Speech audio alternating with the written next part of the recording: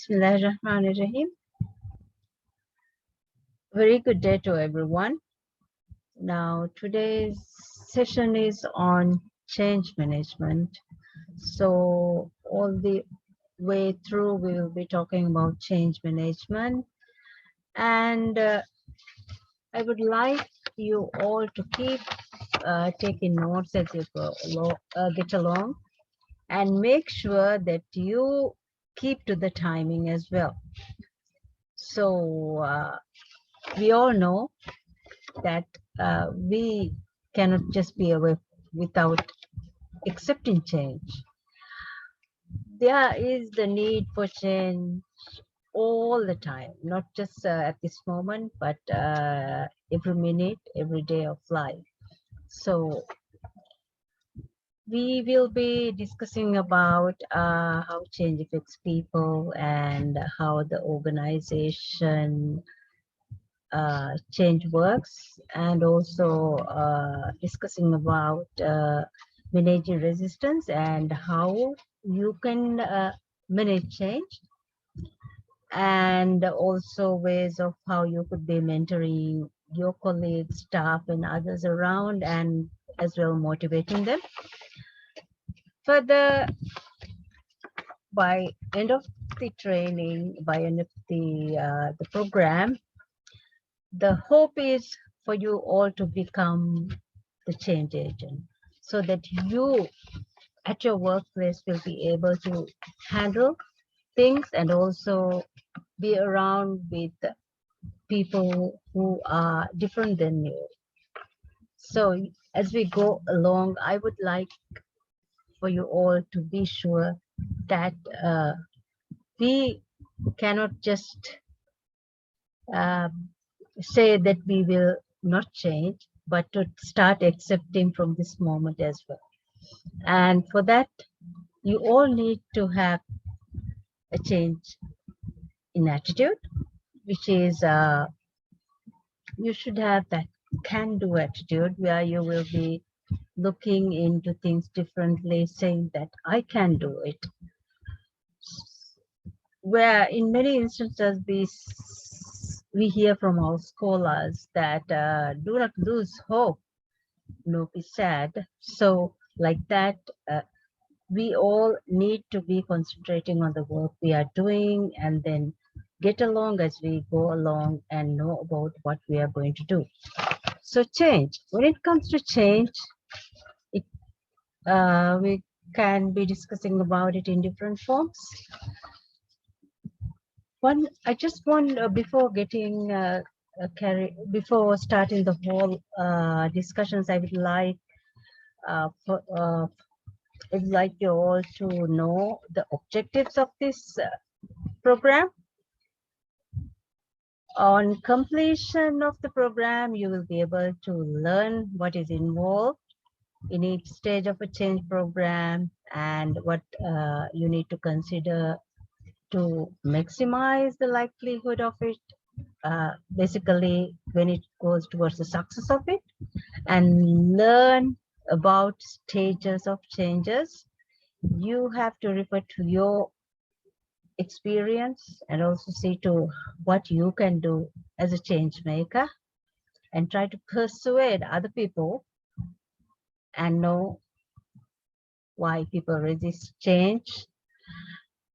Especially you as a person, do question yourself, do I resist change, or do I accept change, or how do I go about when it comes to change, especially at the workplace. And also sometimes it's not only the workplace, what's happened around the world influence your workplace and what you do.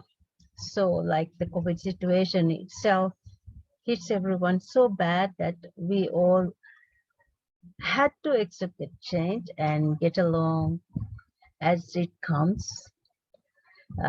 Even by seeing all the consequences, we really are taking forward as things come. So mostly with all that, you need to be aware of all the organizational changes, and understand the whole process and practically apply what you learn to the daily life and in managing the people around you and accepting it without too much of hesitance.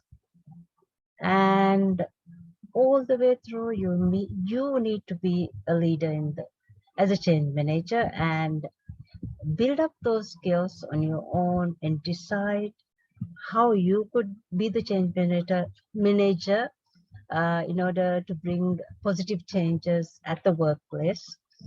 And so by the end, be the coach for the people around you.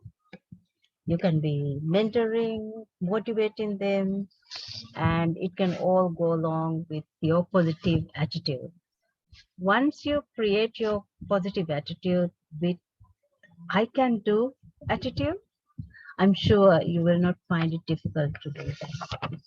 The whole purpose of it is to create that environment and be the person who will lead to manage and be the change. So once we start, I will be telling a lot about how to go about different type of activities and what we as one person can do to bring changes at the workplace and work alone. Sometimes we expect things to happen as the way you think, but reality is it does not happen that way. But always it's good to plan ahead. We always have to plan ahead. Still, we have to accept when things changes.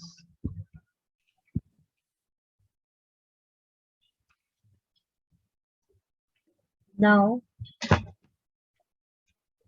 let's see the change management. Let's take me, the leader, to accept change, becoming a change agent. It's you.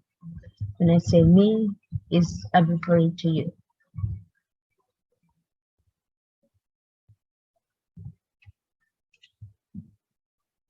Where are we now?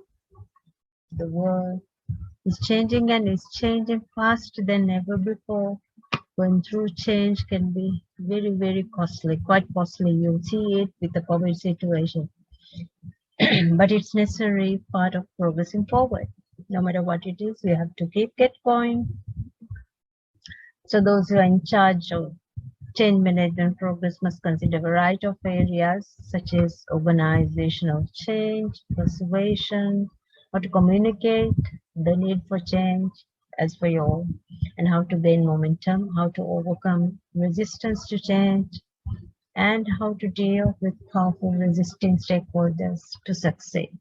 Stakeholders mean everybody around, and this program is designed for you all to help your participants familiarize yourself with the topic so you all can handle and then design and execute a good change program.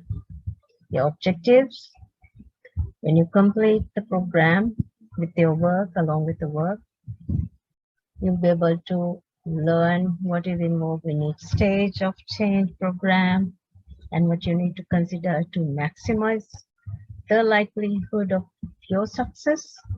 Learn about different stages and different ways how to manage change, how to persuade people, understand why people resist change, and then again how to manage the organizational change as a whole and understanding practice. Then apply people management techniques with the experience you have got and with the experience you learn along the way, such as skill management, persuasion techniques, and your coaching, mentoring, motivating, being a positive person, and all of it. So that plan is on need for change, change affecting people, how organization change works, managing resistance, manage change, mentoring, coaching, motivating, and you becoming a change agent, implementing your successful story with your efforts to change in a positive way with a can-do attitude. Let's look at some change management slogans. Change is for good. Change for betterment. Work towards the change. Change does matter. You could choose either one. Change management for the greater good. Accept the change. You know, as always, change is not always bad, but sometimes it happens. So still, change is not always bad. Change in the world, small changes leads to greatness. Change like you mean it. Change like you mean it. Okay. One very important thing is the change needs motivation. Without motivation, we will not be able to carry on with the change we require. So even with that can-do attitude, no matter how much you carve and curve what you want to fit into your settings, you need that motivation. Motivation to run around, motivation to accept that change, the change management. So from unsatisfied needs, with the tension and the drive you have, your search behavior, the satisfied change to satisfied need, and your tension is reduced. There's the reduction of change. So, nature of motivation based on your motives, affected by motivating. It is called directed behavior, related to satisfaction. Person is motivated in totality, and it's a complex process. So from unsatisfied needs to the reduction of tension. It's important to think, go back and think, go back and think. The motivation and performance. If individuals can be motivated, they will work more efficiently and productively. So it is often said that job satisfaction can lead to better quality of work, QOL many times said. The low morale, when you're unhappy, the dissatisfaction or demotivation can cause direct and indirect performance problems. This is a big issue. It's a very big thing. So you need to make sure that you're motivated and happy to work and achieve your goals. Let's look at the theories of motivation. Taylor, workers are motivated mainly by pay. This is on scientific management. And Mayer said, work are not just concerned with money, but could be better motivated by having their social needs met. Wills at work. Maslow says focused on psychological needs of employees. Herberts developed two-factor theory, motivators and hygiene factors. Adam's security theory, balancing employee input and output. Locke's goal setting theory and setting goals. The Maslow's hierarchy of need theory. Need is a condition requiring supply of relief. You need to be relieved to be able to work and be motivated. It is the starting point of motivation. So until you are motivated, you will not be able to even accept those changes. So it's very important to be motivated. And hence, according to Maslow's theory, human needs depend on what he already has. Therefore, the satisfaction needs do not motivate the behavior, says Maslow's hierarchy. And human needs are arranged in hierarchy of importance. As soon as lower needs are satisfied, higher levels emerged. Human needs are divided into 5 groups according to Maslow's, and those are physiological needs, safety, social needs, their ego, and self-realization. Ego is a thing that needs to be attended with care. So look at this. Maslow's need of hierarchy. Self-actualization is at the very top. It's all about the morality, creativity, spontaneity, about the problem solving, depth of prejudice, and acceptance of facts. It goes from physiological safety, love, belonging, esteem, and self-actualization. So the very lower order needs to the higher order needs. You can always make a print and keep it somewhere and see whether you could all keep things in place to be able to remember the areas. Okay. Now, finally,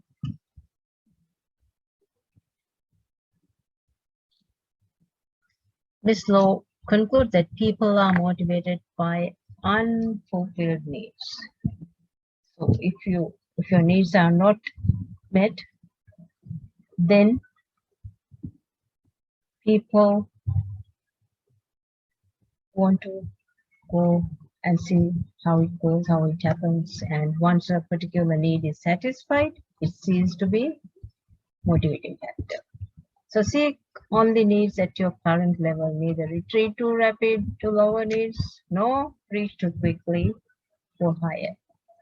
When you are ready on the then reach in your own time for higher needs. If other people seek to help you, they accept their help, but are not obliged to repay in any way they demand.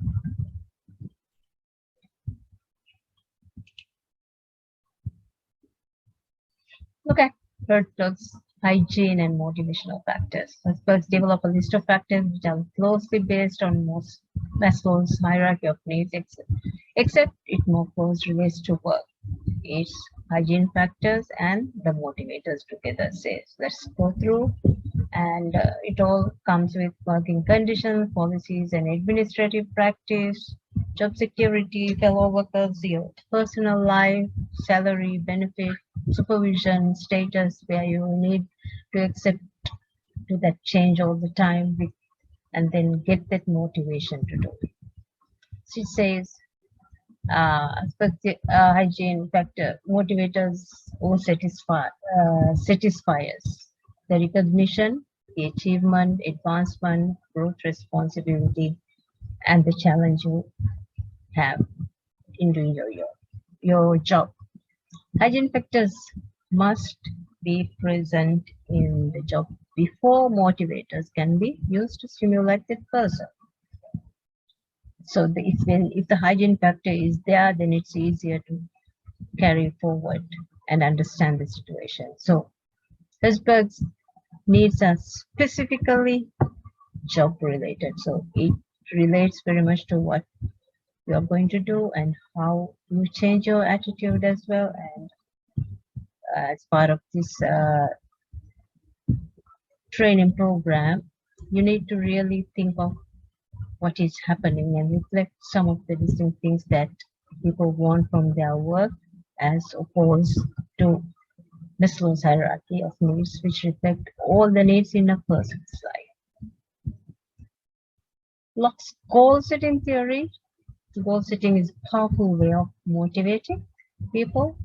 The value of setting is so well recognized that entire management system like management by objective, have goal setting basic incorporated within them. So all these strategic management goals, the other specific goals, everything fall into it.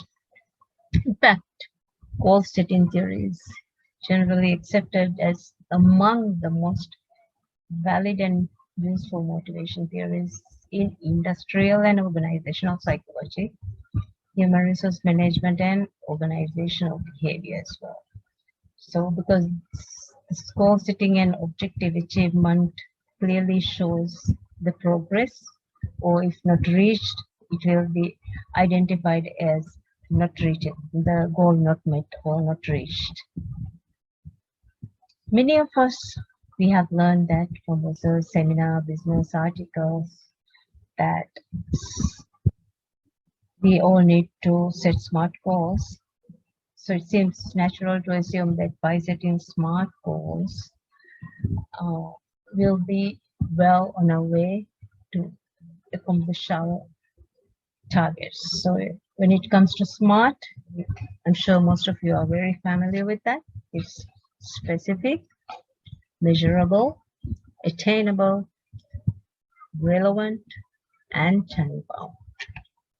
So all these matters when it's come to smart goal settings.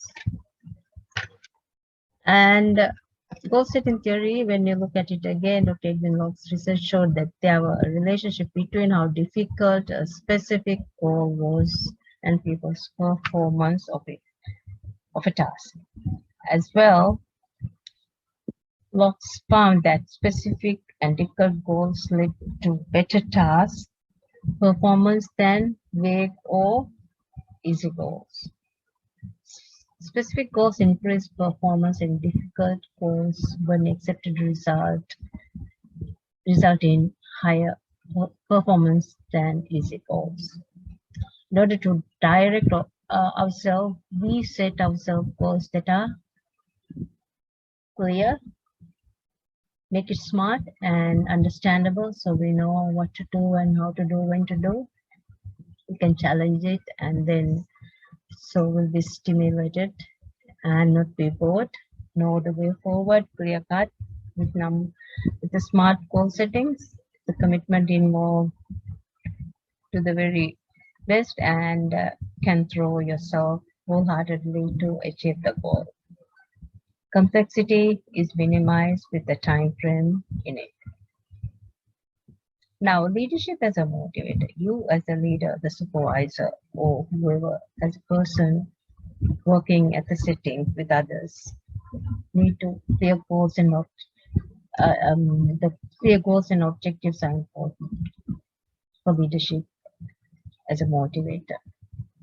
Participation and involvement are recognized as powerful motivators, and praise and recognition should not be underestimated as an incentive to effort and improve. You always should try to the best. Now, let's think. Employee voice as a motivator. How would you take it? You need to make sure that employee is your community, who needs to be well involved, merged into it. That involvement and that participation counts a lot.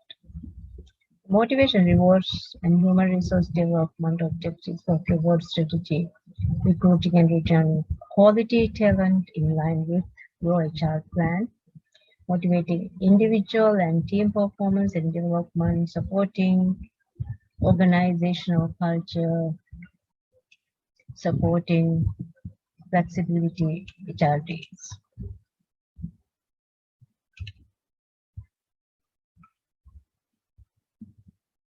Let's see the total reward concept.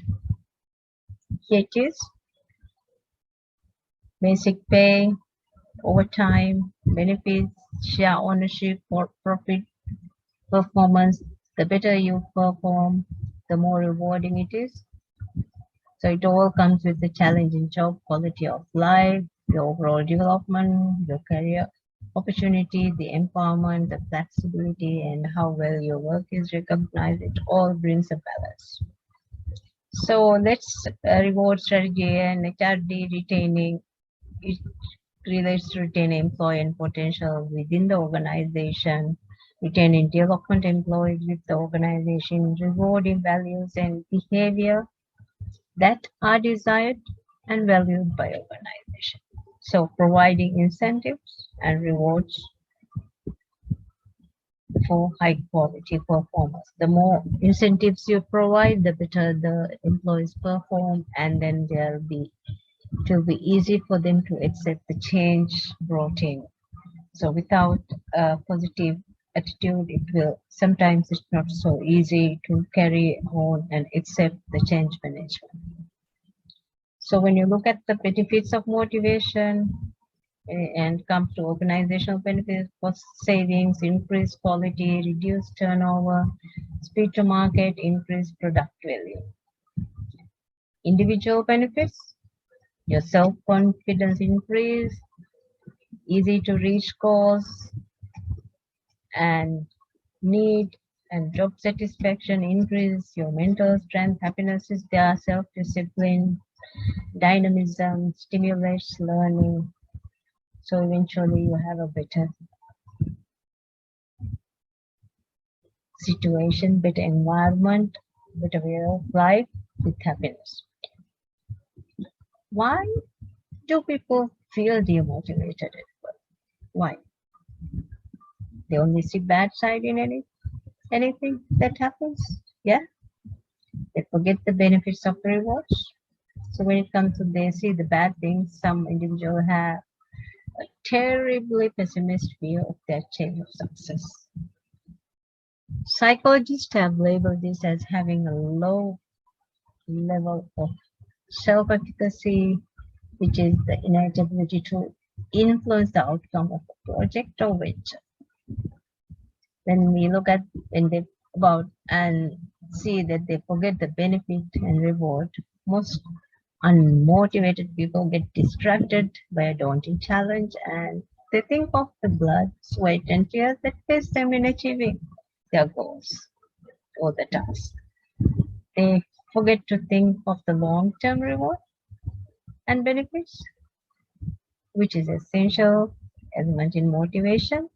Maybe if they think that, okay, I get this much for home taking, if I don't have that job, how am I going to feed my children?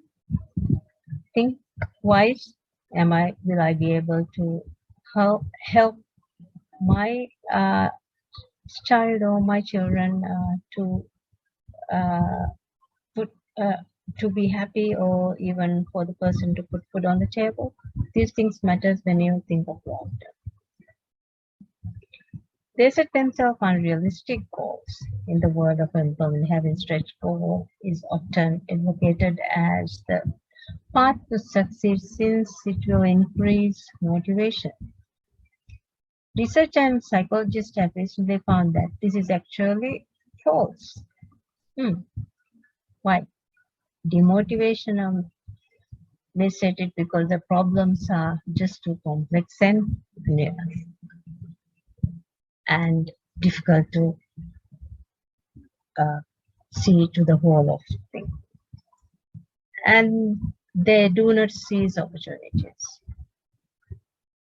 Have you all noticed how demotivated people often tell when they never got a lucky break? The truth is that they never sought out opportunities that would give them the chance of success, wealth, and happiness.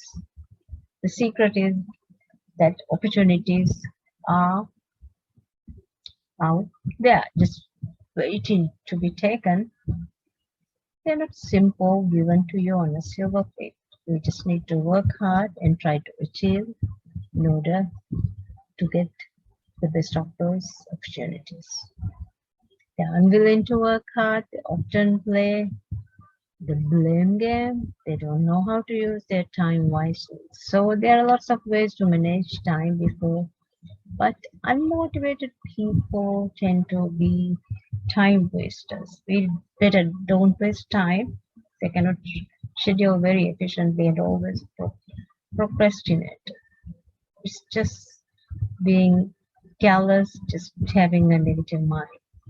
Time is elastic, and you need to realize that. Stretch it so that you can get more out of it.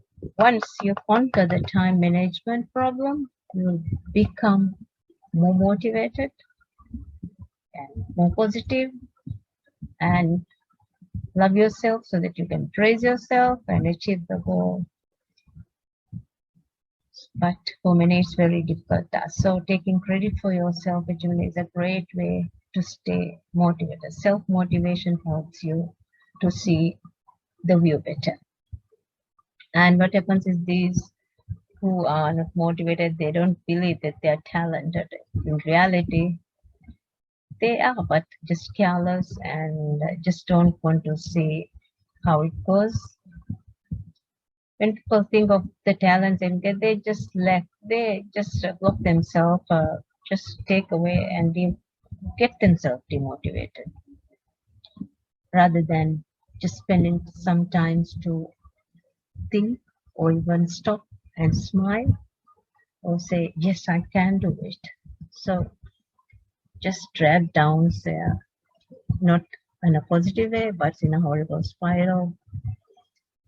You always have to know that positive thoughts help you so above the crowd, and that brings motivation and happiness to you. So every time when you feel unmotivated, visualize the rewards you're trying to get. Celebrate small wins, keep smiling, take deep breaths, seize every opportunity. Even the most talented person works hard to get what they want. You just need to work hard. It's not only just the talent, but you need to work hard. Always take the responsibility of you. Understand you, realize the worth of you. When you realize what you have completed, a complete responsibility for your life, come free and be motivated as well. Now, John Burr says a man can fail many times, but he isn't a failure until he begins to blame somebody else. So the best to stay motivated regarding time is to repeat to yourself that you are the only one who can control your time. Nobody or nothing else can do that for you. Try to manage your 24 hours as per your priorities. I will not be able to do this unless I have prioritized it. So since I have created that motivation for me to get going with this session, and I'm able to keep going and keep recording even within the busy schedule that I have. So take time to reflect, build your adaptability, and one very important thing, pray. And remember, it helps. Praying helps. It does. It does. There's no doubt about it. How to motivate others. Appeal to their emotions, show interest, listen, take time to understand, share your thoughts, ask open-ended questions, just give encouragement. Self-motivation is the best. Just self-motivation is required in every aspect of life, no matter what you do. So self-motivate is the most efficacy way of improving confidence and self-esteem and be an example to others in all your characters, brings all the change in your personality.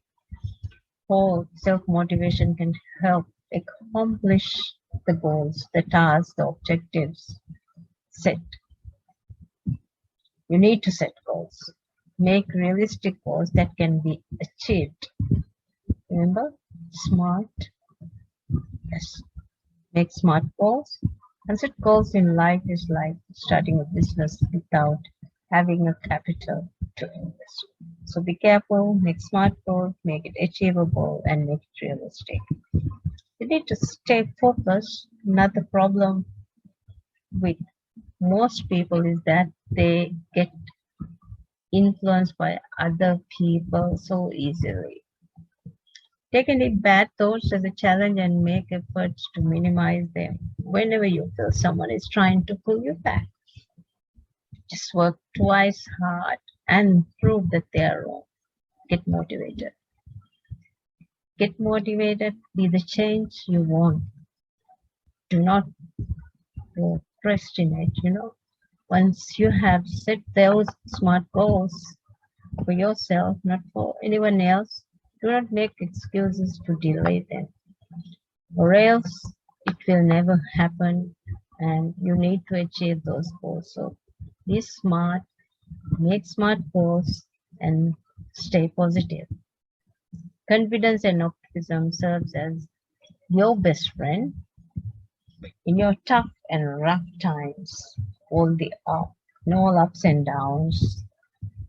You have to cross all those hurdles, but you just need to stay positive. Just spend adequate time with family, friends, and things that you love to do, and with people who are positive and motivated. That helps a lot. Watch motivational speech. Think of good times. Think about achievements people have made. This helps a lot to stay positive. People who are discouraging and pessimistic should be kept as distance apart. Let them be on the side. Don't let them come and influence the good part of you. You need to just reward yourself, and conquering small battles is the best motivational secret for moving on to the next goal. So be rewarding and congratulating oneself. Be happy. You can be happy, and then increasing your self-esteem. So self-motivation gets easier and it's attainable, achievable. All right. When you think you are not capable, not good enough, you can't do it, you don't, just forget. Be positive, create that can do attitude. Just stay positive, stay motivated. Change need to be accepted all the time. So you need to be motivated. Unless then it's hard and difficult to achieve that goal. Let's see to Research for Life some resources which I have taken most of the information here. The strategies for managing changes, looking at some strategies of ways and some exercise for you to do. How the change is implemented is critical for the successful adoption of new information resource, right? You need to review several models and concepts for managing changes. So for managing these change, unless you review and repeat many times, it's difficult. So apply these methodologies to your institution settings regarding the adoption of. There's these Research for Life resources which are quite good to see and read and make the best of it. Now, broad concept of change. Orlando A. Inamsi says, change is a permanent part of life. No matter who we are, where we live, how old or young, we all make changes in our lives. Most of us struggled with change. Change is there whether you like it or not. So accept it, make it for the betterment, and change with a positive behavior. Change with a positive attitude.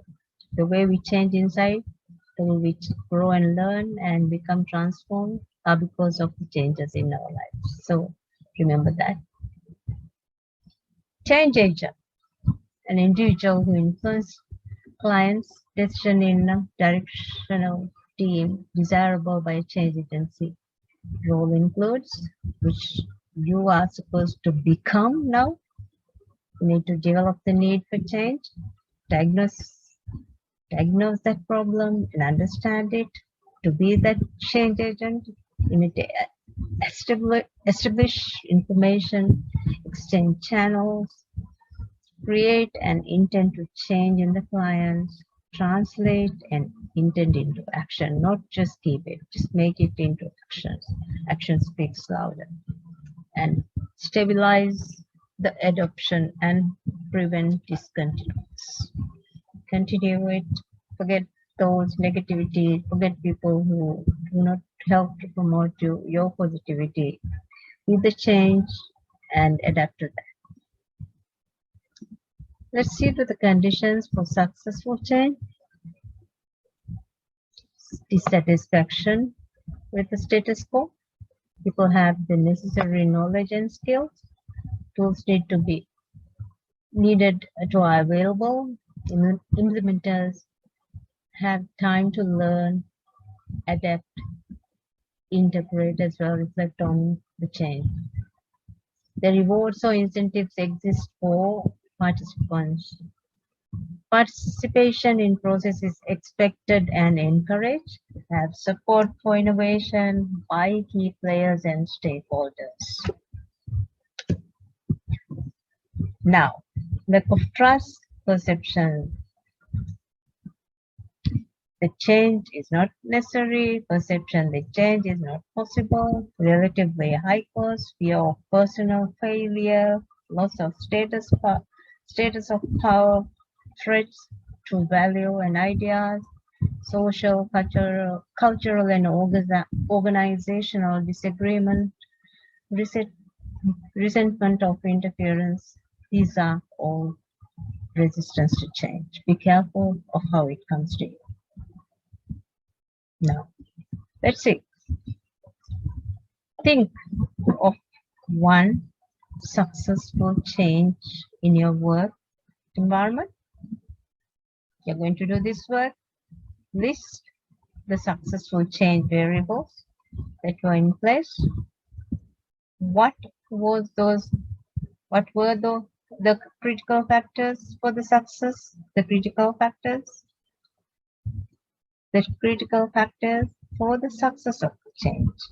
Remember that those critical factors, be careful, you need to identify and think of some unsuccessful change from your environment. List the resistance to change, variables that were present. What was the critical factors that supported the change? Be very, very careful when you identify that. Those are things that you need to get rid of to keep it aside. You need to keep aside as well. So regarding the use of implementation of program, this is some of potential resistance to change. The factors in your institutional settings. So remember, the exercise starts, and if you need a lot of time, you need to do it. Put all the effort, think positive. You have the change attitude, so you can go forward. So Everett Rogers, innovation, decision process model. See this: knowledge, persuasion, decision, implementation, confirmation. KPDIC. Just try to remember that. The three phases are, when it comes to the three phases of phase, it's unfreezing phase, changing phase, and refreezing. Unfreezing is always are no longer appropriate and that change is needed. Changing phase, select an appropriate and promising approach, and refreezing phase, the new approach is implemented and it becomes established. So those are good parts, three phases. Let's see to the bell shape, the adoption of bell shape curve. Here it is, early majority, early adoption. So here, the adoption of bell shape, I've just said, and it's the Rogers adoption innovative curve mainly said. Now look at it says that you will see the innovators and the laggards. You want to be the laggard, or do you prefer to just be the change maker who can make a difference to the whole process? Okay. Now let's see, why is it not changing? Okay. When we look at the whole process, adapter category definitions need to be looked at. When we look at that, if you look at the whole screen, you say the innovators have a great interest in new ideas and a desire to be daring and risky. Means they can cope with uncertainty regarding change and may not be respected by other members of the organization. And when it comes to late adopters, the critical group for change,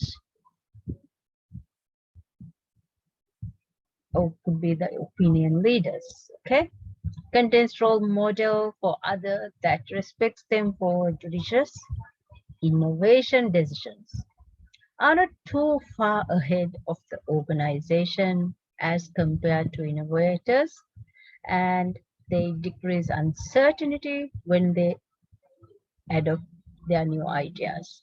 So not very confident to carry on forward. And early majority are those who adopts new ideas before the average members of the organization, not opinion leaders, but make decisions slowly and very carefully and follow with deliberate willingness in adopting change, but they really lead. So there's a way, that's an area that you need to think about. What about the late majority? The late majority adopt innovations after the majority of the organization generally are skeptical and cautious as well, and respond to pressure from their peers and new organizational norms. So when it comes to late majority, who do it later, but still they make a difference on overall. So you need to be thinking of yourself, who am I going to be? Will I be the early majority, the late majority? Now, the difficult, or the people who we need to be more careful are the laggards, referred to a person who makes slow progress and falls behind others.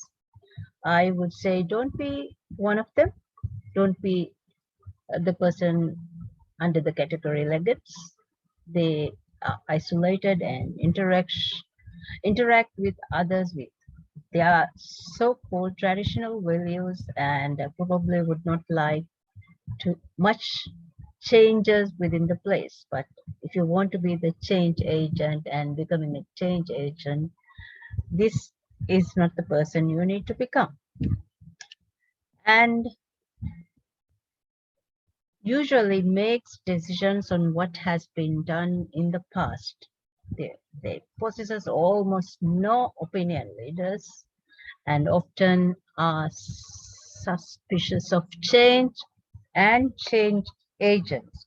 So if you are going to be that leader, you need to be careful when you deal with staff and others around who are the difficult, the laggards type, and then need to make sure that they are attended well. And when it comes to them creating an creating a positive environment is very, very important. Let's look at Rogers' escape curve. They are the adopters, and look at the time. A period of slow adoption before experiencing a sudden period of rapid adoption, and then a gradually leveling off. So it takes time, but still it goes in a good way. Let's see to your exercise too. For the successful utilization of resources in your institution,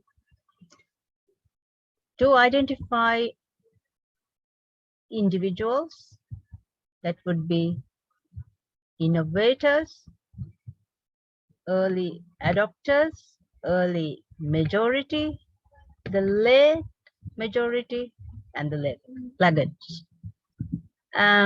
The opinion leaders and the opinion leaders in the early adopters group.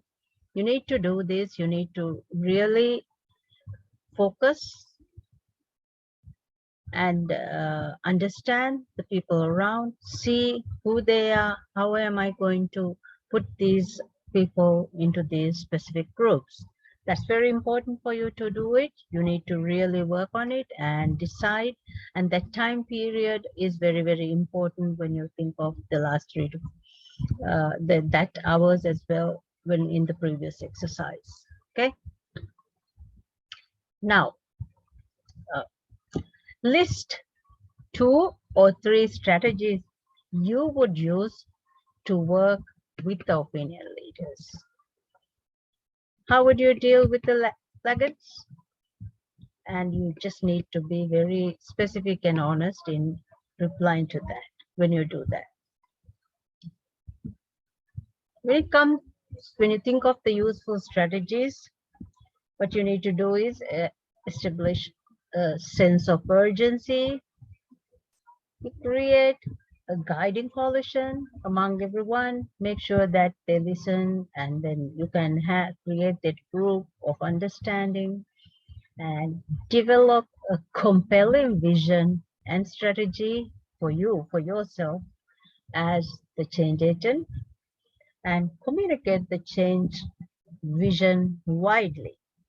Empower stakeholders for broad-based actions on the vision and generate short-term wins. Work very carefully on how you could do this, because short-term wins, when you do with it, you need to be really careful and be strategic.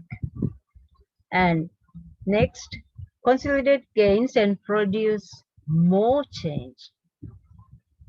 Then, and you anchor new approaches in organization culture. That culture established there, which people are hesitant to change, is not so easy to attend to. So it's always important to make sure that you approach them very, very carefully. Understand everyone and see how you can make a difference and get them to think equally among with a that can do attitude and accept those changes. Let's go to the exercise 3. Now, for your institution's adoption of resources, how would you utilize the strategies and suggest the strategies and suggestion listed? Okay, what would be the most useful and why? Go back here, useful strategies here. Then how would you utilize it? How would you utilize the strategies and suggestions listed? Okay, and what would be the most useful and why? So adding it into a table form will be good. You could put it the useful strategies on one side, and then you can add the why into it, the most useful and the why into it. As well, identify the key most difficult issues to overcome for the successful adoption or the utilization of the resources, the way and resources and the changes that you bring. And think and think of what strategies do you propose to attend to these hurdles, to surmount these hurdles. Make sure that you write or put it in in a way where it can be implemented effectively. So implement the strategy that you have developed to be done and after the completion of the program. So implementing the strategy that you have developed might take time.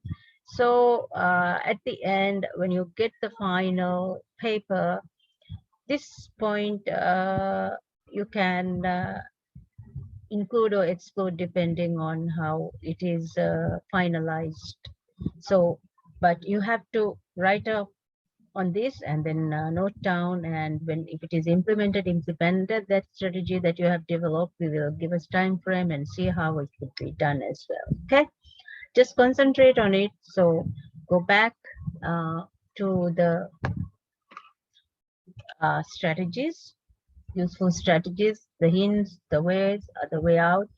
So again, I repeat, establish sense of urgency, create a guiding coalition, develop a compelling vision and strategy. Remember to communicate the change vision widely, empower your stakeholders for broad-based action on the vision, generate short-term wins, consolidate gain, and produce more change, and anchor new approaches in organizational culture. So do that exercise and then be ready with all of it and be ready to be the change maker and the person who will accept and take the changes in a positive way with that can-do attitude. Let's look at the strategy for your stakeholders. You need to identify the stakeholders group whose commitment is required. This is from your point of view. Doesn't matter whether you are an officer or AD or a director. Just think of how you will do it. So for each type of stakeholder, you describe the needed change. Describe the needed change, perceived benefits, and expected resistance.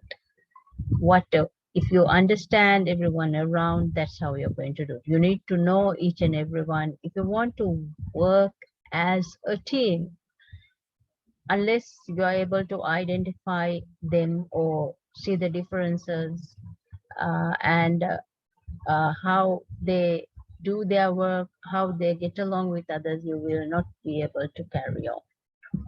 Then develop short-term action plan, including one for the stakeholders group that are not sufficiently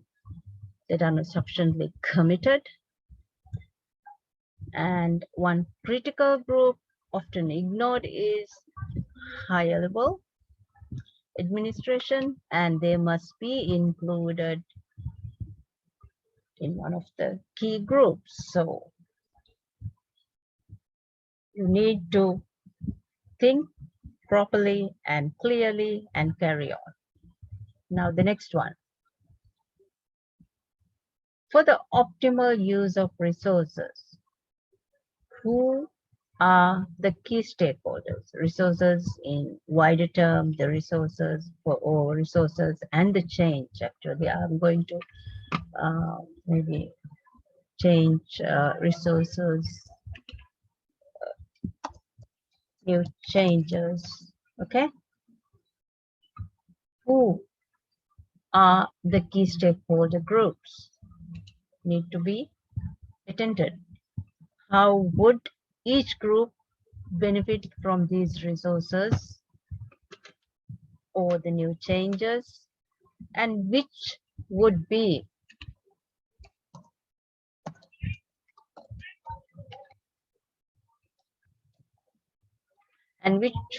the most difficult group to work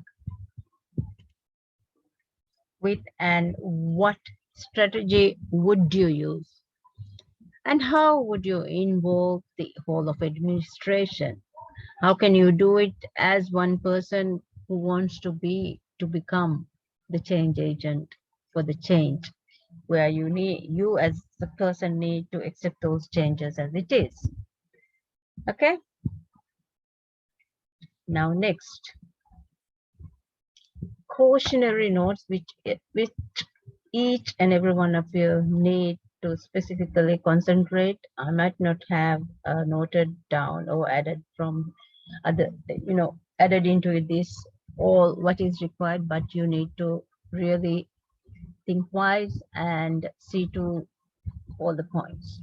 You need to see to the consequences of innovation that can include desirable and undesirable consequences, direct or immediate results, indirect results, or consequences that are a result of the innovation, anticipation, or recognized intended changes. Unanticipated consequences that are neither intended or recognized, and work along with it. So, goal of innovation or change.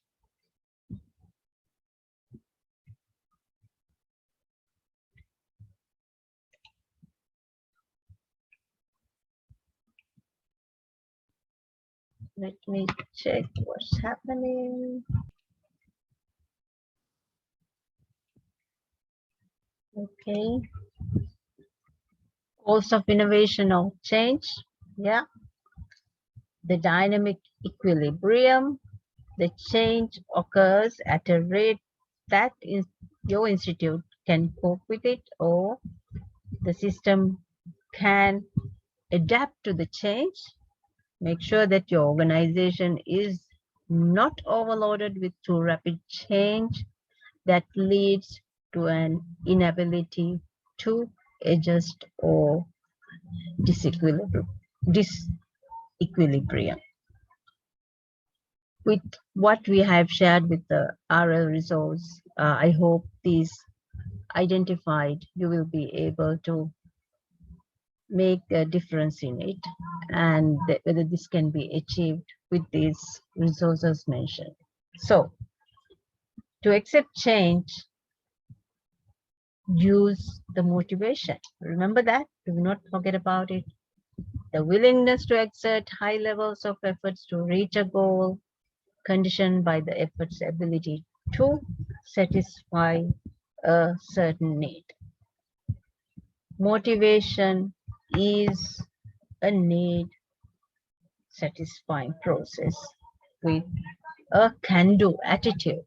Your willingness, that can do, yes I can, your positive attitude is what matters.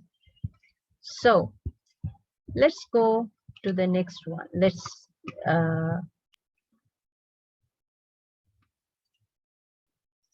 so when you think of the whole process of change, it's not easy. Right? I think some difficulties there, but anyway, let's see how we can take forward this and then think of what other ways there is to adapt and get people to discuss about and accept to be the change maker in the institution. The most important part is to play the vital role and be that person who could assist in the whole process. You need to bring that change within the institutions. And at times, with the limited staff, there will be a lot of hiccups to really get going. But if you are willing to take that role as the change maker, I think it would just be okay. And then you need to create that positive attitude in order for the others to be part of it. You need to convince it. As an individual, each other need to be assisting, accepting the changes that's coming within the institute. So when we talk about change, we always want to know what is best for me, for the person. But that means for me to be happy, you need to make sure that the people around are happy. So when you think from that angle, the happiness does matter to you. But all these simple things makes a difference to the change situation. Everybody deserves happiness in their life, but even with that, the change has to be part of it. In one way, we could say there are only two ways to live your life. One is as though nothing is a miracle, and the other is just to think everything is a miracle, as Albert Einstein has stated. So, different organizations consider change differently. And the most common 10 most effective organizational change management models as per to this time Lewin's change management model, McKinsey's 7S model, and nudge theory, the ADKAR change management model, Kubler-Ross change curve, Bridges transitional model, Satir change model, Kocher's theory. And there are many more similar to that. Abraham Maslow, a pioneer psychologist who is perhaps best known contributor of the People Focus, recognized that people have different sets of needs that are met in a hierarchical pattern. Based on his findings, supervisors, let's say we or you and me as supervisors, we have a bigger role to play. It's not only the position that is important. You as a person is a supervisor, you will always be reporting in a way, working along, or you will be doing things in ways where you'll be coordinating with others. So somehow you are a supervisor. You'll be coaching, you're supervising, and you'll be helping people to complete tasks and be able to give hint, help, or be a part of somebody else completing some work. So you need to be productive in that organization. That's the important part. Whatever change it is, you as a person is a supervisor to do the things. Let's take this way. Okay?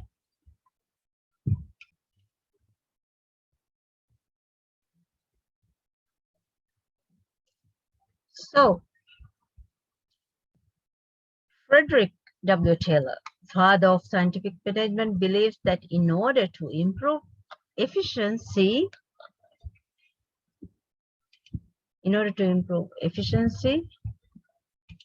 What could be the word? It is important to consider the best way in which a job could be completed. So it doesn't mean that it has to be stable and be going the same way all the time. So you need to consider how a workplace could affect the way how you change. So let's see. The supervisor, as a supervisor, as I say, everyone is a supervisor at all levels. So when it comes to change management, you have to be sure that you are the person who can bring a difference, accepting the changes at the workplace. Manager at the first level, management uh, means that employees reporting to the supervisor are actually doing a wonderful job. So managing at the supervisory level means ensuring that the employees in maybe in a particular department are performing their job so that the department will contribute its shares to accomplishment of the goals of the place. It could be the daily task, and many times it is giving the service required by the citizens. So the human related skills requires the work effectively with other people. These skills include the ability to communicate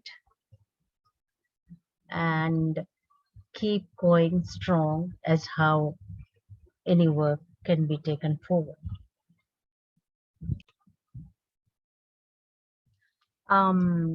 Let's see to what Henry Fayol, the French industrial, often regarded as the pioneer of administrative theory. Fayol stated that all managers have primary management functions to perform, whether small or big. So these functions include pioneering, organizing, leading, and controlling. Controlling at different level, controlling how you take the task, but targeting to achieve it, accepting the change where it's gone good, you should be the way of thinking. So let's see. When you start to accept change, there's a lot of things that's going on. The planning process is very, very important. You need to set goals as always, like the way when you do the yearly plan, everything you keep to the goals, keep to the targets of the workplace and the organization, and developing an overall strategy to achieve the goals. That has to be attended individually as well. So organizing tasks to specific members along with you is a bigger part of it. It's not only you who will be carrying on the task, but the other staff, the other colleagues as well will be part of your task when you work, especially within the government system or within the council office. You always have to depend on other people or make sure that your work is in line with them. So you should be leading all the way through. When you lead, you need to be motivating the employees, organizing their achievements, and also highlighting the goods and the areas where other changes need to take place. As well, you need to handle the pressure around and the conflicts as they arise. Make sure that you have a healthy environment around. Try taking a deep breath and think positive about it. The most important part is you to get along with others and create a positive environment. So when you take these, the staffing issue is there, and maybe for some staff there'll be other tasks where identifying, hiring, and firing, especially those who work at HR. And what happens is necessarily there'll be a lot of them you need to attend, and the quality of employment does matter. Their performance is judged on the basis of the results, the objective-based work that have been planned. So with the change management, all the objectives need to be worked in a way where it could be achieved within the given target. Like I said earlier, your supervisory role at any level is important so that you can work along with others in the team. And it depends on the quality of the way how you manage or get along with your staff and your colleagues. And when I say the supervisory role, it's crucial as a supervisor, especially when you think of the success of your task, to make it positive. The success of the whole process is the most important. Sometimes, even though you want to do it in different ways, there are times you have to control some things, but these controls could be measured, assessed, and see to how it can be completed in the accepted manner, achieving the goals of the place. When I mentioned about Abraham Maslow's pioneering psychologist, who is perhaps best known contributor to people focus, I said, when Abraham Maslow recognized that people have different sets of needs that are met in hierarchical pattern, it's a place where you need to really think about. And supervising and seeing to others and how they perform, and being a change manager, helping each other, satisfying yourself in the work you do, attending to your personal need, attending to other things, while being productive at the workplace in your organization is the challenging part. Sometimes with other things happening around you, the whole environment affects your work. But when it comes to change, you don't accept it at times. Other times you accept, but you are not happy. But in both ways, you need to find the balance.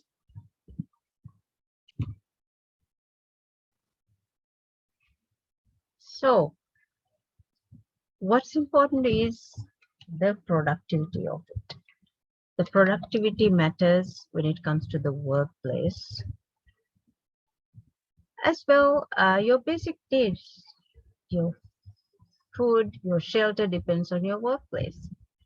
How you do, how you perform makes a difference to what you take home. And at the same time, the safety needs of the place, what is happening around, the job, family, and overall, the health and the property at vast are part of the whole thing, the whole of change management. And sometimes there's that your psychological needs, the confidence that you want to have, the self-esteem that matters for you, and that self-actualization, your attitude to acceptance, all these matters. And Sometimes at workplace, when there's bias between staff, between your colleagues, you are not happy, but you need to be more creative. All being creative and with that can-do attitude is the way forward to accept change as well. Many, when we think of the change, uh, we see as we did for basic skills, mainly the technical, the human relations, the conceptual, as well the decision making where you accept the change. When it comes to the technical skills, your knowledge, experience, used to what you use to carry out your particular activity, and the techniques and the procedures you follow matters. So what the change that brings happiness or success to the company or the workplace does add to the success of your story, your life as well. And it helps to persuade others to write some things positive about you. So unless you become positive about yourself and accept change, it's hard to really think of taking things in the best way for the whole place, for everyone around, and for all new people who join at the workplace, especially those new people who join. That is sometimes since maybe there are staff who has been in the same office workplace for many long years, maybe 10-15 years, and they have built that human relations, and you have that skill to convince others. So use that skill with the new people who come there and make it effective and efficient so that the other people will learn from you, and those who are a bit hesitant will also accept and try to fit into those change moments. So all those include your ability to communicate, and you need to motivate others with the experience you have and understand everyone around, and use that human relation skills to impress you as a supervisor and other supervisors and the supervisors at different levels. So inspire your employees and try to get away and diffuse the conflicts you have. Try to get along with the co-workers, especially those who join new, and maybe the new bosses you get. And unless you start accepting the different ways, maybe when it comes to the politics of the whole country, there will always be changes. So you as a person succeeding in the same workplace is the success story. It doesn't matter who is around. The moment you accept the change, things will be seen differently. You'll see a positive workplace, you will have positive attitude, and then you can try to convince others to be like you, so that they will accept the new changes that's brought to the workplace. Now, in that manner, when you think of the conceptualizing and that skills that is needed, the conceptual skills, the ability to see the relations of the parts to the whole, and to everyone around, to one another, especially those who are close with you. It will be easier for you to convince them, even if they don't accept you at times. So no matter which department you work and what the tasks are, you need to build that environment and try to help the whole organization to achieve the mission, the vision, and that will help to achieve the goals which have been identified for the year. And when the goals are achieved, the happiness of the staff matters a lot. Employees affect the performance and their departments as a whole. So in all the way, when it comes to the decision making, you need to build up that skill as well, especially help others also to build that decision making skills. That means they should be able, they should analyze, they should have that ability to analyze the information as well in relation to the work they do, and try to reach their goal. Like you will know who is the strongest among you and who is good at decision making. Learn from them. And someone with strong decision making skills can think objectively, so it will be easier to achieve the objective, the task identified, and will be able to take all the tasks more creatively. So when it comes to change, you have to say, I can do it, I will do it, and I can do it. And if you are sure that you can do, then that means you will do it. So unless you make that decision, it's going to be hard to take forward the work along or get along with everyone around. Now, a relative importance to give is, taking care of each other as well while you work, and that means you have to accept the skills of others. If somebody if somebody is more skillful in writing, respect it. And maybe there might be others who are good at communicating, and when those combined, it brings strength to the whole place.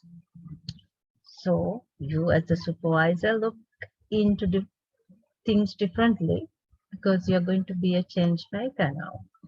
So be the change maker, accept that change, and then you will be able to take forward. Because as employees, you will be faced with problems. There's no such place where it's peaceful all the time. Many times you have the issues it's raised, but the best part is if you are able to attend to it and know what conflict is and what's conflict resolution, then you will be able to find out the best way forward and keep carrying on, helping each other to accept the change movement. Be the supervisor, okay? You can carry on the task properly, you will be observing as well, you will be helping others. So you as a manager, kind of supervisor, think of the decisions you might have to make as you get along, accepting the changes, especially with the different type of people around. Try to make things simple, Because when you think simple, things, when you think simple, you feel that things do change and it's easier to follow. For me, one good thing is taking a deep breath. I just get to a corner, maybe taking a deep breath does help to think of the situation better. Although sometimes, even me as a person cannot attend to every task so positively, but somehow finds a way to do it. So, but with all the changes, accepting change is the most easiest way to go forward, so that we as people within the workplace can do the task effectively, simply because uh, we can split up a complex situation, attend to it, make it simple, and then create a positive environment. And all your work are task oriented and mainly people related activities, change related activities. And when it comes to the task, you always have a task. You need uh, to put effort to carry out that task. Sometimes it can be a critical management related issues, maybe a planning and setting objectives, and maybe it's all about monitoring and performance, and specifically the HR people will be setting those and seeing to it. However, when it comes to people related activities, it all these mixed up and combines, and that's the whole process. So the effort to the effort you put to manage each other uh, will help in accepting the changes, and then you can create a supportive environment for each other, developing employee skill, empowering each other, trying to solve those problems. Try not to get stressed too much and try to calm down. Calm down is a good thing. Take a deep breath. Think of how we could put these changed issues as part of the daily task. So think of activities that you can take forward. Maybe with the change related. Maybe you can think of how to modify my work to accept to the existing change, to attend to the people, the new people who has come into the workplace, or maybe just monitoring, see into the whole environment, and see, like, be the kind of a detective as well to understand it. And when you understand, you can encourage others to think creatively, and at times you need to take the risk.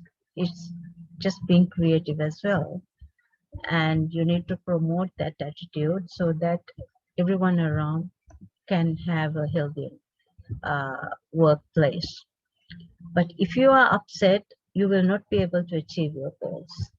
So you have to create your own goal and make sure you can carry on forward, and you need to find out what is your objective there and how can you clarify your role, what is the monitoring mechanism you have to follow on as well, and should I be concentrating on the short term work which I'm doing, or can it be a consultancy as well, or how should I focus more on the long term, seeing to the everyone around into the task assigned and supporting each other.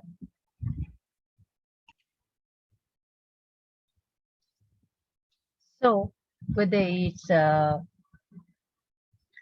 You think of short term, long term, or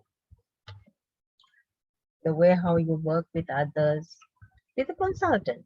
Now your supervision is you being a role model, a leader. Let's say you are a leader, the change maker. You need to be that leader, the change maker, supporting each other, being considerate, showing sympathy to others, and you need to support when someone is upset, anxious, or provide encouragement when the situation doesn't fit as the way the person is. So, as a leader, what would be the things that you look at? How would you define a good leader? Think of it. That's a part which you need to really think and answer, especially at this time of COVID-19. We are faced with a lot of challenges, and as in the organization, we have gone through a lot, and the achieving the goals had been difficult for many in different areas. They lost their jobs as well.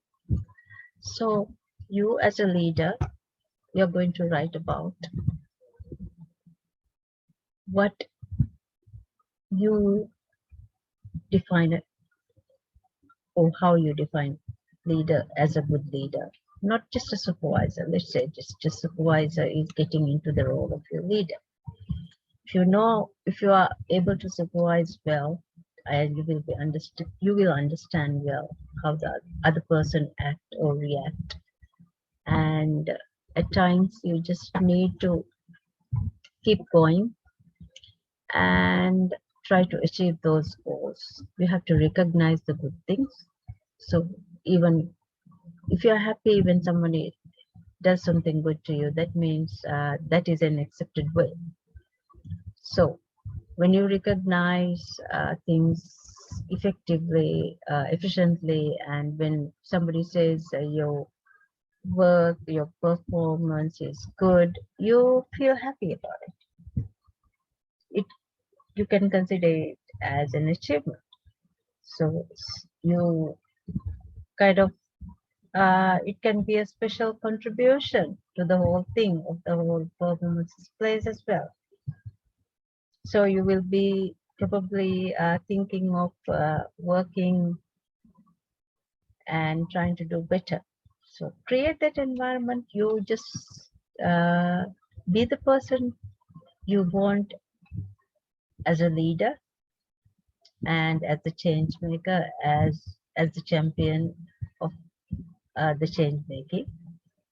And if you're a good leader, think what's the best thing you can do, or what you will do to make yourself, say myself,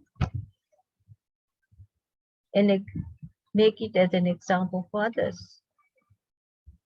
You have to accept the change and be the leader in that change situation. If so, how can you manage the conflict among you within that work environment?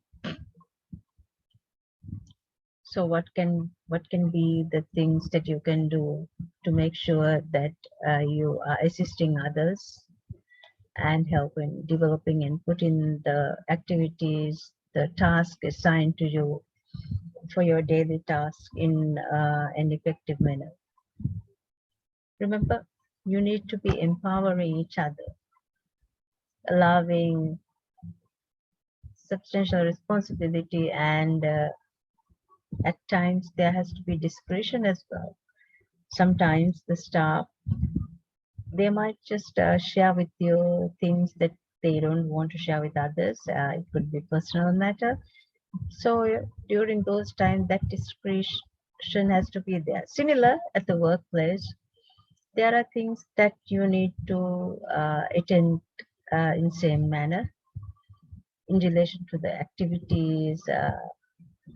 When you trust people to solve problems and make those decisions. sometimes you have to do things following every step. Every little details has to be considered, accepted. Maybe it would be from someone who has just joined you recently, maybe uh, uh, because of the new of a new government, or because of a change of splitting of workplace. People might have been changed, but still, those has to be accepted. You need to follow it, and envisioning that change, you accept others to practice and see. Uh,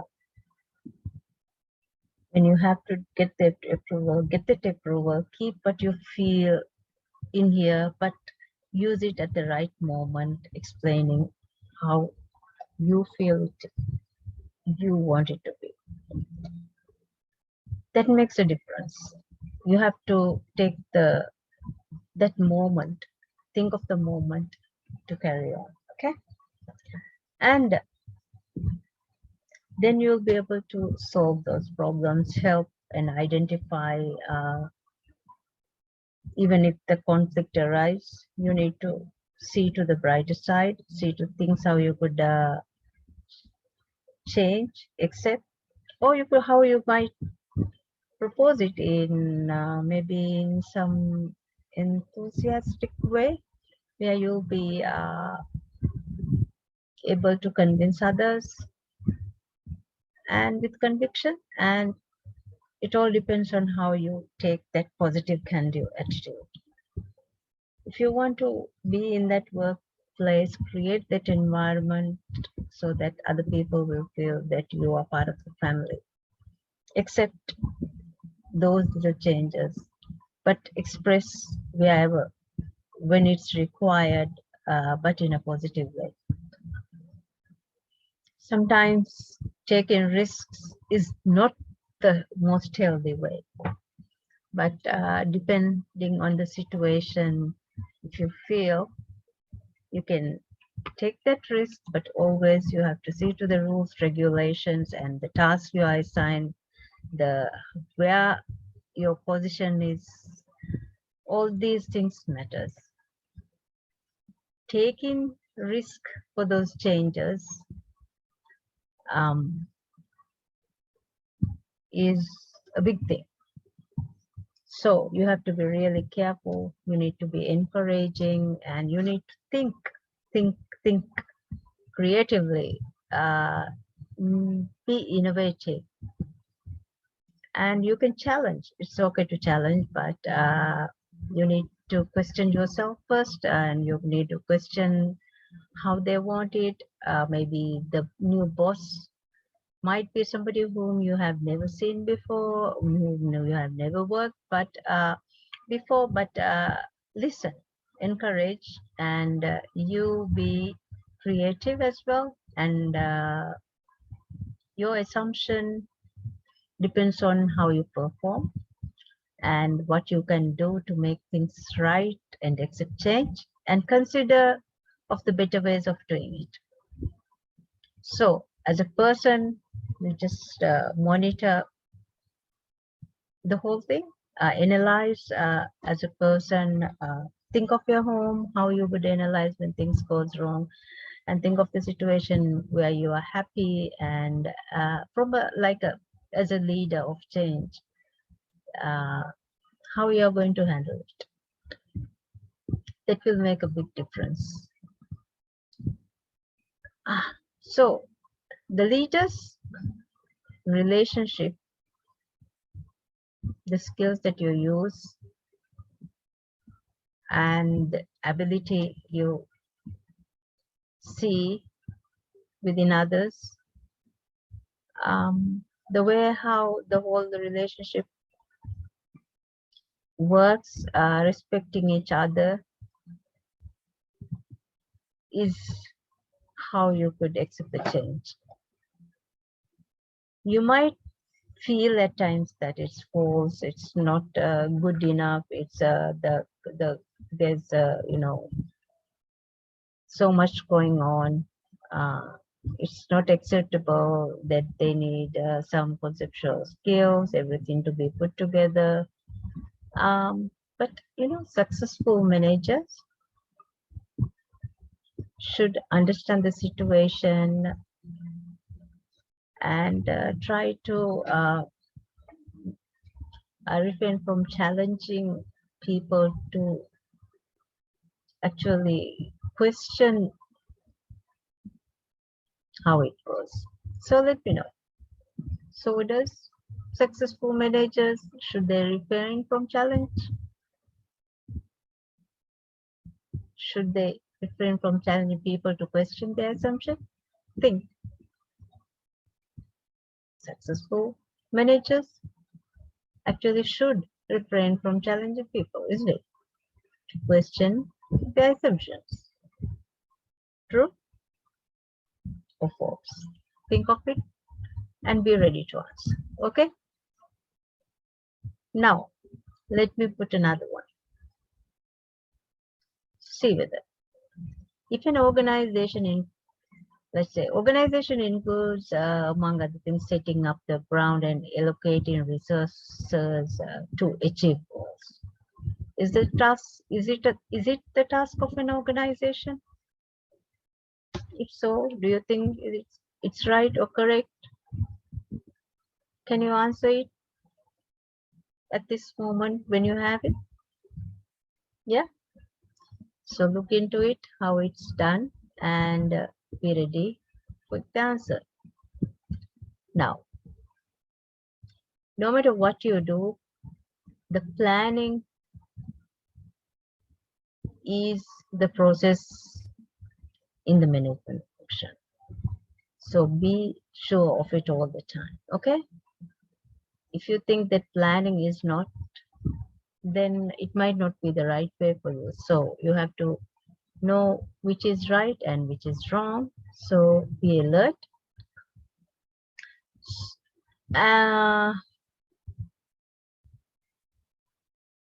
When the authorities are assigned with a lot of other works, they do certain things, they have to do it. So let's ask yourself, authority is the ability to do certain things. Is it so, or it is just the assigned work? With the power invested in depending on the type of the work they do. What do you think about it?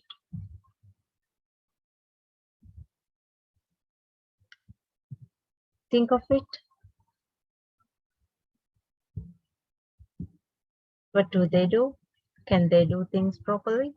Or should it be so authoritative with the power they have?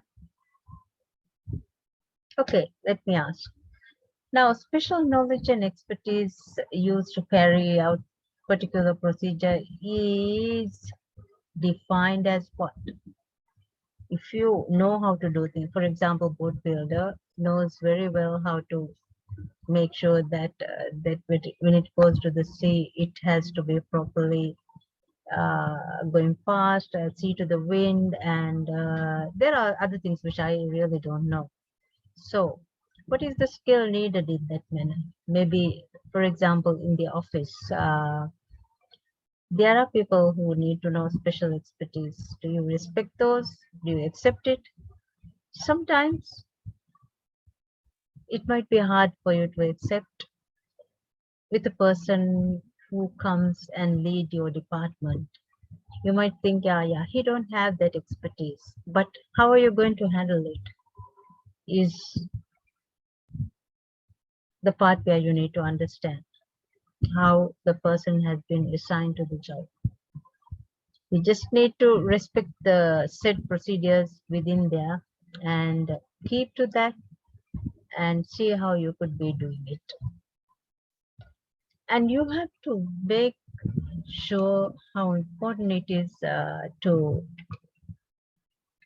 actually inspire others, especially when you think of conflict resolution.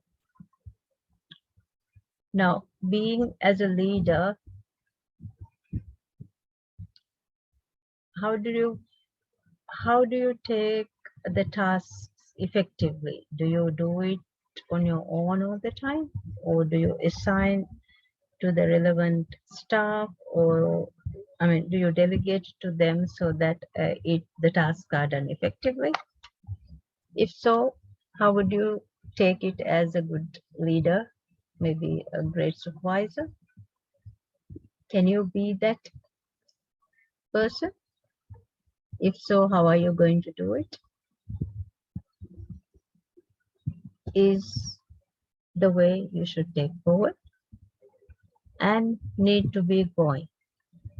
So read through the effective organizing change management models, which I have mentioned, the Lewin's change management, the nudge theory, setting, Cortez, and Kabler-Ross change curve as well. All this, when you read through on your own, when you do the references, your understanding differs. So here at the end, you will be reflecting you as a person, you as a leader, as a change manager for the whole thing, understanding so that you are the person who will be eventually mentoring, coaching, and you are the change agent, the leader, who we who the others, whom your friends, whom your colleagues want to be. That has to be the accepted way. Try to fit into that, accepting it as the best solution.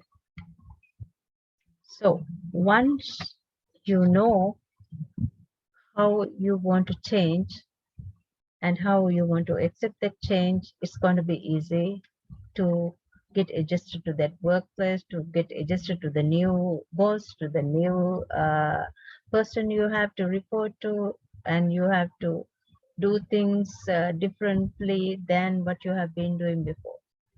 The whole purpose is to understand whether the task assigned does achieve the goal. If so, it's going to be easy.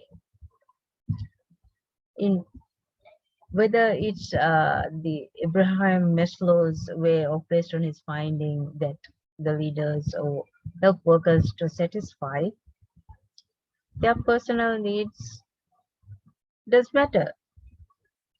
And whether you are junior or senior, all managers, each of you have a management function to perform as in the organization. The organization is an organization with the effort, the work of everyone included there. Leading, organizing, planning, and doing different other tasks, as Henry Files has mentioned. It's all part of it, controlling it. And when we recall back about the father of scientists, Frederick, yes, in order to improve your efficiency as a person, as a change manager, the agent for it, it's important to consider the best way in which your work, your job could be completed. Means accepting those changes when it occurs, not rejecting it. So as everyone is a leader at all levels, you need to really take control of the situation in a positive way with the can-do attitude. That can-do attitude is very, very important. You just don't need to let go of that can-do attitude. Unless you work towards it, unless you are a good leader, you cannot carry on forward or you cannot progress. And for that, you need the speaking skills as well. You need to speak at the right time, with the right tone, with the right people among them, and especially when you are requested to be answerable.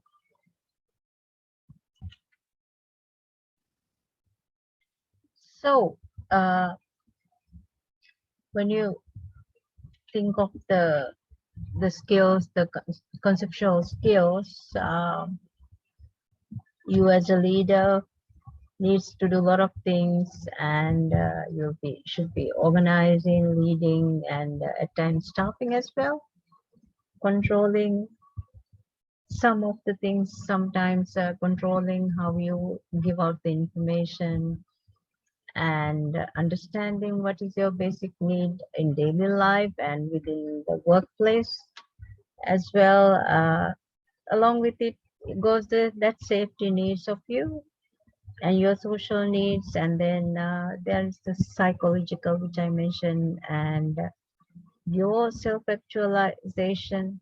So overall, when you look at it, as I said earlier, the basic skill includes your technical, your human relation, conceptualizing, and decision making, where you need to be the be organizing and work towards the resisting the work, and building that human relations in when you conceptual using the conceptual skills.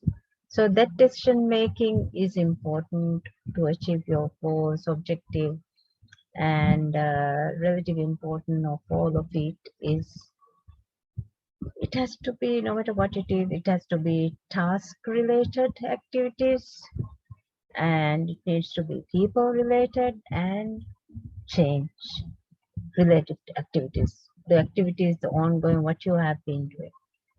So if you think of that, all what I have discussed about the task and relative, the ongoing, and as a typical manager, how you would do the task on making it effective with the people related and with the change, accepting it.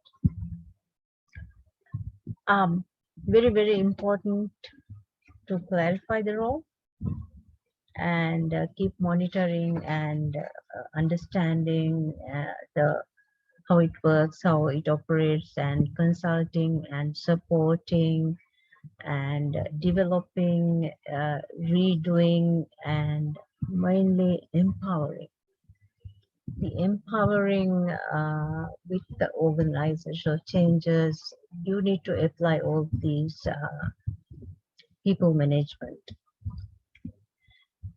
Envisioning these changes, just doing it, presenting it in an appealing, descriptive way, and which is desirable for the others, is a positive way to go forward.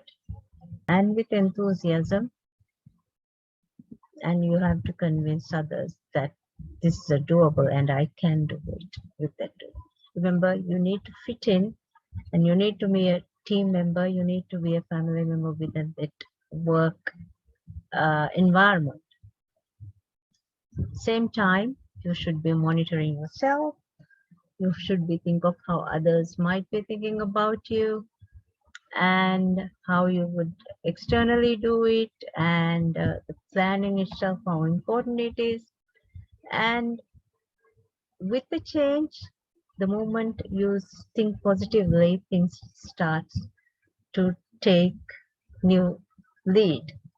And so when you as a leader or the manager take that responsibility, and there are times when it needs discretion, even to solve the problems, then people start looking on you rather than looking down on you, and they will start relying on you, and they will be you will become an empowering figure for them.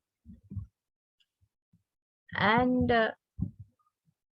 if you have those skills, you need to share those skills so that the others can help around. That change has to be accepted. So when I say supervisor, It's like the manager, first level of management, looking after the next, you know, supervising the those who work with you. But when you work even as a supervisor or as a manager, you need to build that respect for each other. Same manner, if your boss is somebody new, make sure you accept the fact that the person is there. With the person is being new doesn't fit in to what you might not fit into what and how you want. But you need to think, be more innovative and be creative so that that change is acceptable. You need to create an environment where others will accept you and appreciate you, depend on you, and you need to be a person whom they can rely on, and make sure that when you show the right way, they are inspired, they are motivated as a team member. So you need to build up those communications, just have that communication so that you don't break the circle that was positively established before, or make it more happy. Just curve and carve just to achieve those goals is some good way to do it. And the skills you need to put in place when a problem occurs is the best way forward to go about when there's a lot of change happening within the office environment. Sometimes especially looking into the COVID situation, working from home had been a very, very challenging aspect. But we have got adjusted in a way. Technology has played a huge role, and we are used to it now. Even now, this session will be more effective because of technology and the relationship built through it, and reading through it, understanding it, and looking to it from a different angle. So as an individual, you need to be that change maker, interest your employees, and wherever possible, if you are in a position to hire, you need to do it accordingly. And you have to assign, you have to reward. There'll be, just adjust those people. You will be faced with grievances, and just need to adjust to their grievance. And recommend a positive way forward. And maybe the initial routinely happening things might take a U-turn. Still, you cannot just individually make an individual judgment and say, yeah, this is it. But there requires, when you have somebody to lead, the person from the policy decision making will let you know how to go about, and it's the way you need to follow up and carry on the task to achieve the goals.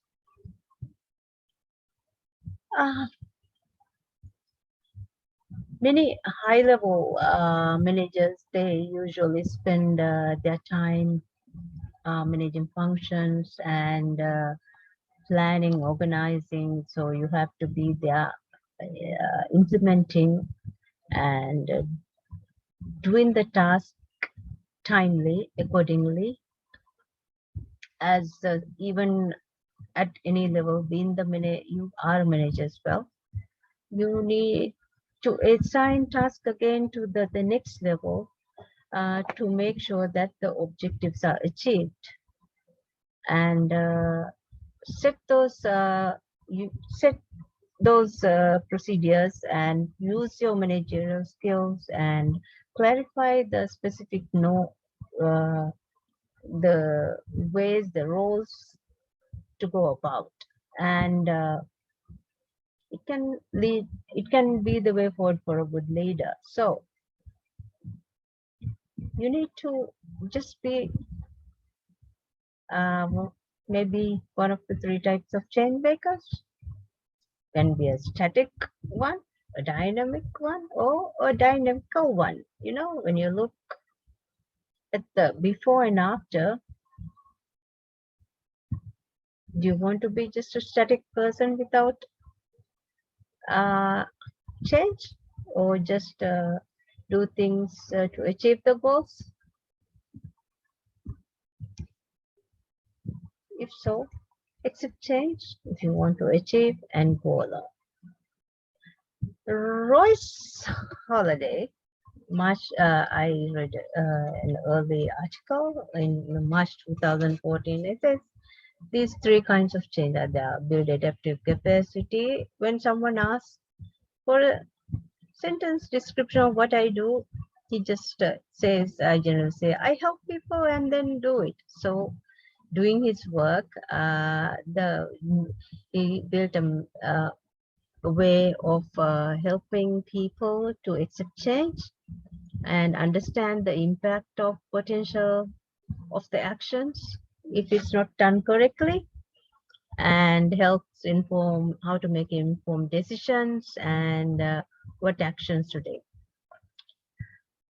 She says that there's one model to understand kind of change you face, so you can take actions to find the best fit for your challenge. So, as you said, the three types of change, one is better or worse than the other. There are times when each one is better fit for your purpose. And those, what I just mentioned about the static, dynamic, and dynamical are the three. So, according to him, according to Royce Holiday, when you look only at the before and after of a change, you are considering it as a static change.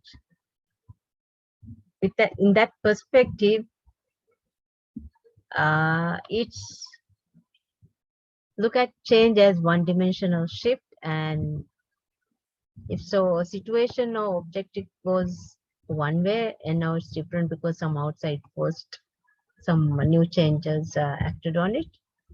So in that it is like, for example, in that situation, it was meant to be so. So you need to really wait for that moment and then act properly by maybe some outside force. And next, people who talk about rewarding external motivators see change this way. So those models talking about unfreezing and refreezing as a process of change that means they're talking as a process of change, are talking about the types of change. Like for example, when you're about to evaluate the success or failure of a static change, you use sometimes use a checklist, large scale measure to evaluate the whole process. So it's a simple way to think about change as it works when change are experiencing in simple but uncomplicated way. Your best part when you are dealing with these type of changes, you're starting and clearing it out, you know, going to where you need to go, and plan the steps you need to take. So whatever the change is there, you have to be ready for it. And it could be, you need to be accountable to what happens in relation to the task you are assigned to. And those projects which see the change as dynamic, you evaluate the success or failure of dynamic change. You assess step taken all the way through and look for achievements. You predetermine the measurement as it is. And as Royce explains, all these things matters. But it all depends on how you take those small changes and plan it and see to how the measurable of it and how you evaluate, how you take the steps. And you need to track the path, possibly about the plan changes, and monitor and assess every step as it goes along. Those little adjustments, you always stay with the pre-planned ways. Then you are more close to the reality. But if you try to predict different things, it will be more complicated. So when we are always faced with changing, the best way is to positively think about the change and just look around, concentrate, and make a difference on it, so that you will be the part of the change maker and accept the situation and progress as it goes along.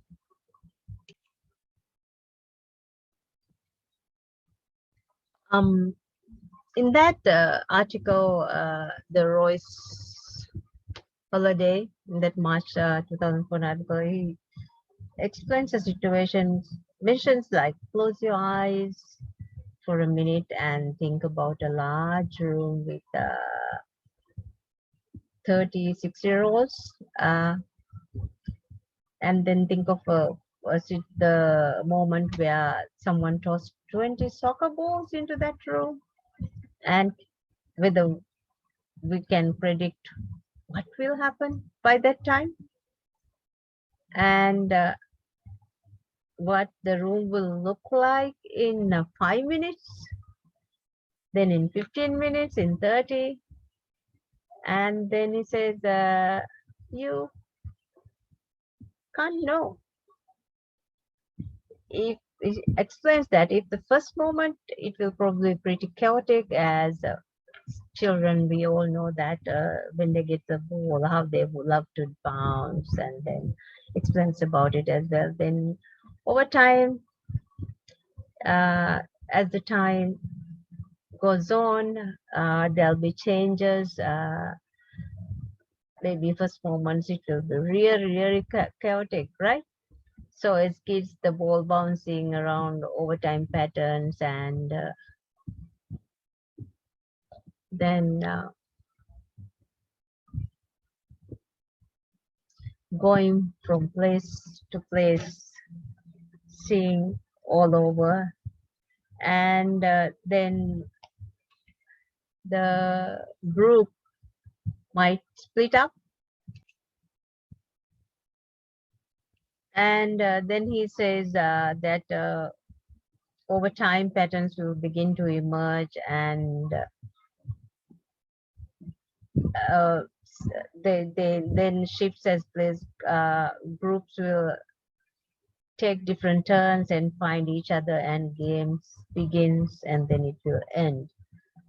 So friendship will form, and then it will fade as well, and individuals got tired, they tire, and the new games and and new activities will emerge depending on the situation. So ongoing, unpredictable interdependence is what he called as dynamic change.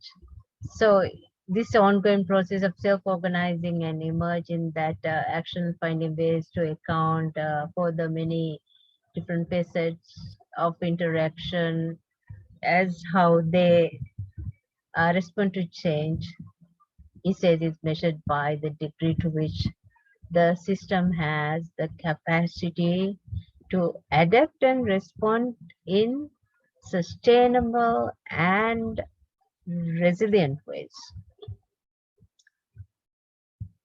So he explains that that adaptive capacity is the sign of the system's strength. Maybe like as we have the past years, the technology changes the different theoretical grounding, to understand the work and changes. The whole thing, the whole process brings new in depth, and we adapt to it in different ways. We value it in different ways, and we see different perspectives. So it all ends up differently. So when we think about the whole process, uh, let's think about what does it take to change the world now. As a person, this situation, think of what is happening at your workplace. Define a date. Take the date. Take the date. Note down that date, the day you are listening to. Write the date. Write the date. Decide a time. It has to be at least 3 hours. So maximum 4 hours. Date, you write the date, any date, and you observe. Observe and tell, write and think of this. It will be part of your exercise. Just think and let me know, right? And let know the what does it take to change the world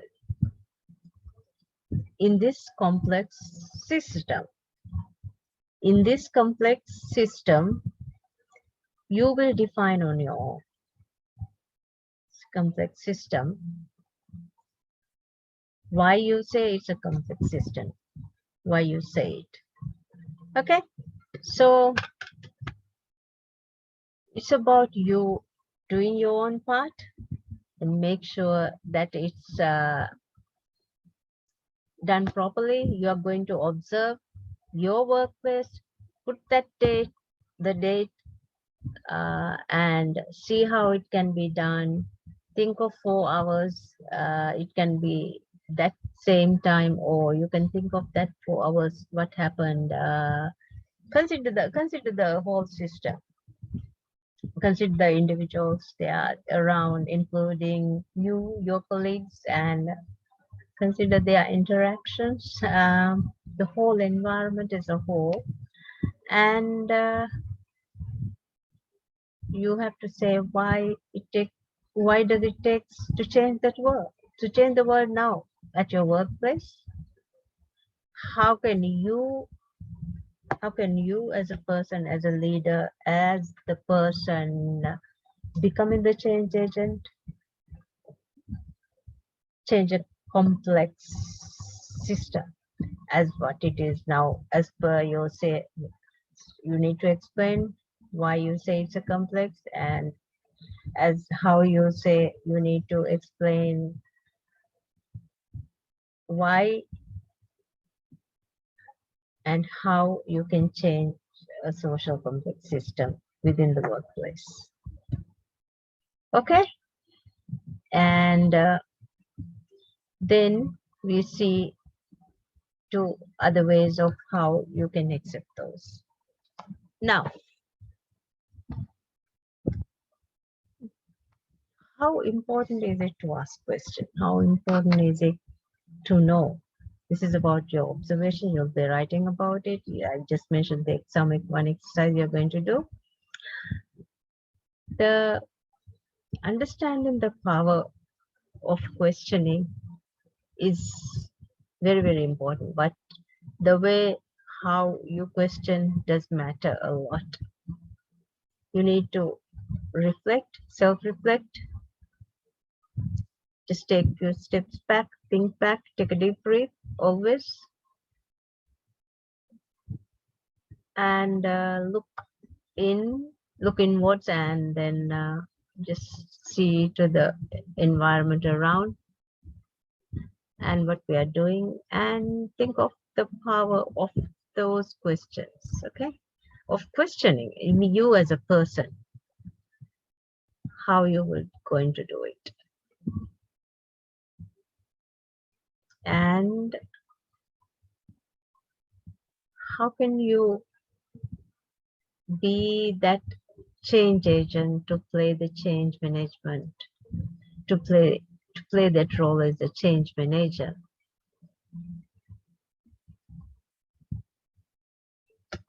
How can you do that? Okay, when you start a new project, as I say, you have to curve and carve to achieve your ambitions. Okay, so it's something I always say in my trainings. So when you start a new change project, just put all the tasks on a place and review the whole thing, and see whether what you have identified, whether it fits into the group.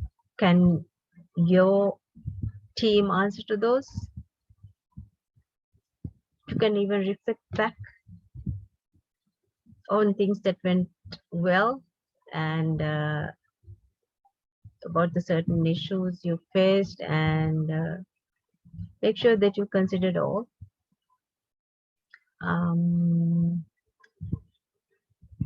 And basically it has to, you have to self-reflect.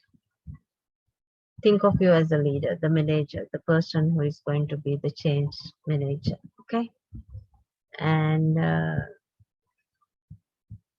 that sharing experience, what you have gone through, is what is required. You need to form that circle, make it flow, don't stop, make it circular, see how you can do it, go along and find ways of doing it. When you do it, respect the other person's view, but listen and speak as it goes. Maybe somebody might have a different view of the new boss or the new task assigned, or you might just get a different additional work, topping up to your already overloaded thing. But think of the lesson learned and how you have put it all together. And that makes things much more easier and easy to follow. But think of the team as a whole. And let's see to some of the patterns that already exist. Okay, let's see to some. There seems there's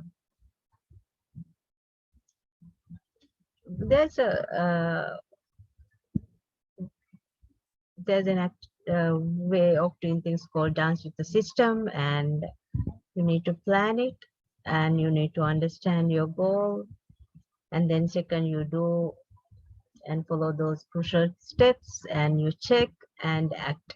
So when you check, you have to check how you get the feedback and measure those results. And when you act, and how do you take forward and accelerate the result and get going.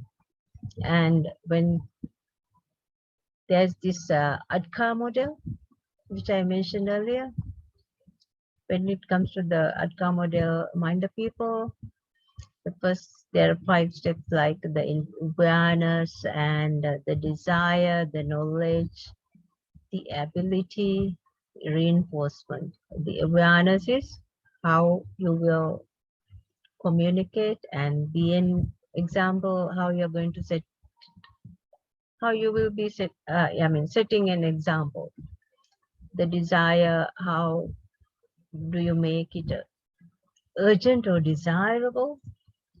And the knowledge you have, who will teach and how are you going to take forward the activity or project or the work. And the reinforcement, the pressure, a little bit of pressure could be, it could be said like that as well. How can you make it better, more positive in a sustainable manner? You know, like a reinforcement. It's a reinforcement. And so all these need to be really looked after properly, and have to think of different models as how you put your own work to it. And the stimulate the network adaptive curve model, and it says, are you committed? Who else is? If you are committed, is your team with you? Is the question. Who will be the innovators? Who think differently? Who will find a new way? Third, who will be the early adopters, adapting to the changes? How will that leadership help? And how do you reach the early majority creative virality? And how will you reach the late people who persuade the skeptics? And then how will you prevent a relapse? Make sure that it's going effectively. So those needs to be considered well. When it comes to 5I models, information, identity, incentives, infrastructure, institutions. The 5I models also help a lot of people to put their task in place and adapt to the situation. So when it's come to information, how do you use communication and how do you transmit that information to the others where required? And you identify, how do you encourage your group or the group within that circle, identify how to grow, and incentivize, how do you encourage good behavior, accepted behavior, and the infrastructure, analyze the barriers and pathways to success. And the institution, who can make the rules among you all? Who's there to accept the change and take the change forward?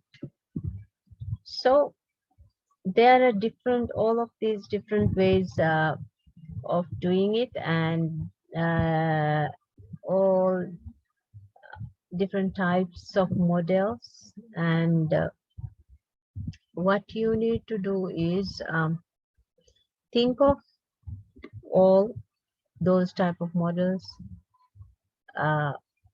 go through and refer and see what fits you best, but mainly you need to make your own way of doing things to adjust and fit in to the change situation. So either it could be You could be more of the McKinsey 7 models or any nudge theory you might have come up maybe heard earlier, or the maybe the Kabler-Ross or the Five Eyes. So maybe Coates theory, and think of what people have said about change and get adjusted to it, so that you will have a positive way forward to get adjusted to the whole situation.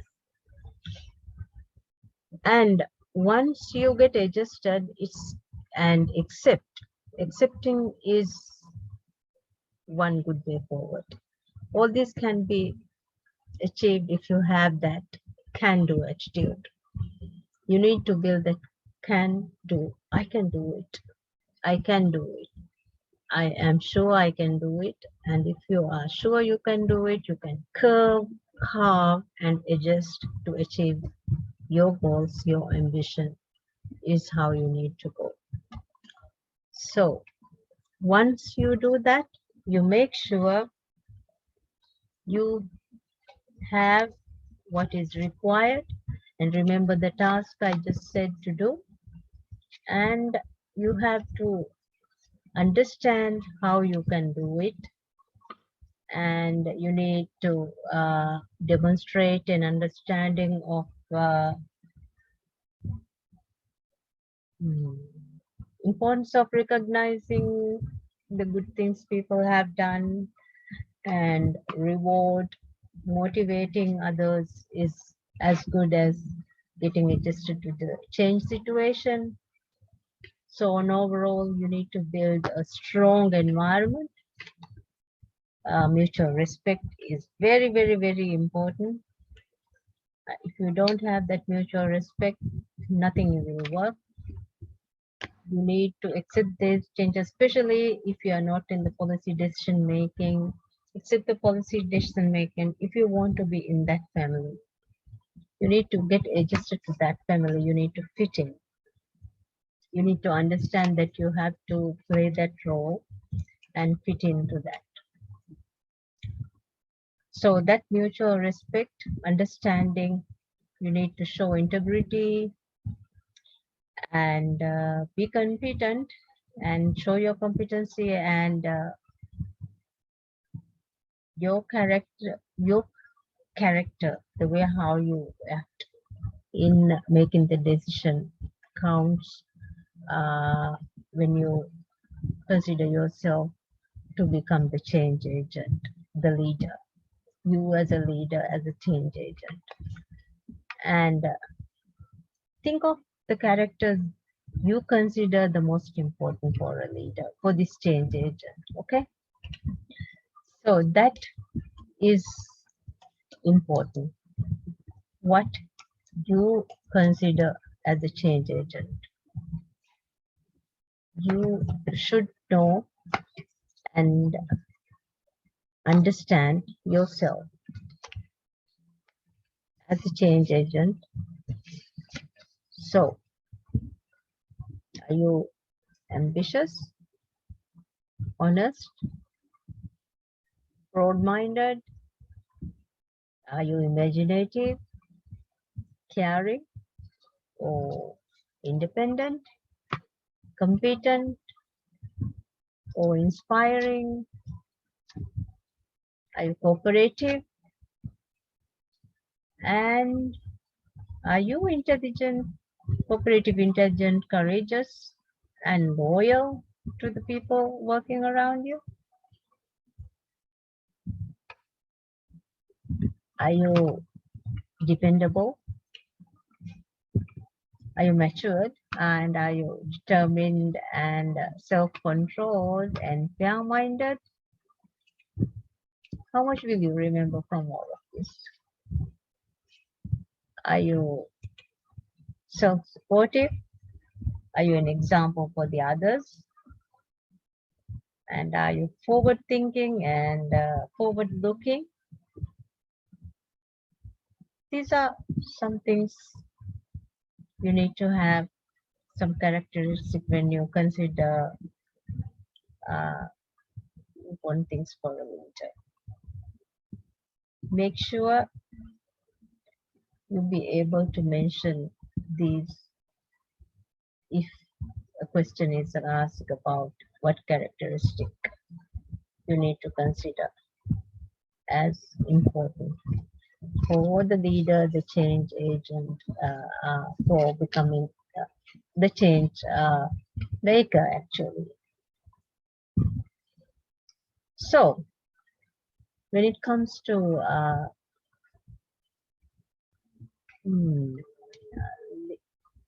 leadership style, you need to understand different type of leadership. So it says there's the popular 4 approaches of leadership are there. That is situational leadership, transformational leadership, and self leadership, exemplary leadership.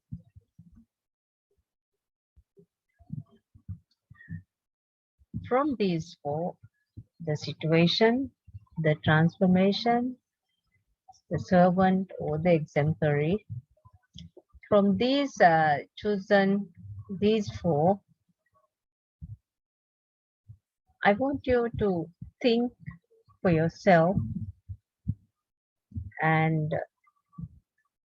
think of all the characters I mentioned earlier, what characters consider the most important for a leader, the change maker. So from the 4 section, tell me the approach you prefer as described, and as well, what's the approach you like? So think of the situation leader, transformation leadership, servant leadership, exemplary, and explain why after listening thoroughly to the content.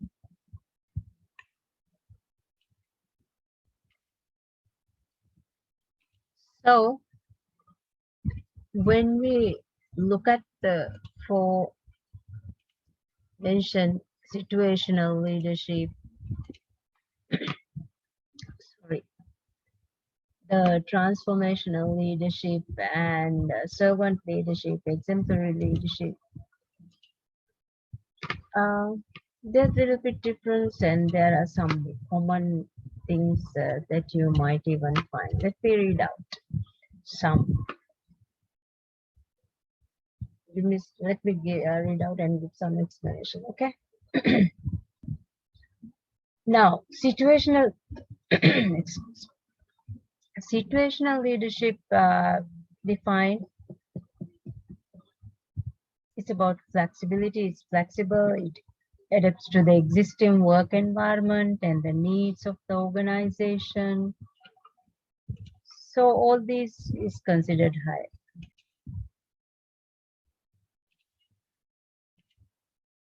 And the need of the need of the organization is considered very high. Situation leadership is not based on a specific skill of the leader. Instead, he or she modifies the style of the management to suit the requirement of that organization and its policies. So one of the key to situational leadership is its adaptability, and leaders must be able to move from one leadership style to the other, be very flexible, and to meet the so you just need to meet the change in needs of an organization and its employees. So these leaders must have the insight to understand what is happening, and they need to know how to change their management style and what leadership strategies fits to that situation with all the new reform, the new paradigm established. Um, and there are two main models of situational leadership. One described by Daniel Goleman and another by Ken also Blanchard and Paul Hershey. The Goldman theory of situational leadership, Goldman, the art of emotional intelligence, defines 6 styles with situational leadership: the coaching leaders, persisting leaders, democratic leaders, affiliative leaders, and authoritative leaders, and cohesive leaders. So the cohesive leaders who tells their subordinates what to do, and then they have very clear vision of the end game and how to reach the target. This style is good in disaster if an organization requires a total overhaul of the change. So when it comes to authoritative leader, who are good at analyzing problem, identifying the existing challenges. It's good. Style is good in an organization that is drifting aimlessly without having a target. It allows followers to help figure out how to solve the problem and put things in place. So it's a good way as well. And when it comes to affiliative leaders, who put them self first, this style is used when morale is low, and leaders use praise and helpfulness to build up the team and bring them together with confidence. And this style may risk for performance, but still, when it's useful and when team building is happening. The democratic leaders who give followers a vote in almost all decisions when used in different optimal conditions. It can be built flexibly and responsibility within the separate each groups. However, this style is a bit time consuming and is not the best if a deadline is just very close by. So if when you look at the pace-setting leaders who set very high expectations for their followers, their style, it works best with self-starters who are highly motivated. Leaders lead by examples and they give their own example. Sometimes it's what happens is this style is used sparingly because since it can lead to follow burnout because of the pressure around, and the coaching works on an individual person development as well as job related different specific skill work. These works best with those who know their limitations and are open to change. So basically that's an explanation. So situational leadership according to Blanchard and Hershey. The second model, this model is based on the work done by them, and their theory is based on 2 concepts: leadership itself and the development of the development level of their followers. They created it a matrix consisting of 4 styles: the telling leader, S1, the selling leader, and S2, the participating leader, and the delegating leader. So specific guidance and close supervision with the telling leader. These leaders make decisions and communicate them to others. They create roles and objectives and expect others to accept them. And it's mainly one way. And this style is mostly effective when a situation where disaster or when an urgent need is there to implement things on that instant. And then when it comes to selling, explaining, and persuading, and leaders may create their role and objectives and for others, but they are also open for suggestions and opinions. And they sell their ideas in order to gain the confidence and cooperation among each other. When it comes to participants, there's three. They'll be facilitating as well, sharing, and these leaders leave decisions to their followers. Although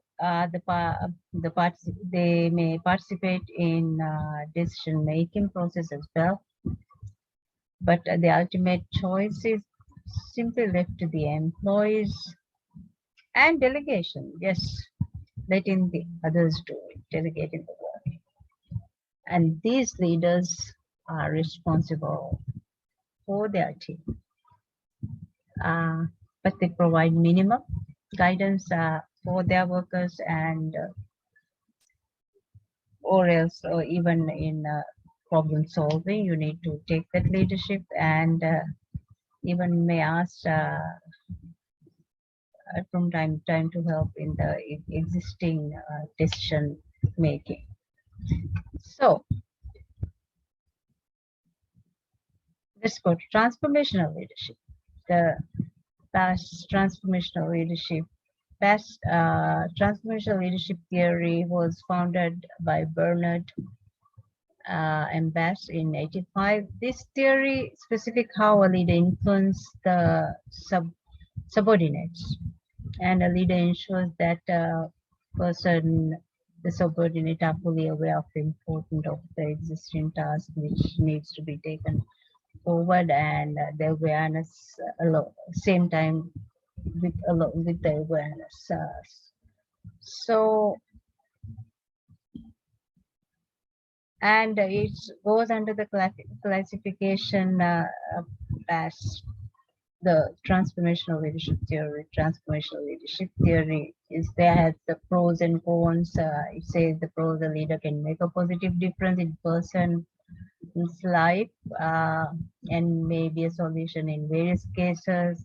Multi-factor leadership, there's the questionnaire and itself presenting itself or more precise on measures, specifically assessing leadership factors and how an audience is transformed.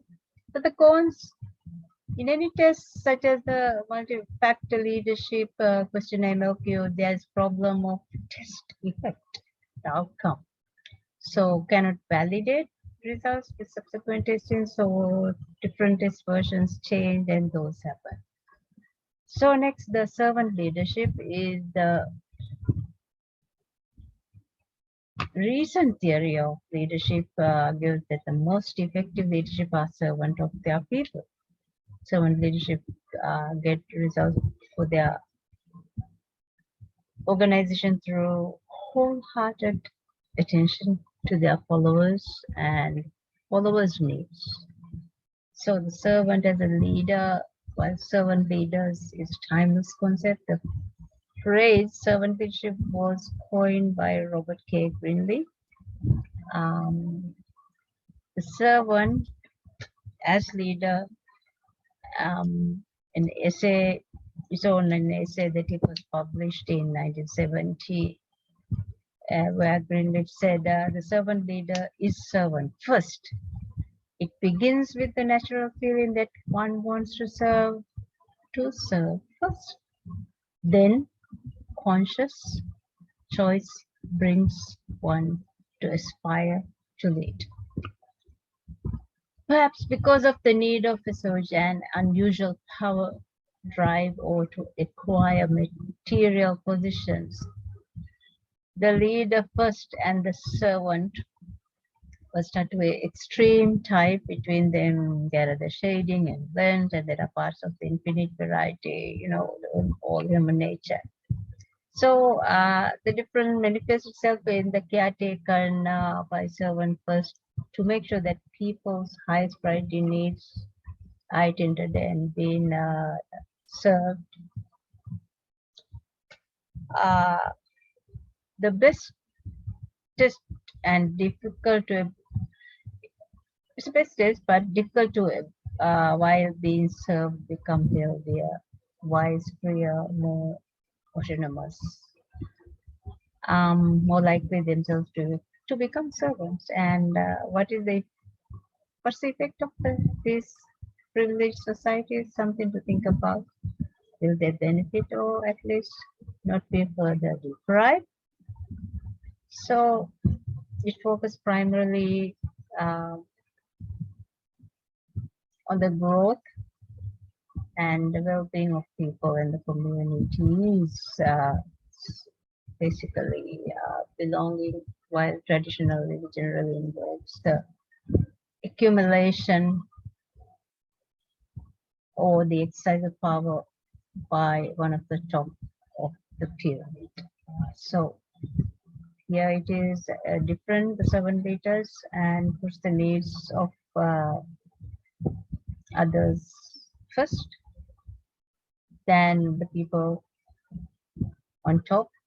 So exemplary leaders next is it have the ability to build people up by giving them the competency to believe they can achieve more than they thought, paving pathways. So when leaders empower people and provide a right mix of resources, the result are significant in encouraging their wholeheartedly, they are encouraging their heart. And in 2014, Nathan, the proponent of exemplary leadership, mentioned that it has sometimes referred to servant leadership as well, with the green leaf, which is coined from 1970 and started. So exemplary leadership is servant first as well, and it begins with the natural feeling that one wants to serve. Then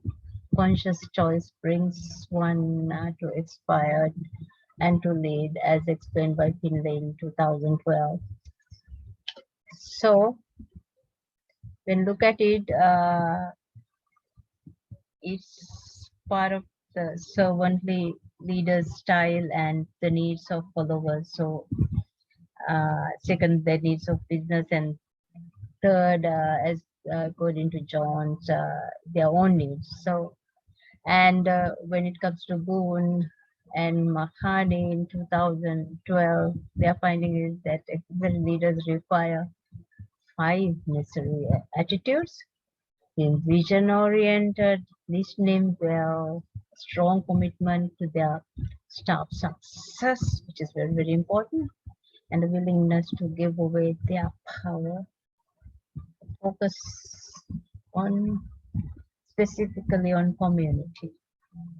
So different findings have been there, and so we can look into it and see you as a leader and becoming the change agent. What would you prefer? How are you going to do it? Are you going to get on with it?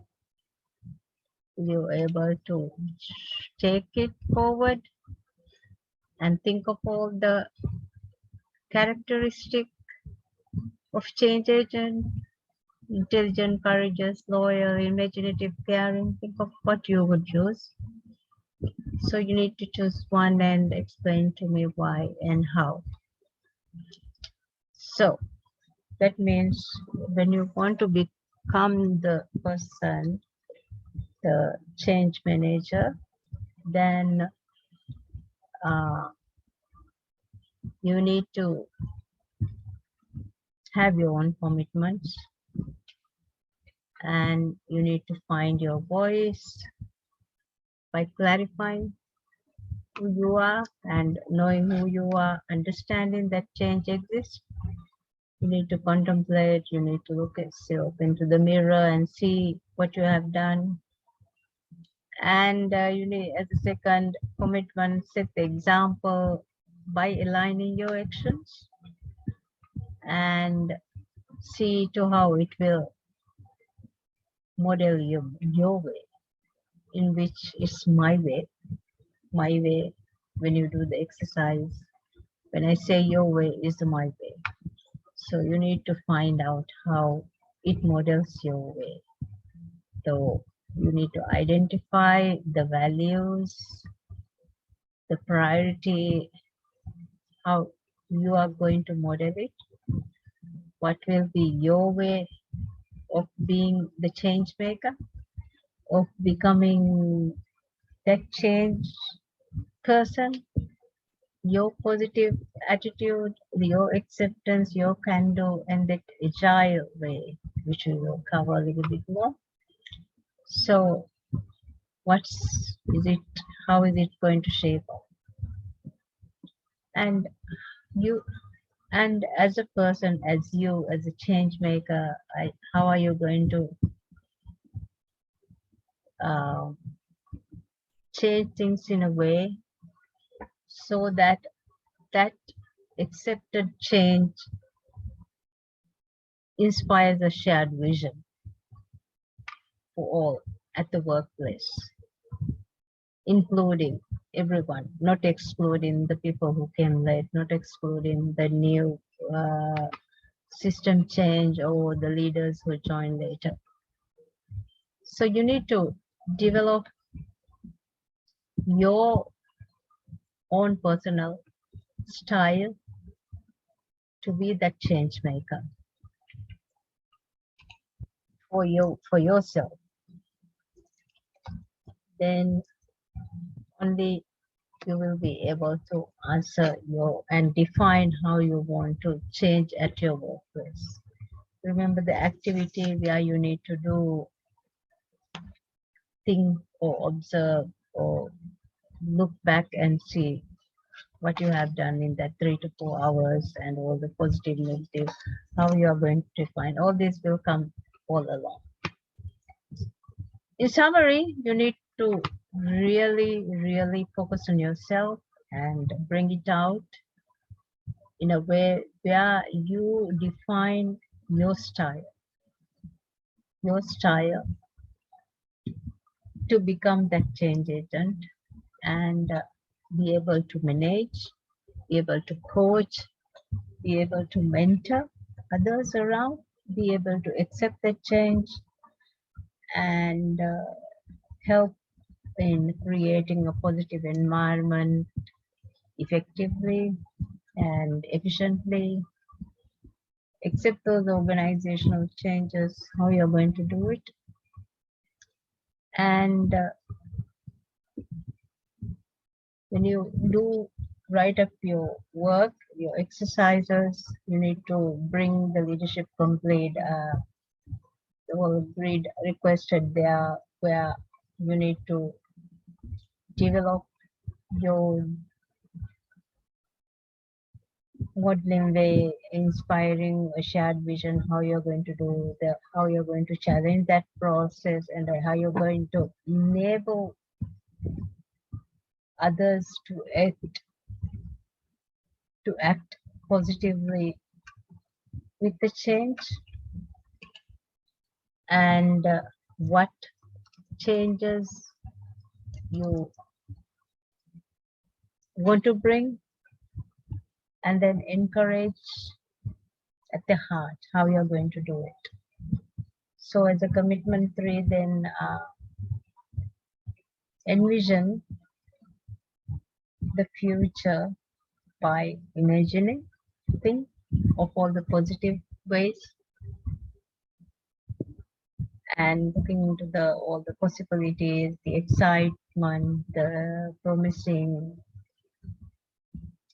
Now you need to read a biography of a visionary leader. A bit of time. You need to read that biography, and you need to think about your past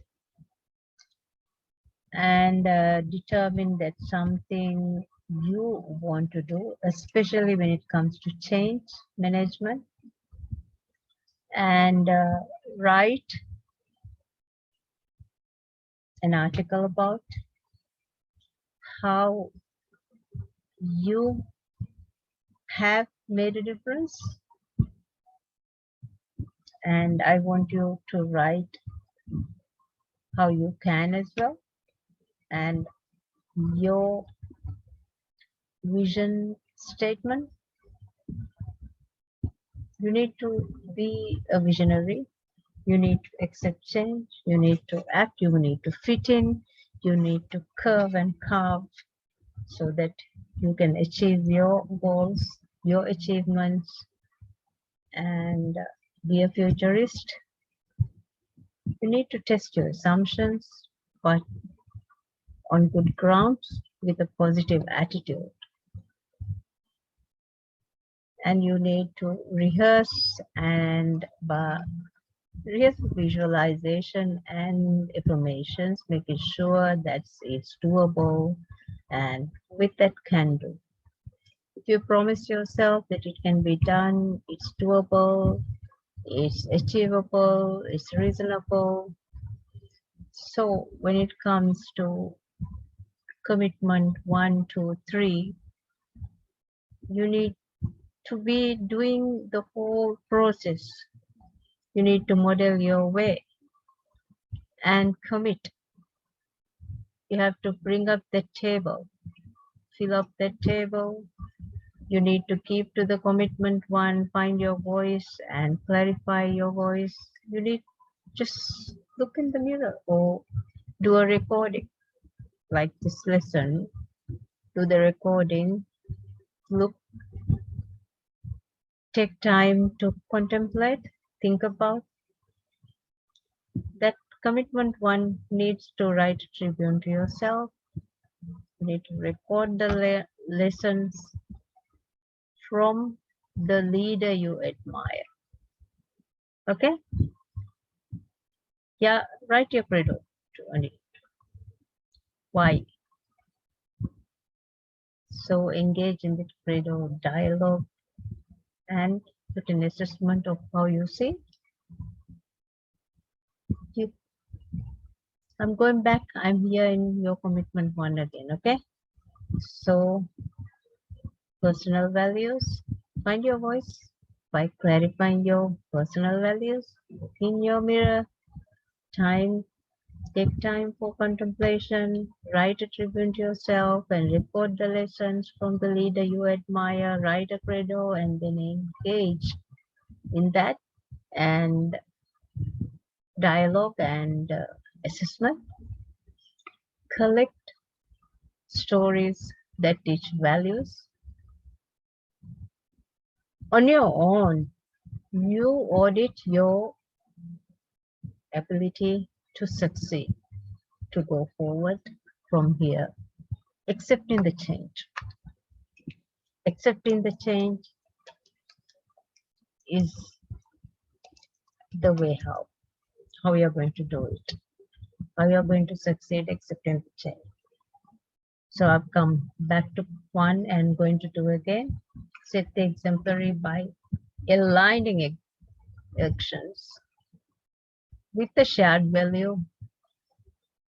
You need to create that alignment around the key values set there within the work and speak about those shared values with enthusiasm and confidence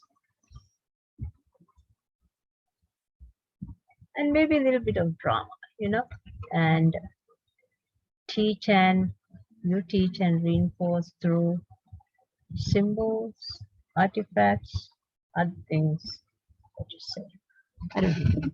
Let me time, other things, but you believe it could make a difference. So it all depends on how you change. See,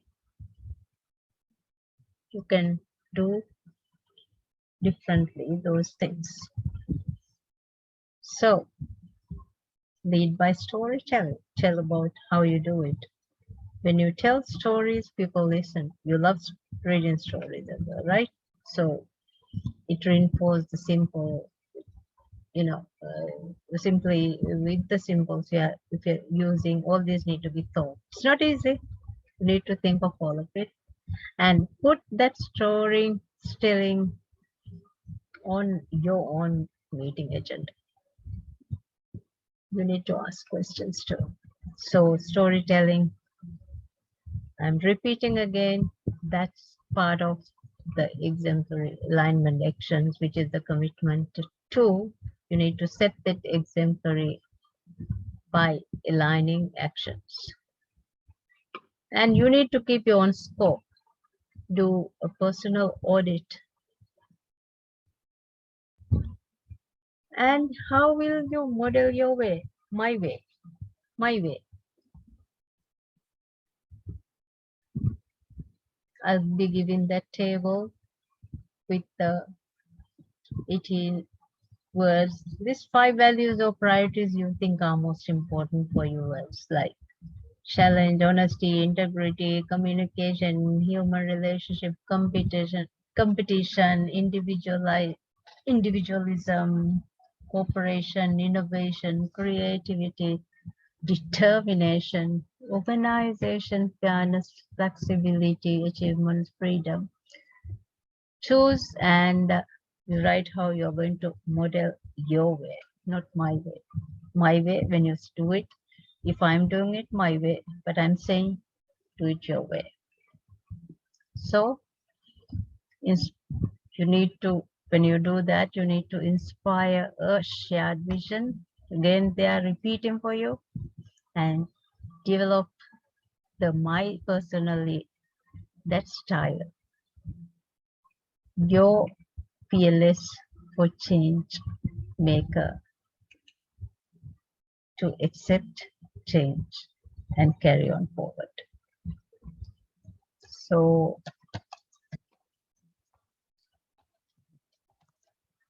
let me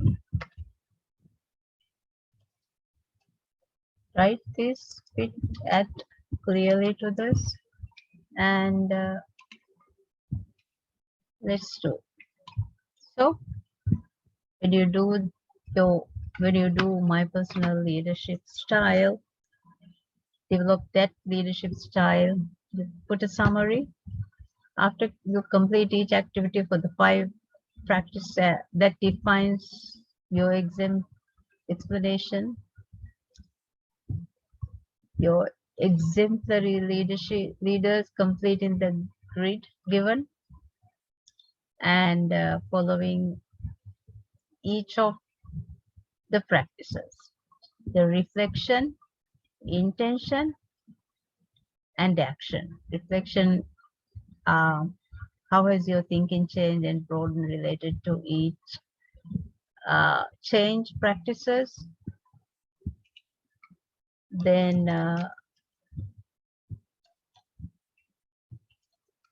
how, and the intention at time, how do you intend to implement each of it, what you have suggested, and move into a community leadership role and your actions, what specific actions will you take to demonstrate each of the 5 practices you have chosen. So the practice model in the way, inspiring a shared vision, challenging the process, enabling others to act with change, and encouraging the heart. Now, commitment 3 again, envision the future by imagining. Exciting and enabling possibilities. This is so very important. Need to do it from there and carry on as required so that we can continue, go back to commitment 2, commitment 1, commitment 2, commitment 3,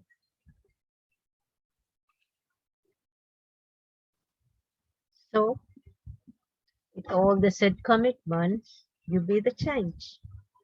You have to be the change.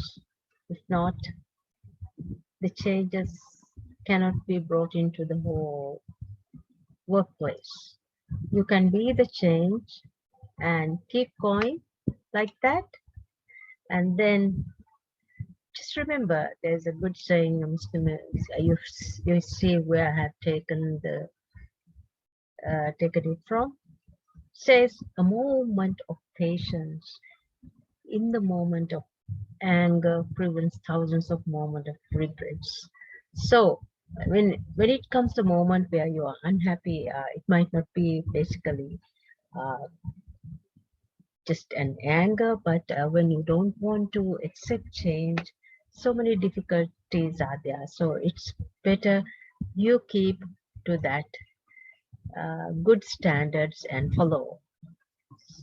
So let's see, what is the commitment? Let's see the commitment 5. Okay, talk about commitment 5. Let me get back to you. Commitment 5, what do you think is it? It is commitment 3, you remember? Again, I'm repeat. And envision the future by imagining with the change you want. Okay, and it's to be exciting and enabling. So the possibilities, what you need to do, as I have said before, is read a biography of your visionary leader and think about your past. Determine the something you want. The something means the real thing that you want, and write an article about how you want, how you made a difference, how you can make a difference, and write your vision statement and become a futurist. Test your assumption on your own way, and you need to rehearse with visualizations and affirmations. You need to be sure of what you want. Okay, so as we go along, we have to now go for the commitment number 4. With the vision which you are going to do, you need to enlist others in a common vision by you. Now that is your commitment 4. Okay, and it needs it needs to be appealing to the as a shared vision, appealing to shared aspiration. So you need to know what is set within that workplace. Okay, what is that if you want to create that vision, you need to do that and find that common ground. Get to know the workplace, uh, workplace. Let's say it's constituents, and find the common ground. Then you draft a collective vision statements along with your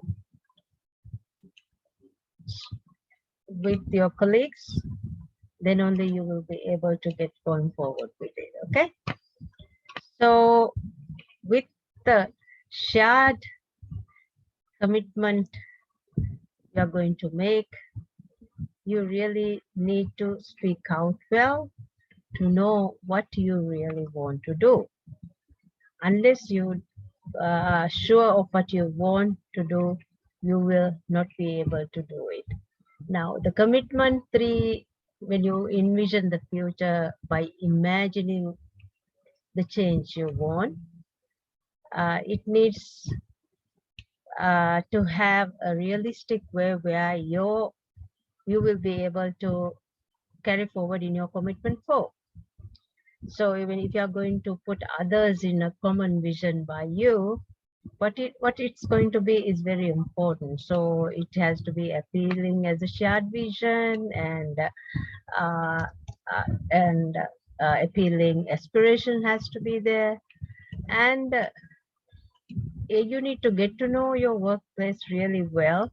Maybe you might be somebody who's been there sitting in the corner and only doing what you want. But this time, to do this exercise, you need to get to know your people. You find the common ground, draft a collective vision statement thereafter, and expand your communication skills. Now, breathe life into your vision. You know, the breathe part is an important part for me. An important part which in all my trainings, I make sure that I include the breathing exercise on and off. Everybody is reminded to do it. So even to your vision, when you do this, you need to put that bit into it. You need to speak from your heart. And very important to listen first and as often as you can. Unless you listen, you will not be able to come up that with that common vision which you're going to write out. So make sure you hang out with them, and then be very realistic. You will get enough time to do it. Don't worry. You're going to give that timing will be there. So you need to really think of it and do it in that way. Now, how will you inspire a shared vision? How will you inspire a shared vision? Let's answer some questions. Okay.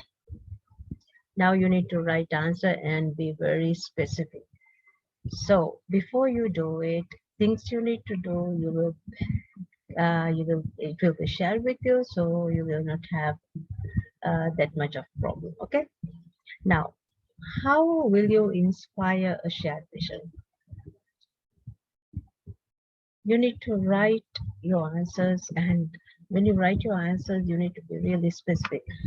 You need to write about how and what truly inspires you about becoming that change agent. Okay, that leader, or the leader you want at your workplace. This time, the leader, the change maker.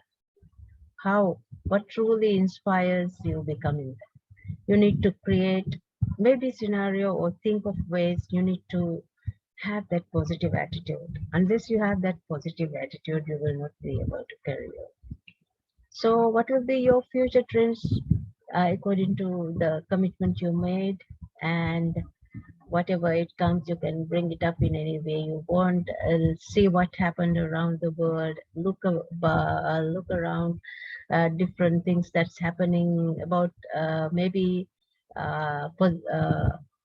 some events that take place that you could learn some lessons from it, and you need to write about what will affect the outcome of your uh, leadership as a change agent, and what about the efforts you can make at your workplace, and envision one thing you'd like your uh, colleagues or your community to accomplish in the coming year. See, the coming year or the next year, or maybe the next 6 months, depending on how it is stated when you get the paper. Okay. So describe that vision in detail, including sensory, imaginary, like sight and sounds and things. So that's it. So you have to yeah, you need to do, you have how many commitments now? Commitment 4. 1, 2, 3, 4. I hope you are all ready to get going with that. So with the discussions, you have to just visualize and then make sure that you do those discussions, put on the, good environment to carry on the discussion. Okay. Whatever it is, it's very good to read books about change and also about different books like The Tipping Point and other interesting books. Maybe I can, for me, it's important to read books like Second Natures to grab all sort of books and keep in my small library. And this is In Search of Excellence lessons, but this is a lesson from American Western companies about their success stories.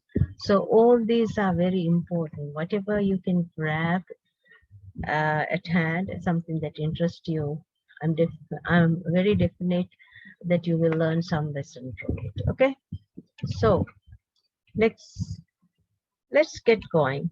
Let's see what we can do next. And also, one of my very favorite book is this. It's The Speeches That Change the World. Whenever I feel demoted or whenever I really want to read about something, to get my spirits high, I always go through this, and I get a lot of ideas, especially if it is something that is related to change and that can help me to make decisions in a more convenient way. So reading the appropriate books, having those with you could bring a huge difference to how you work. Okay, so you need to keep doing things that you feel good to do. So whenever you want or when you find difficulty, when there's a change coming up around you, you have to be really careful of the way how you could take things forward. And always remember, take a deep breath first and think of ways how you could adjust to that new settings and how you could accept it and how you could even share the feelings that you get out of it.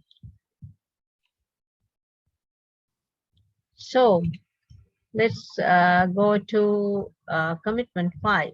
Okay, remember you need to just practice a bit the challenges and the process involved, questioning the current system and the change that's been brought rather than just accepting things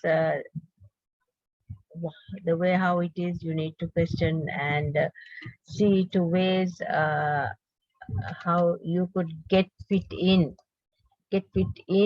there. Okay, so that you will be able to work with others. So by challenging the process in your organization can grow by gaining new insights, even with the ideas from you, with the help from you, and then coordinate well, cooperate with each other, and reach the new goals and help all for a better environment and around your community. Better environment means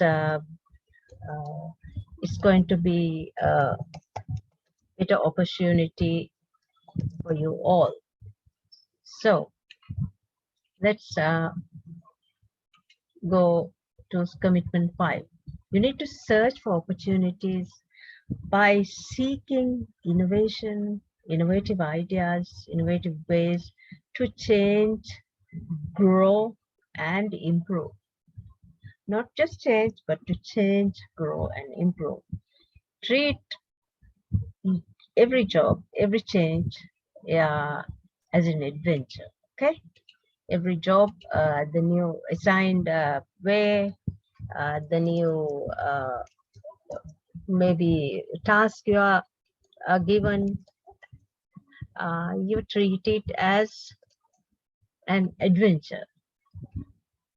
Treat it as an adventure and seek meaningful challenges for yourself and others. Consider, remember, commitment 3 and 2 and 4, and this is 5. So you should consider yourself as well, others around you. Consider yourself high first. Love yourself, respect yourself. So consider yourself high first. If not, it might not be easy to see the others clearly. You need to accept you as beautiful. Simple first thing, you need to accept that you can do. So unless you create that environment for you, it will be hard to find what is best in with the others and around them. Go out and find something that needs fixing for your community at workplace. That's just for you. And what's next is you need to add some fun to it. And that is something I try to do in many activities, especially even Toastmasters, which I'm lucky that I'm able to bring to motives. Even in those sessions, there are very serious pathways to do.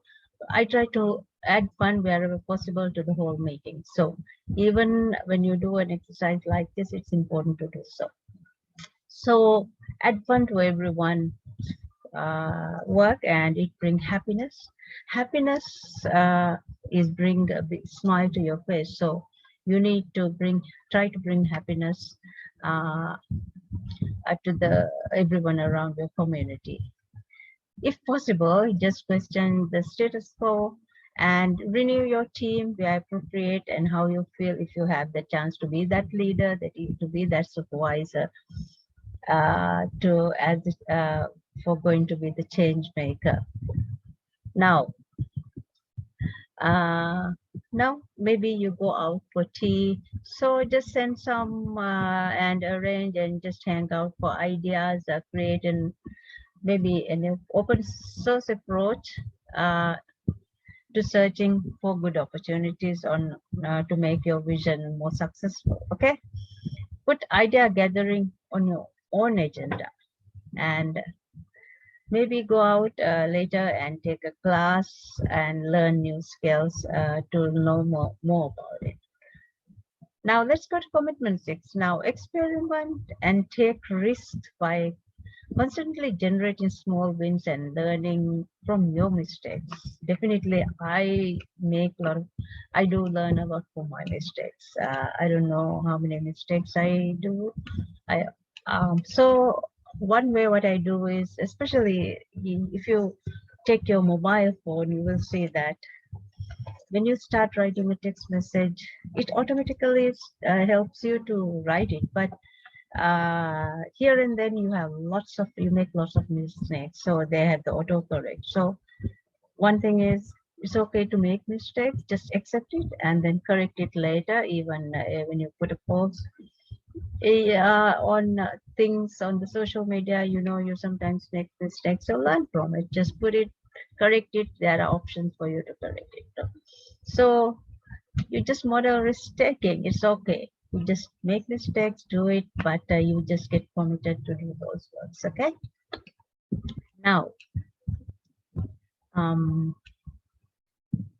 the next is set up little experiments and develop models which you feel you can make a difference for others, and when you make your commitment. Okay, so you don't have to worry about what the other person will do or help you to do. Just make, as I said, the small wins and learn from mistakes, model risk, set up little experiments, and just develop your own way. Okay, develop your models, make it safe for you first and also for others to experiment. Now you break your mindsets and see how it works for you. Now, and remember to work along with others, to accept those changes. You give uh, people choice and try to convince and get try to say get them let them say yes, yes, they are part of your team, and admit your mistakes with them. uh, so conduct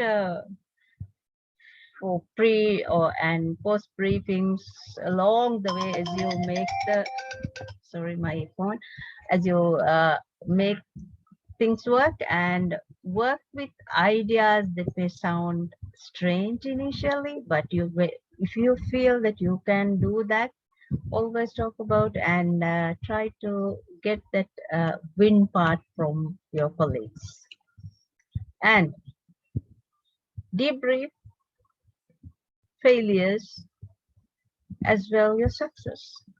It's all uh, within you. You just need to work along and keep going so that others can be part of your work. Now, uh, how can you challenge the process in your office community? Let's ask some questions. What daring failure or temporary postponement of success have you experienced in your life? Now, note down what you learned from it. This will help you to carry on. And the second question, what aspects of challenging the process may be difficult for you, and why is it so? Uh, Very important part next. Consider the factors that you think limits your ability to become an outstanding leader at your workplace. Uh, so for this, your leadership is the change maker. You are the change maker. So to become an outstanding leader at your workplace and outside in community as well, that counts a lot. What you do at home and what happens outside. Okay, so just list 2 to 3 limitations which you find. To challenge the process, you need to identify a way to turn each potential limitation into an opportunity. Now, I have just said that you need to identify these 2 to 3 limitations. I will provide a box for you to do it in when you carry on the work. So write those and then first write it. Then to challenge the process, identify way to turn each potential limitation into an opportunity to grow, and write that strategy, which I will provide maybe a box, and then you can write outside the box. Now, then you can draw arrows from each limitations to the points outside the box that identifies strategy for turning the limitations into an opportunity. The limitations you need to change into opportunity. So these questions, the ones you have come up, use these questions to help you consider how to turn those limitations into opportunities. Maybe ask yourself, what daring experiments could I undertake and learn from, and how? How can I encourage others to take risks and accept change? And change is, what we live. You cannot just, if you think that change is not acceptable, how can you accept the new technologies, new phones with all the new ways, new apps and everything? In that case, you are accepting change. But when it comes to workplace, many times you feel, no, this is not right. This person, my boss is no good. The co-worker next to me is no good. You need to accept it. Sometimes it might not be the best of the choice, but you have to get adjusted. You need to fit in. Fitting in is something. Life is not a bed of roses. You have to make things good for you. So reflect on those and how these actions outside the box will help you challenge the process in your work community and become a valued the community leader, a member within the work group. You working with others, you can help, to develop as great fellow leaders. So, okay, now as we go along, you need to do a lot of work. So fill out, there's an exercise for you, challenging the process for your table.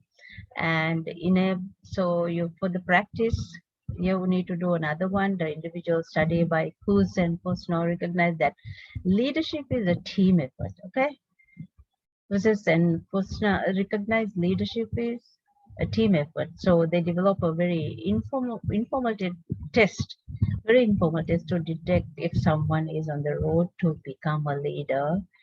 So here, in this case, as the change agent, the leader, the change agent, okay?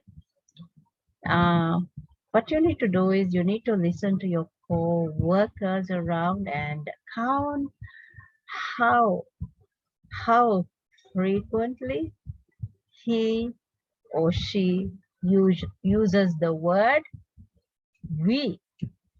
Okay, how often the person uses the word we. Good leaders try to involve everyone, not just I and I. Okay, to involve everyone who will live with the result. Maybe even a lack of results of a project or a community, the whole office community decision.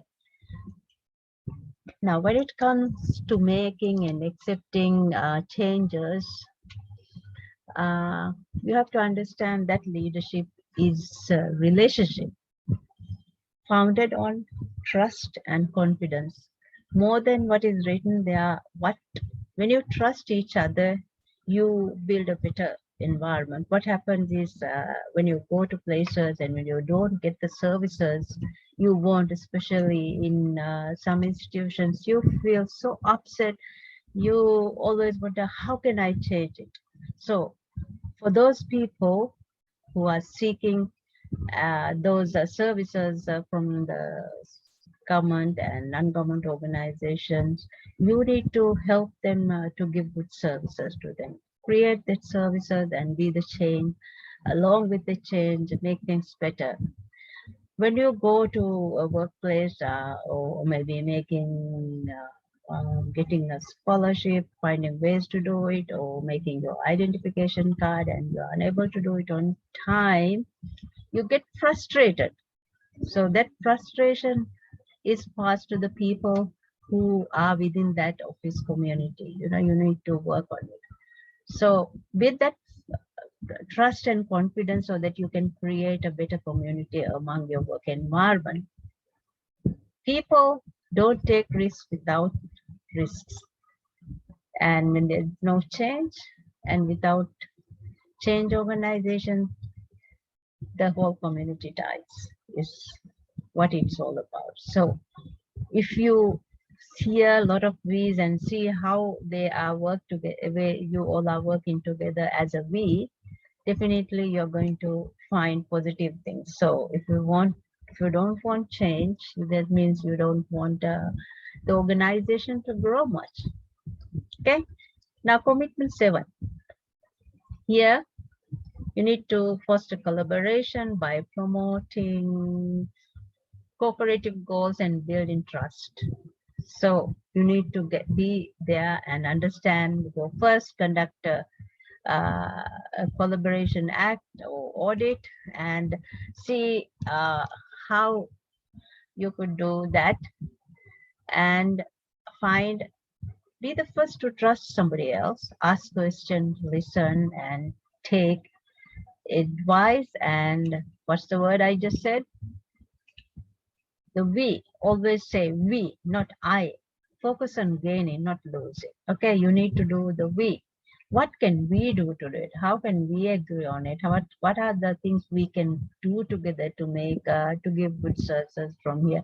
What are the things we can do to accept, we as a team can do to accept the new changes? So focus on that gain, not your loss, and take a lot of human moments, special moments. Appreciate others when they have done something good, something nice.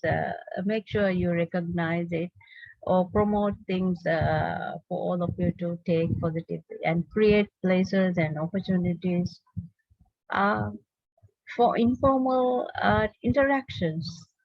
You had there's the tea time there, or even some after work you might like to go shopping along with your friend, or go to visit a friend who didn't come up, or maybe there's a staff who has good mm, maybe you have a special day, or maybe got a new baby or something like that. Create that. Okay, so you have another one, the commitment. After commitment 7, the commitment 8 is strengthen others by sharing power, and as well discretion. Discretion is very, very important. You need to be able to trust. So offer visible support, make sure uh, to delegate a task what you have planned or what you are doing are relevant. Assign just critical tasks, and you try to enrich your friends, your colleagues jobs. Use Be a model and use modeling to develop competencies among each other, and stop talking and start building at your meeting points or staff meetings. So building, not just talking out of the blue. Okay, then uh, what you need to do is you need to really enlarge the people sphere of influence. Now you create that learning environment to bring changes, uh, and you can do other things. So let's do some exercise for you to enable others to act. Let's read through the questions you have and think of a time when you felt powerful as a result of something a person said or did. Specifically, what did the person say or do? You need to write it, okay? Now, think of a time when you felt powerful. Yes, I have made a difference. I have done it. As a result of something a person said or did. Specifically, what did the person say or do? Well, while I was studying, I was traveling by bus, and then it was so frustrating for me. This is not in the. This is related to work, because I was studying and working, and some days I go so late. I miss about half an hour, other days 45. So it all depends on the bus routine. So what I started was taking notes, did a research, counted, and then wrote to them. And I said, here, look, I need, this is very frustrating and it's a sad situation. So I need changes in these, and I'm someone who travel by bus. So first they said no, they're sorry for that, and then they requested, and they said send me a letter saying that they give a free 3 months travel free. Then I wrote back again, no, I don't need the travel free, not at all. I need the proper service in place. So finally, I was able to make a difference in that, and it was such a good feeling. So think of a time you felt powerful, that you have brought some changes, and it wasn't in Maldives. So, and I felt, yeah, my say makes a difference. So think of similar situation and write about it. Okay, and think of a time when you felt powerless as a result of something a person said or did. What specifically did the person say or do? Just note down in it, and uh, you need to fill up your there's the my PLS table. You're going to fill it up on the fill up the enabling others to act section on your table. When you see the paper, you will know as you go along how you can fill it up all. Okay, practice. Encourage the heart. It's very, very important. You need to encourage your heart. Leaders, they encourage the heart so that their team members can carry on. Encouragement can come from dramatic gestures, simple action, or many times just saying a simple thank you, shukriya, uh, could make a big difference to your daily day. And make it a habit to say thank you. And encouragement is very serious business. Okay, it's how leaders visibly and behaviorally links rewards with the performance. So recognizing their jobs that are well done is your opportunity not only to encourage the heart of your team members, but to also reinforce the importance of the community within the work and objectives you are trying to reach. For me, I would just share another experience of a way how my boss at the workplace encouraged me to do more. I was at the till actually working yeah, at Marks and Spencer, yeah.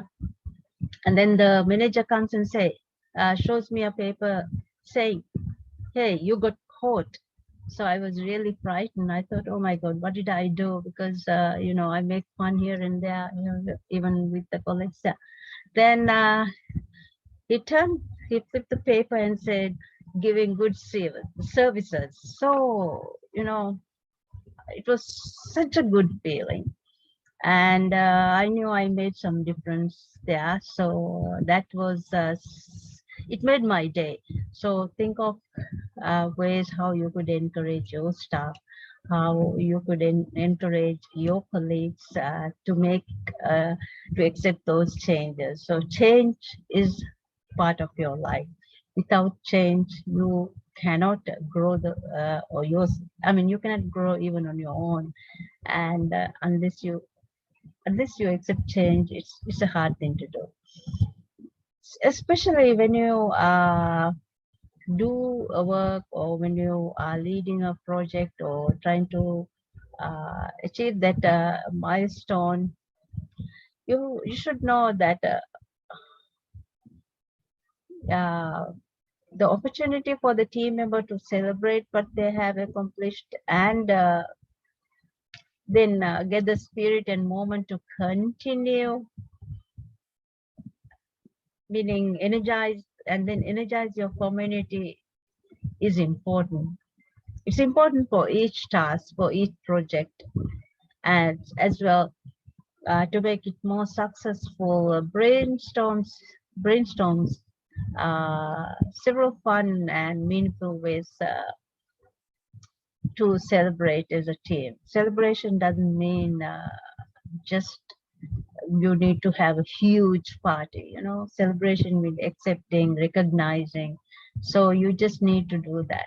So there's another one again. You have the commitment 9. You recognize the contribution. You recognize the contribution uh, by showing appreciation for the individual person, for that individual person excellence as a person. What's the best thing about the person? Unless you started accepting and seeing good things about others, it's hard to really get going with that. So be creative about the reward, provide feedback, and foster positive expectations.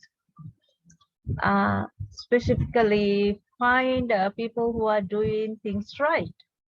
Don't be stingy about saying thank you. Just make sure you can say thank you when somebody uh, has done something nice, and when somebody has achieved the goal for you or for the workplace.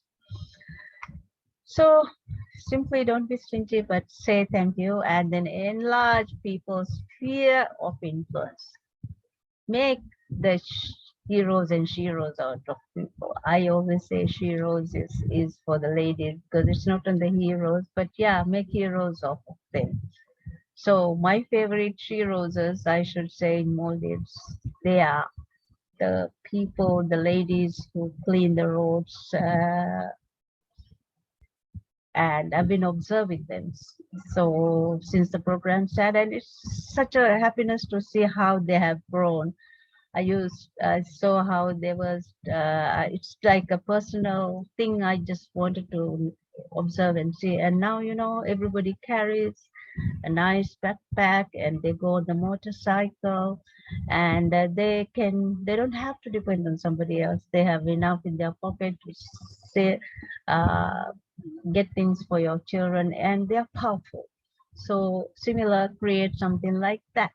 Make sure that you can be similar heroes or sheroes. Okay, sheroes is something I just use, but you don't have to. So it's like make heroes of other people.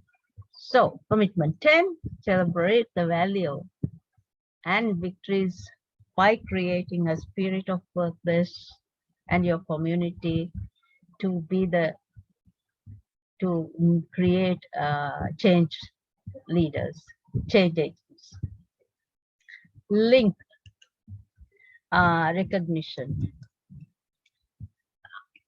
and celebration to a clear set of standards. Make recognition public and meaningful. Public means just say hi. Here's so good timing. Hi everyone. Just give me 2 minutes or 3 minutes. Listen to this and then do it. And then you can even schedule a celebration time just out of the work when you take the break. So if you feel, install, like the bragging board on your own. It's not only maybe for the section, but for the whole working community. If on yearly and maybe by yearly, you could even create award honoring exemplary actions and then show passion and compassion, be compassionate. And so be a cheerleader yourself, to be the leader of change, the person who promotes that change is good for you, and then accepting and respecting the previous things, set the example, plan a celebration even at the moment as it is, and stay in love with what you do. Have fun, laugh, enjoy, smile, smile. Go be before you come to work. Maybe stay, look at the mirror and say, yes, I am here today with a can-do attitude. Even if there are changes in my workplace, I'm going to fit into that and I can do it. Make sure you can do it, that smile. So remember always, how can you encourage the hearts of your group? You can do it, and think about when you have been meaningfully recognized. I need to write about it. So think about when you have been meaningfully recognized, what elements have made the recognition particularly meaningful to you, and get started.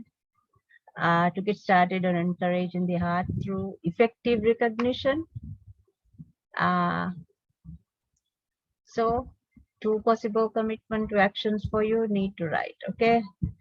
For A is identify one person you will recognize in the coming week who will be recognized, as to why and how. You need to identify one person you will recognize in the coming week in your community, in your workplace. Okay.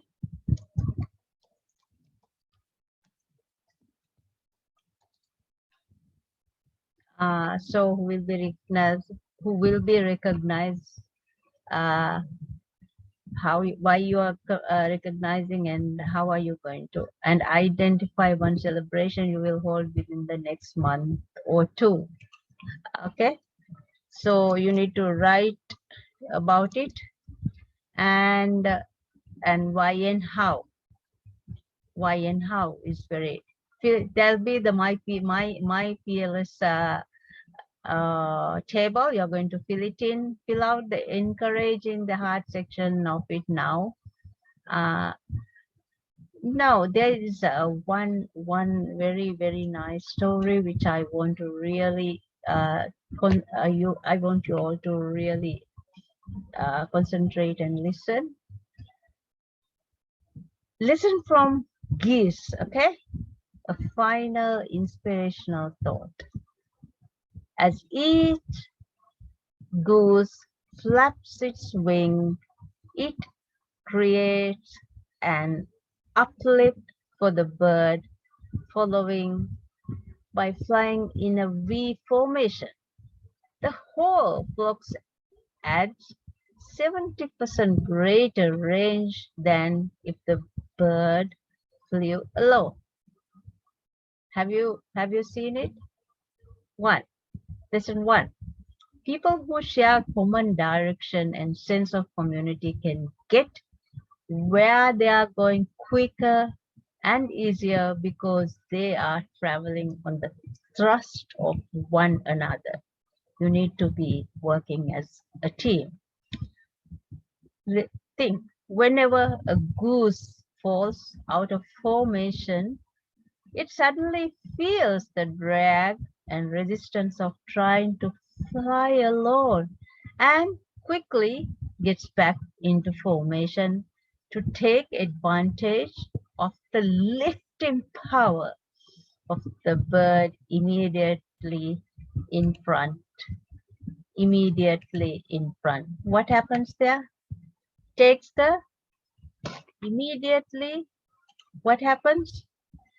It suddenly feels the drag and resistance and trying to fly alone and quickly gets back into the formation to take the advantage of the lifting power of the bird immediately in front of them. So with all that, you have to really know how good it is to be working as a team. Working as a team brings better change, and then you accept to work alone as a team, and that's very important as a part of your daily routine, the work you do at your workplace. Now, so the lifting power of the bird is very important for us, so right, to work as a group. Lesson 2. If we have as much sense as a goose, we will stay in formation with those who are headed where we want to go and will be willing to accept their help as well as give our to others. When the lead goose gets tired, it rotates back into the formation and another goose flies to the position. How interesting, is it? What happens? Listen to, if we have as much sense as a goose, at the end, what they do even when they get tired as a leader, maybe as a supervisor or as the agent of change, it rotates back into the formation and another goose flies to the point position and lead the team. That's how they take it forward. Just takes things so positive. Okay, now what's next? What's the next lesson? Lesson 3.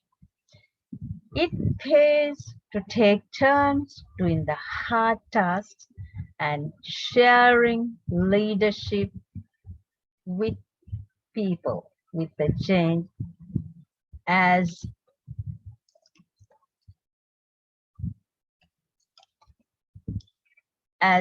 with geese, we are dependent on each other. We cannot I cannot do it, but we can do it, like the way they do. The geese in formation honk from behind to encourage those up front to keep up their speed. They work as a team. So what's the lesson for? If we know that they work as a team, what you can really make things happen and accept the change at workplace. Lesson 4. We need to make sure our honking from behind is encouraging and not something else, not discouraging. It needs to be encouraging. When a goose gets sick, wounded, or shut down, two geese follow it down to help and protect it. That's how, that's one of the great lessons that we are learning from it. And they stay with it until it is able to fly again or until it dies. So they work as a team, not as an individual, help each other, make sure that they can depend on each other and accept and trust. That trust is there among them. They then launch out on their own with another formation or to catch up with the flock. Now, lesson 5. If we have as much sense as geese, we too will stand by each other in difficult times as well when we are strong. Not only difficult times, but also when we are strong. So we have to learn that lesson from them. We have to know how important it is to be together, to be as a team, and to lead the place with happiness is one thing I want to remind you all. So, as in the lesson, we need to make sure that the honking from behind encourages each other. And as in lesson 5, we have to make as much sense as geese. We too will stand by each other in difficult times as well when we are strong. So I researched through again, and on an article published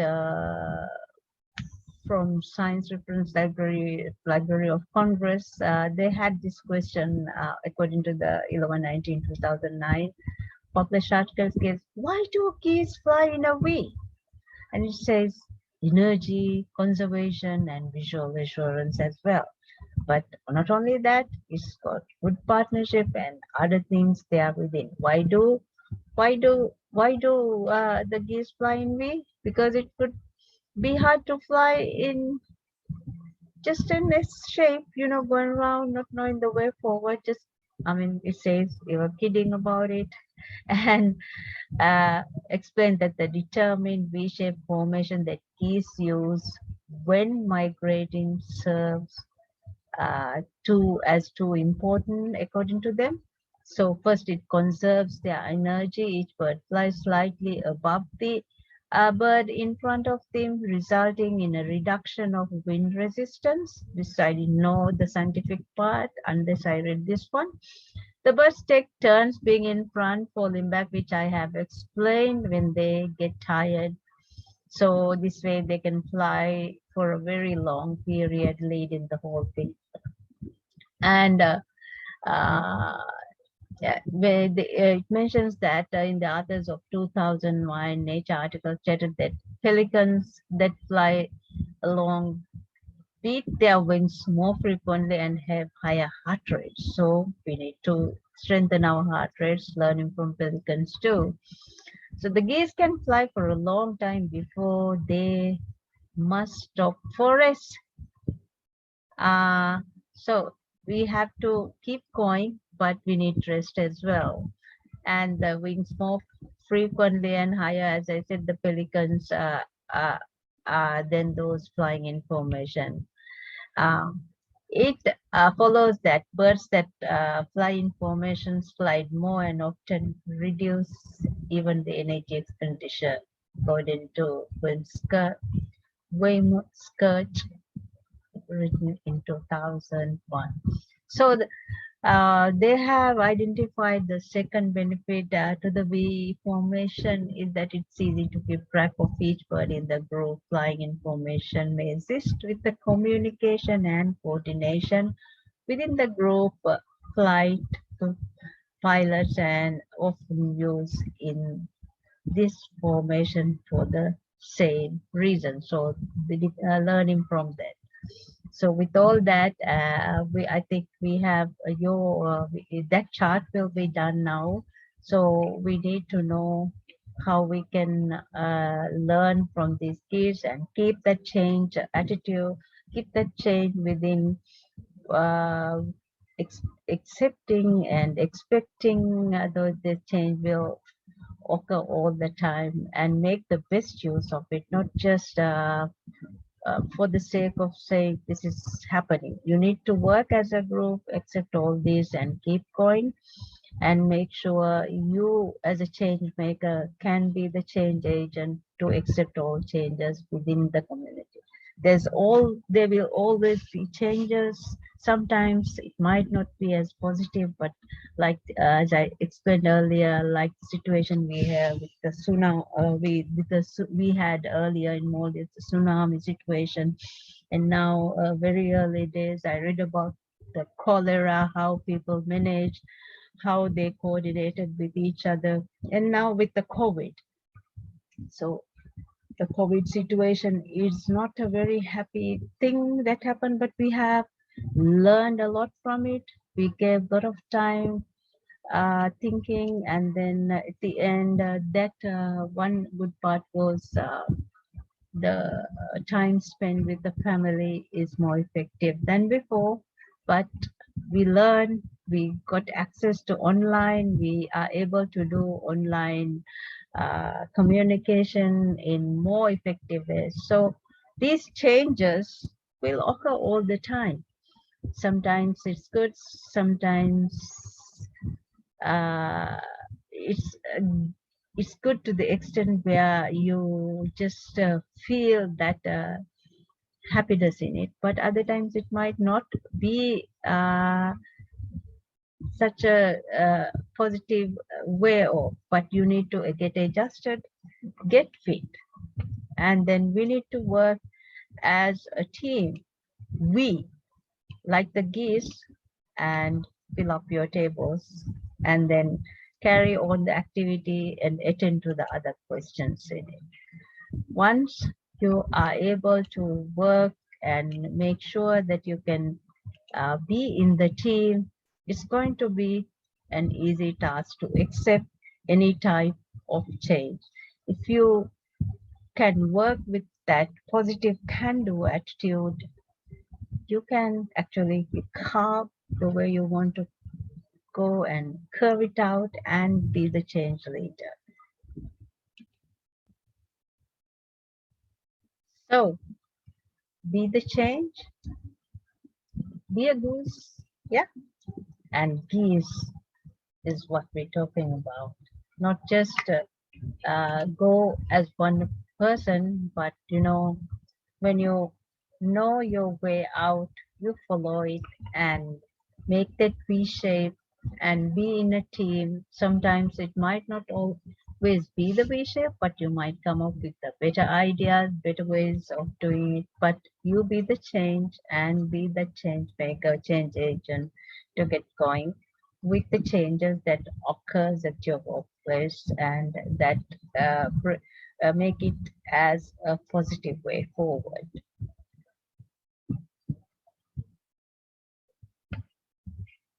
So once you are able to work effectively with all, I think they can create a better, happy environment for every one of you.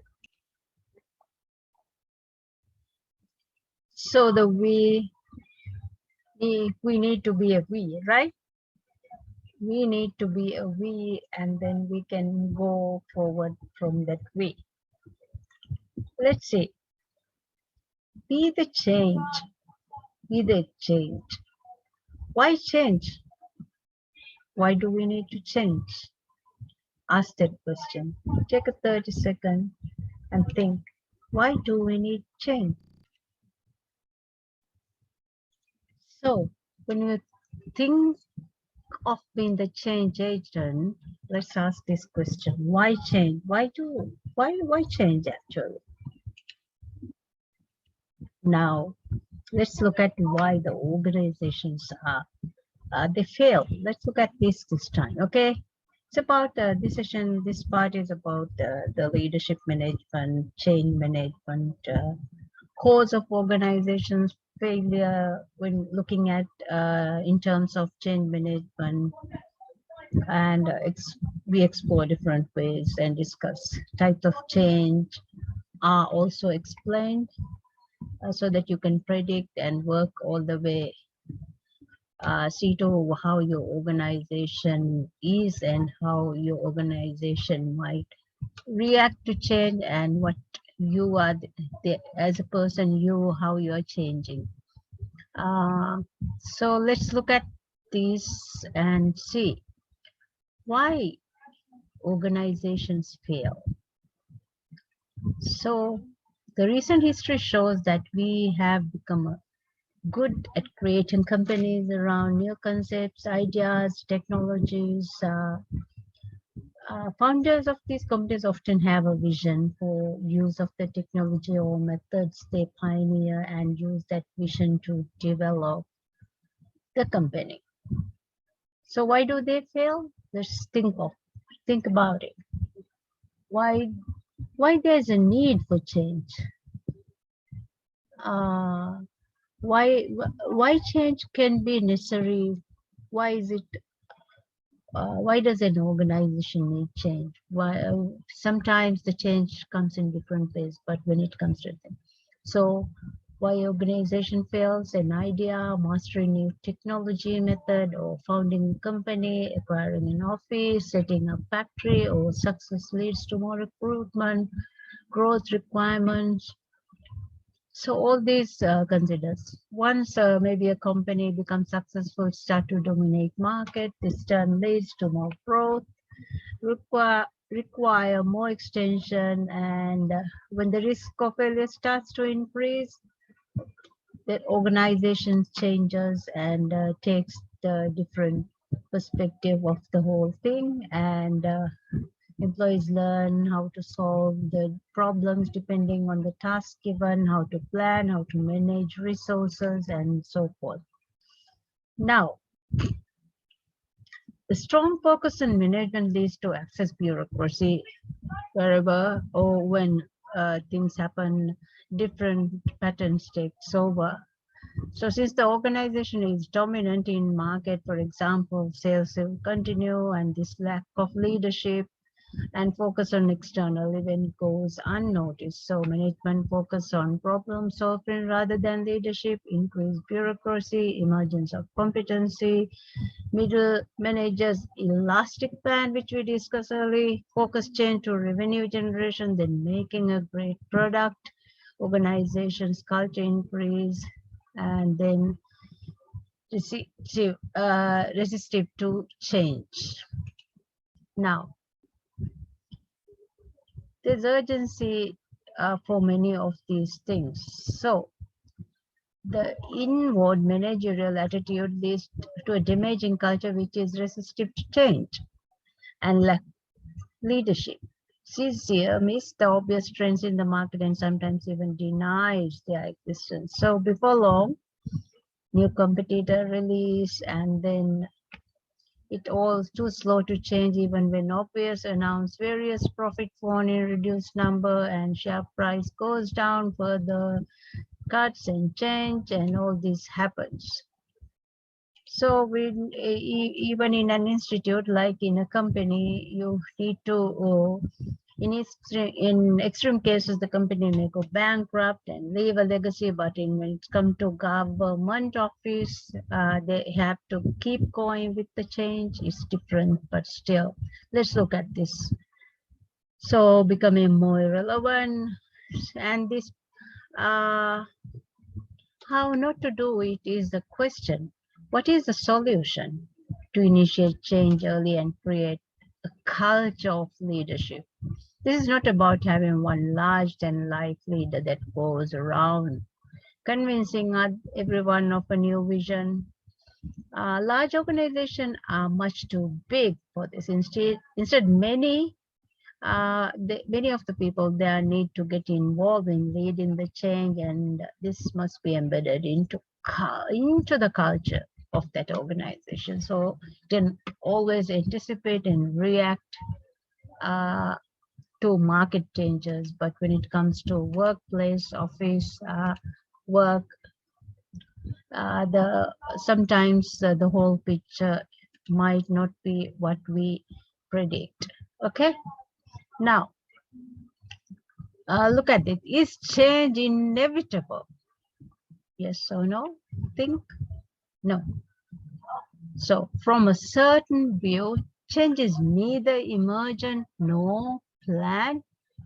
As an organization, it goes through cycles of growth. It needs to respond to the changing environment. So everyone within that organization need to attend. So see the stage at a time and see crisis leadership.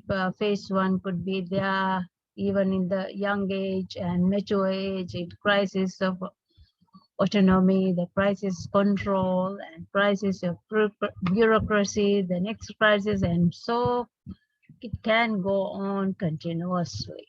Okay, now let's see the life cycle. According to Clark 1994, the typical life cycle pattern consists of these following: the entrepreneurial stage, the collective stage, the formalization stage, and the elaboration phase. So with these three stages and the last phase, it consists as according to Clark said in 1994. So the entrepreneurial stage focus is on manufacturing product or providing service, where in the government cases, most of it is on service providers, giving the service the citizens need, keeping to that, keeping and giving all the required services on time with the change that occurs all the time. So key strategy is to survive, keep up like with what we are going through, and still managing as part of the COVID situation, although Maldives situation is much better than many places. So success brings growth and the need to recruit, employee need, managerial, managing and organizing strategy becoming more complex situation always have a difficulty in all these. So when it comes to the complexity, you have to really think of how it would take different forms and ways. So the collective stage, the organization is more formally shaped into departments, which is very familiar as how it is with us all. And professional managers are recruited. And let me see. It's just going on and on. Yeah, seems okay now. Close some, it's just getting disturbed with too many documents open. All right, so at the collective stage, I hope you can see it properly now. No. Yep.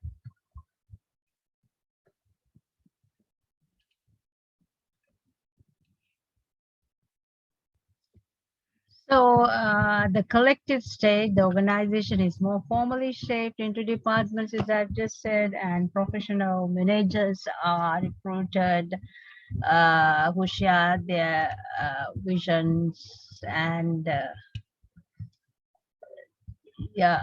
their leadership at the same time. Further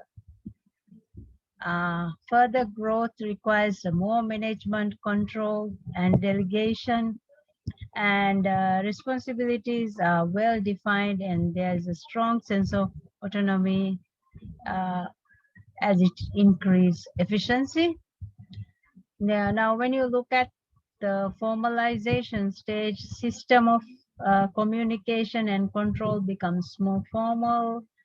Bureaucratization occurs, and system of rewards and incentives, salary structure, and organizational hierarchy are formalized, and low-level managers become more autonomous as the organization grows. So this is good in different ways, and there's a differentiation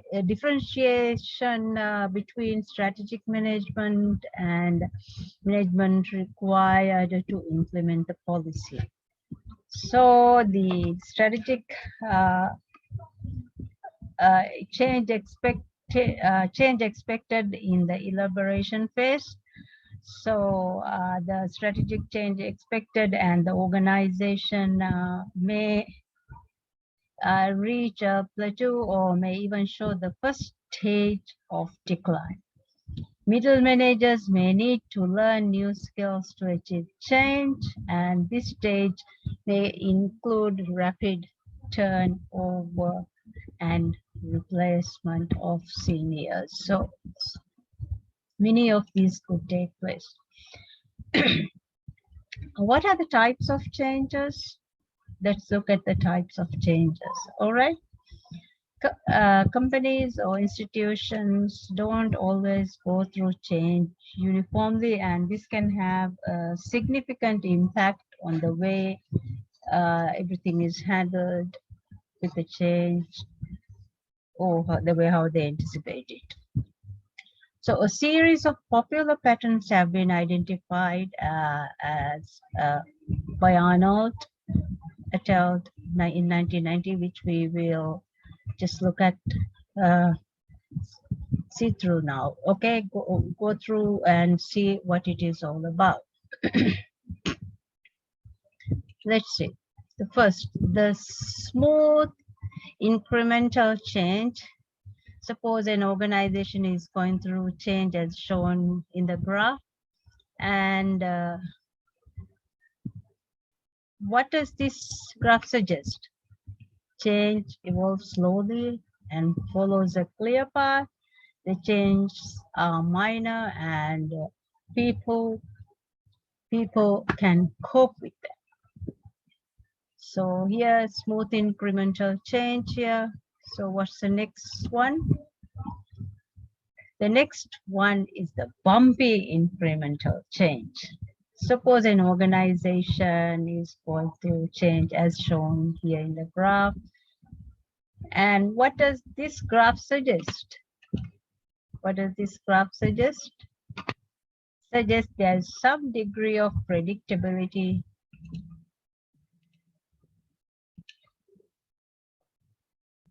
So, yeah, when it comes to the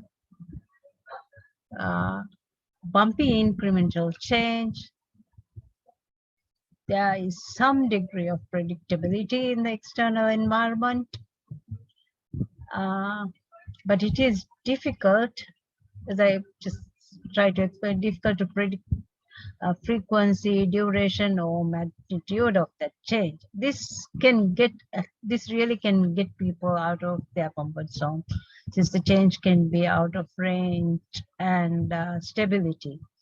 So as you can see how bumpy, when you look at it, you see the rate of change, the high and the low it's going, and the time period, it just carries on. So what's next? The discontinuous change. Suppose an organization is going through change as shown in the graph. What does this graph suggest? Discontinuous change is a radical change and a significant shift away from the current things are done. This can be as a result of a crisis in the external environment, possibly affecting the whole industry and not just one organization, like the COVID situation. So everybody, no matter what, has to bind to the situation and make this alteration. So alternatively, the crisis could be due to actions of any possible ways. Can even maybe not only the just the COVID situation, but maybe regard to a competitor situation if it is a normal business. Now, the key point is that the organization is under threat and need to act fast and change fast to accommodate. If they, as how the government has accommodated, and at that early time when the office and workplace were changed, these had been taken similar way, where fitting in as how it is. Now, the key point is that the organization is under threat. So everybody acted fast, even when we think of the COVID.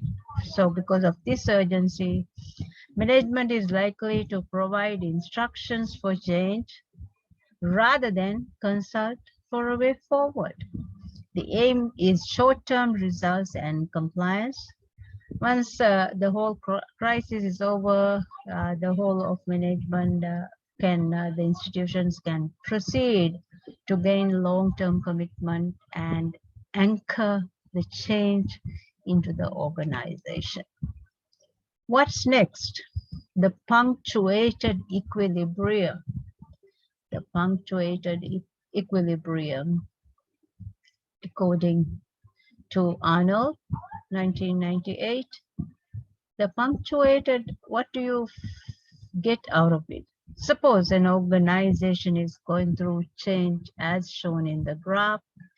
What does this graph suggest?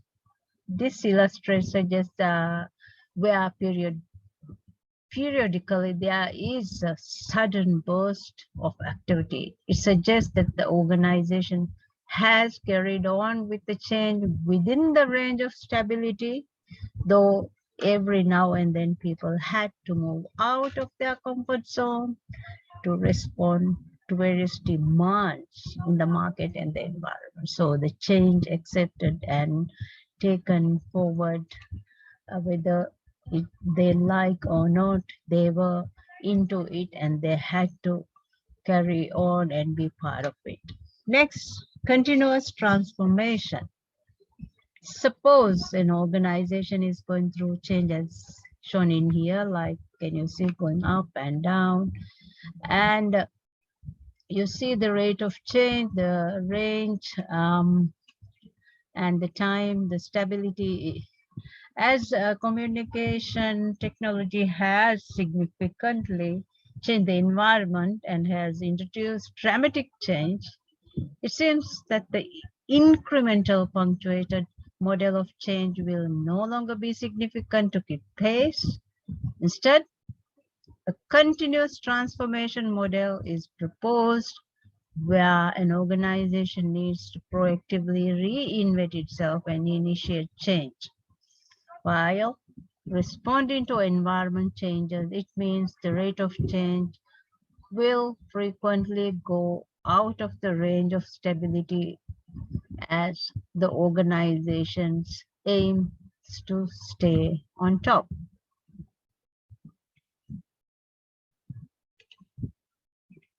Now let's see. Okay. Now let's look at the leadership versus management as part of the change program. Is management, same as leadership. Think of it. Think of and look at the management side in red and leadership in green. Note down and write the differences as suggested here on the chart. Now, next, show what you understand, okay? And just think of this as you are discussing with someone and see how management and leadership is different. Management is different from leadership, definitely. Management is the set of process used to run a complicated mix of people and technology included now as it is smoothly.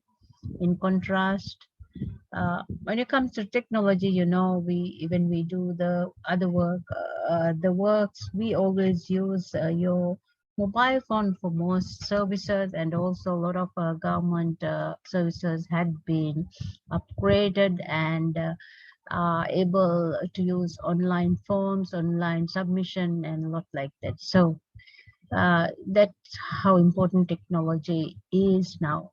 In contrast, leadership is the set of process that creates an organization or leads it to change and adopt accordingly to transforming an organization. Depends a lot more on leadership than it does on management. And unfortunately, many of us want to manage change while in practice. And while in practice, they should focus on leading the organization through the change. Now, let's look at two theories of change, okay? There's the theory, if you see, there's the theory E, theory O, change based on economic value, and change based on organizational capacity. The economic value is a hard approach, and the organizational capacity one, change based on organizational capacity, is a soft approach. There are two archetypes of theories of change as demonstrated by Michael Beer, Nitin Noria. These two are by them. They are known as theory E and theory O. What is theory E? Change based on economic value. So this is the kind of change that leads to headlines. It involves substantial redundancies, heavy use of economic incentives, downsizing, cost saving, selling parts of business, save, etc., and so on. It's also known as the hard approach, which I just explained. The theory O on organizational capabilities, actually, sorry, not capacity, yeah. Here the goal is to develop a corporate culture through organizational training and learning. It is a long-term approach and involves self-reflection, feedback, implementing more changes, and gradually developing a new corporate culture, which you all need to do. The new corporate culture within new ways of working, which many of us has done, many of you have done. So this soft approach of change helps in many ways. So which one of these methods is more effective? Depends on the situation, depend on the type of the institution. They're both valid and each can achieve some of the management goals. Let's see. Let's look at this. Look at the theory E, theory O, and just go through the dimensions and see how it can be done. Okay. Now, think of the aim, increase and maximize the value of the place and improve organizational capacity. The focus can be on cost saving, efficiency, and system. And on the O, it can be the theory O, focus on corporate culture, attitude, and employee mentality. And the result could be focus on short-term, immediate result, on theory, or focus on long-term goals. So either way, you have to look into those areas. Now look at the other parts, the leadership and process from let's think of how to go about in theory E and theory O. Theory E, top-down change management, top-down change. Theory O, bottom-up change management. Now the process, plan specific programs, and theory O, experiment and evolve. Experiment and evolve. Okay. Now, use of consultants. When it comes to theory E, consultants analyze the organizational problem and provide and shape solutions. But when it comes to theory O, consultants provide support to the management and employee come up with their own solution. So within the institution plays a major role.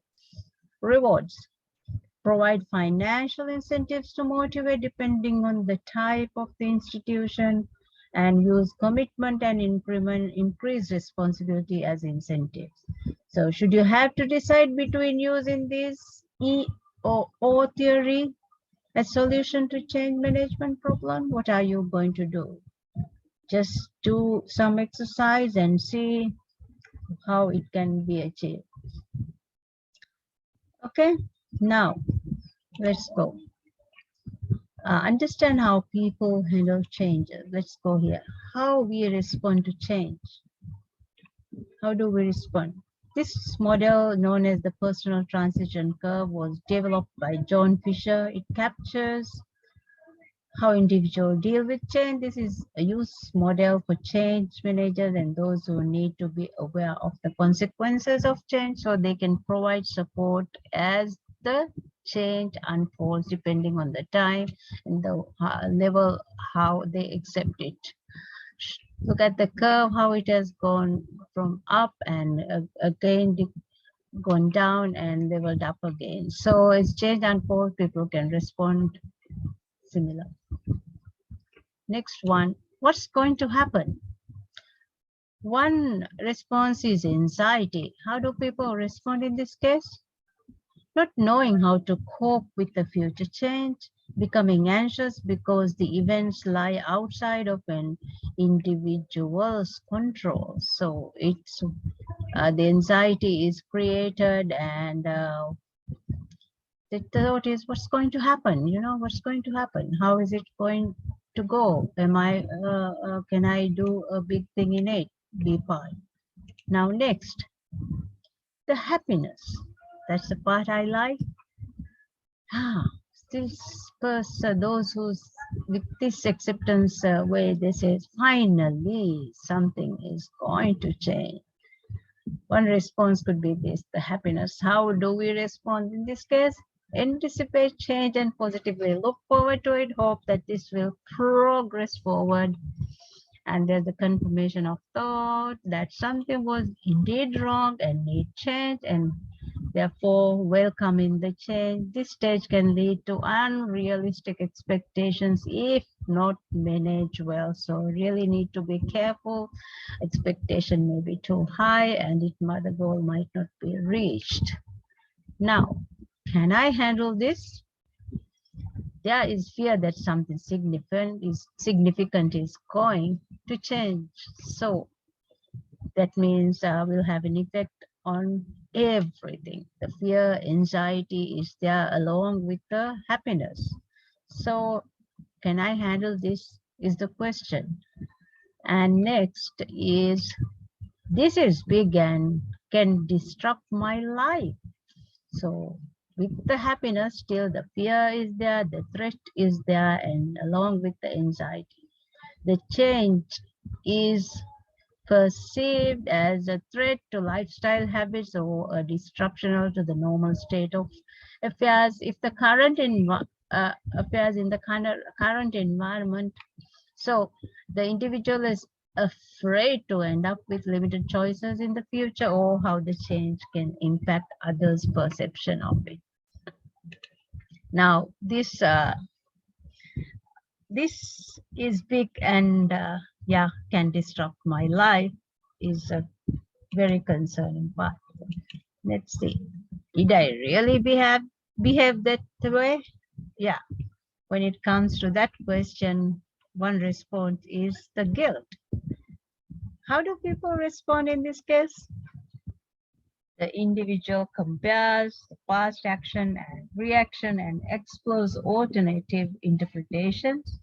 The self-awareness and discovery can lead to guilt, causing the person uh, understand the extent of what was wrong and how it had impacted others.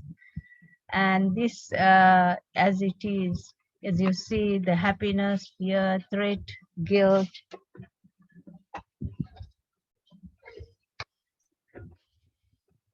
is there, and the acceptance, it is, so the person will question, did I really behave that way? Am I into trouble? Am I into this issue of not being able to attend effectively? Now, next.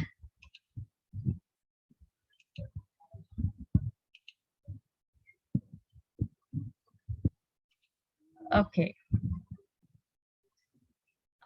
My slide is not changing. Okay, next one. Now, the next. This is hopeless. Why do you feel hopeless?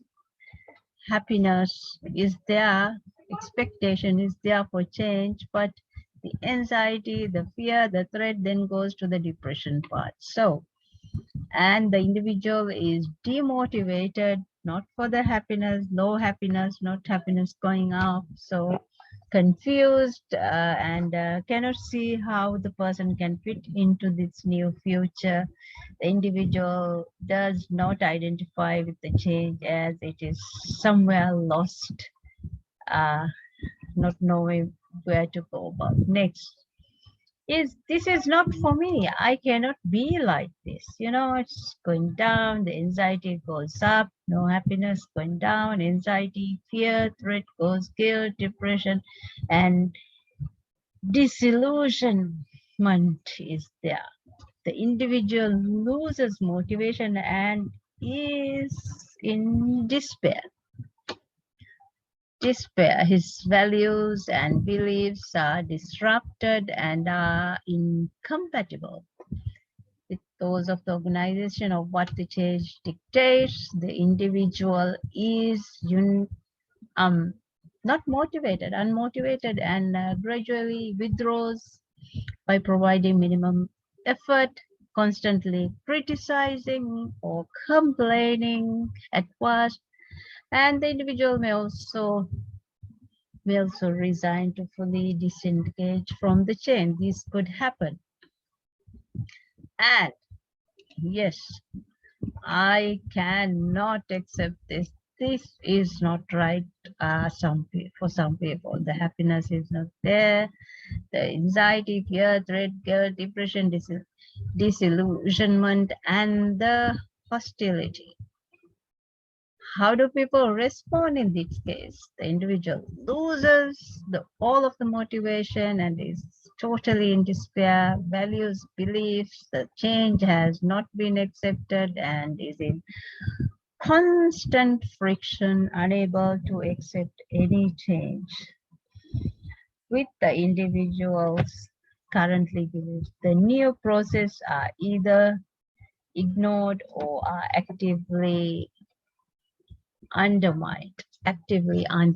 So very difficult to really get going with such situation. So I cannot accept this. This is not right, is the way forward going with it, with the guilt, the anxiety, everything there, and then goes. And so let's look at the next one. Okay, there is no change. One's response is, can you see in red, is denial. How do people respond in this case? The change is not accepted and its presence denied, and the individual falls back to old process and habits, ignoring the need for change and evidence that supports ideas, and all these uh, contrary on his to his belief, to her belief. Okay, so there's no change. And let's look at the next.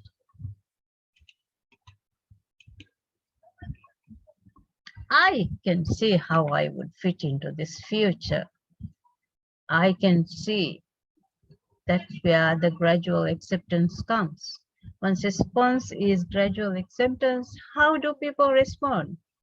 Individual can see how to handle the change and how it can work for him. He is beginning to see future which is better as the result of change. So the thought here is I can see how I would fit in, and then, you know, feels like there's a way to go forward. Now, this is great. The change is working, is the response is moving forward. How do people respond in this case? The individual can see how the change can directly benefit him, or how to exploit these changes to move forward both individually and as an organization. This is great. The change is working. So this statement, this is great. Change is working is what you need to adapt there at your workplace. The personal transition curves, as you see, is a great tool in recognizing what is needed at each stage. These phases are there for many, and but it's manageable. So as a manager who is leading the change and who want to be the change maker and be the change agent, you need to be aware that most people may not clearly understand which part of the curve they are in. It's your job, if you want to be that change maker and being that change agent, you need to recognize it. It's your job to recognize, communicate appropriate information, and provide support to help them through these stages. As you may have noticed, many of the stage on the transitions curve are highly emotional. And so as a manager, the management must take steps by addressing these emotional appeals as they occur and control their impact in order to minimize the spread of negative through the organization. People at all levels, staff at all levels has a role in this. They all can be change maker. Does everyone really go through the transition at the same time? No. Different people transit through the curve at different speed. So you will end up with the where there might be each person thinks slightly different about the change, and hence we have differently. This is why the management needs to provide a tailored solution, and which you are going to work on your own and find what is your one, the way how it goes for you. A tailored solution to accommodate various needs and reassurance for the staff accordingly.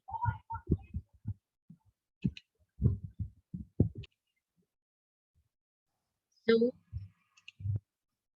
that I repeat that this is why the management needs to provide a tailored solution. And as an individual, you need to do it and accommodate various needs and see to everything and reassure the staff accordingly around you. So, what is an ideal spread? The bell curve is very well known among the researchers. So When you see, say, the innovators, early adapters, early majority, late majority, like that, which I highlighted and covered the earlier as well. Now let's look into how ideas spread. If you introduce a new innovation into a society or an organization, how do you think the innovation spreads among the population? How do you think? Uh, think of it. Think of what the discussion was from before, from innovators to early adapters, early majority, late majority, and laggards who don't really want to uh, do much about the whole of that. So, so how are the ideas spread? Very, very important, isn't it? Now, think, just assume that you are having a discussion with your colleague, and the colleague wants you to use another useful, maybe a classification of how people react to change or how ideas spread through culture. The spread through culture is the diffusion of innovation theory of Everett Rogers. Diffusion is a process where a change or an innovation is communicated in a social network through various channels over time.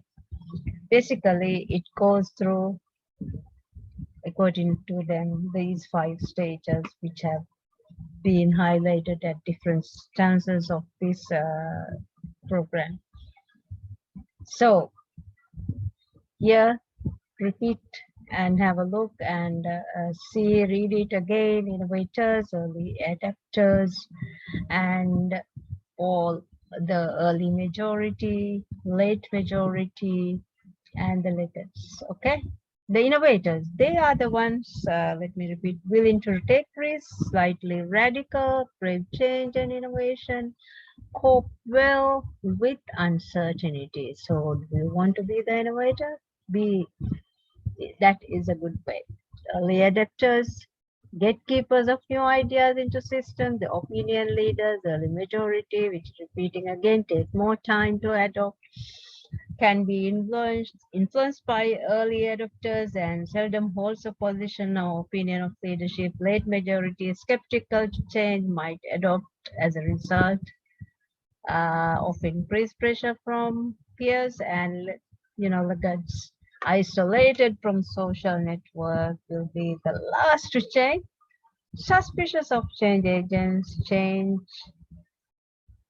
for them show little or have no opinion leaders. So we have to really go from here,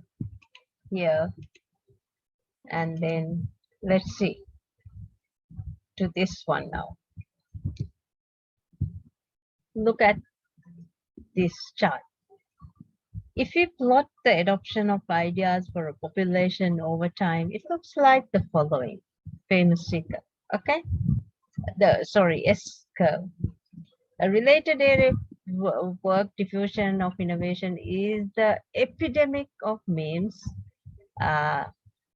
said Malcolm in his book, The Tipping Point. The Tipping Point, I wish I have, yeah, it's somewhere here, is a very good book to read through. You need to really read through it.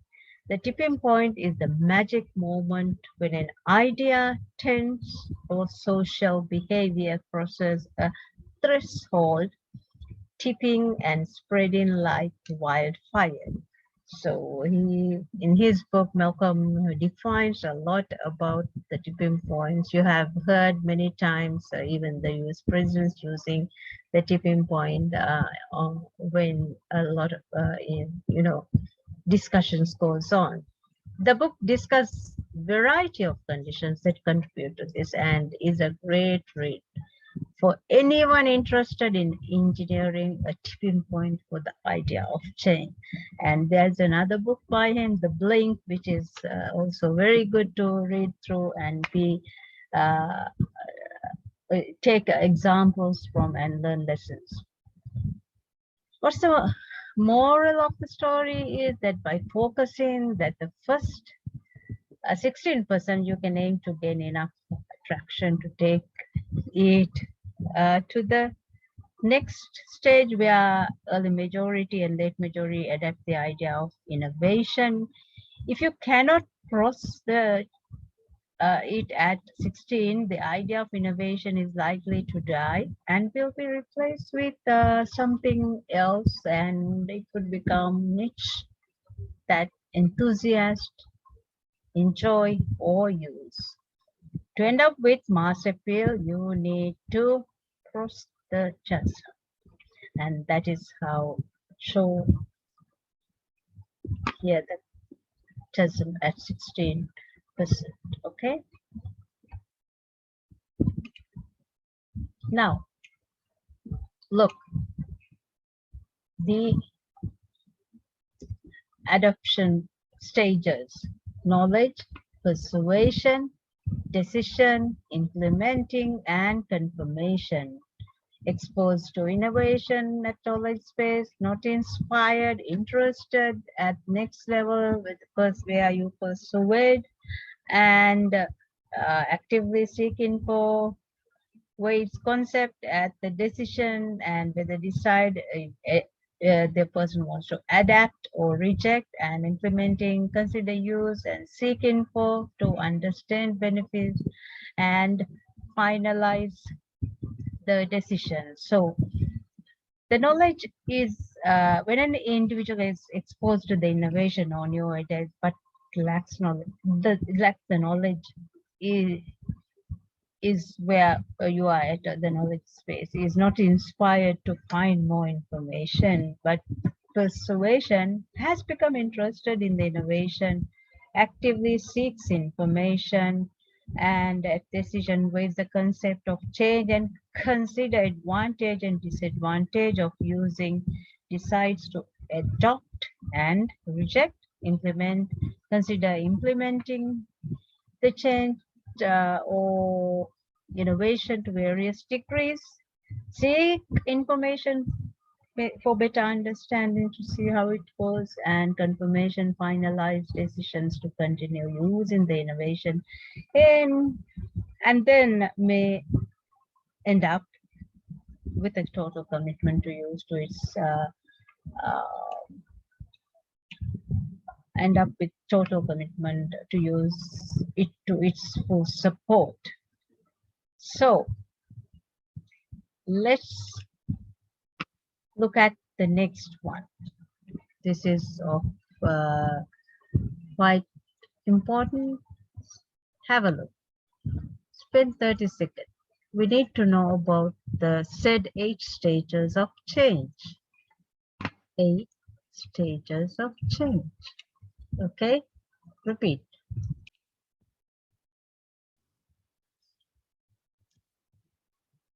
8 stages of change. What are those 8 stages of change? What are those 8 stages? Just think. According to John Kotter, a leading thinker on organizational change, says there are 8 changes creating major change. From 1996 on is mentioned.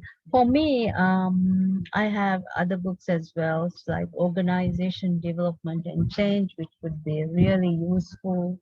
I don't know how you see it, but all these, if you read through, there are a lot of ideas. Even this by Diana Thomas and Christopher is a very good book for change management. But let's look at this Kotter's one. The model helps to structure a change management program and helps to pay attention to all aspects of it without neglecting some critical parts of thinking, and that the program has succeeded, but you still need to go through a few more.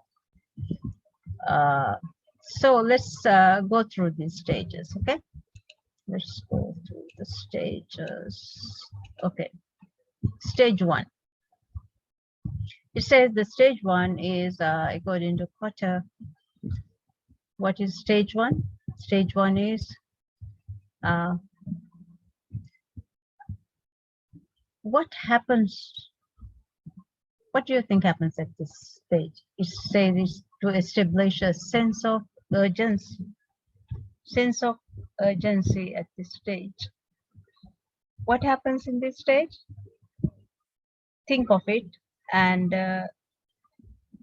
think of a crisis, a situation, impending crisis or potential upcoming opportunity, and analyze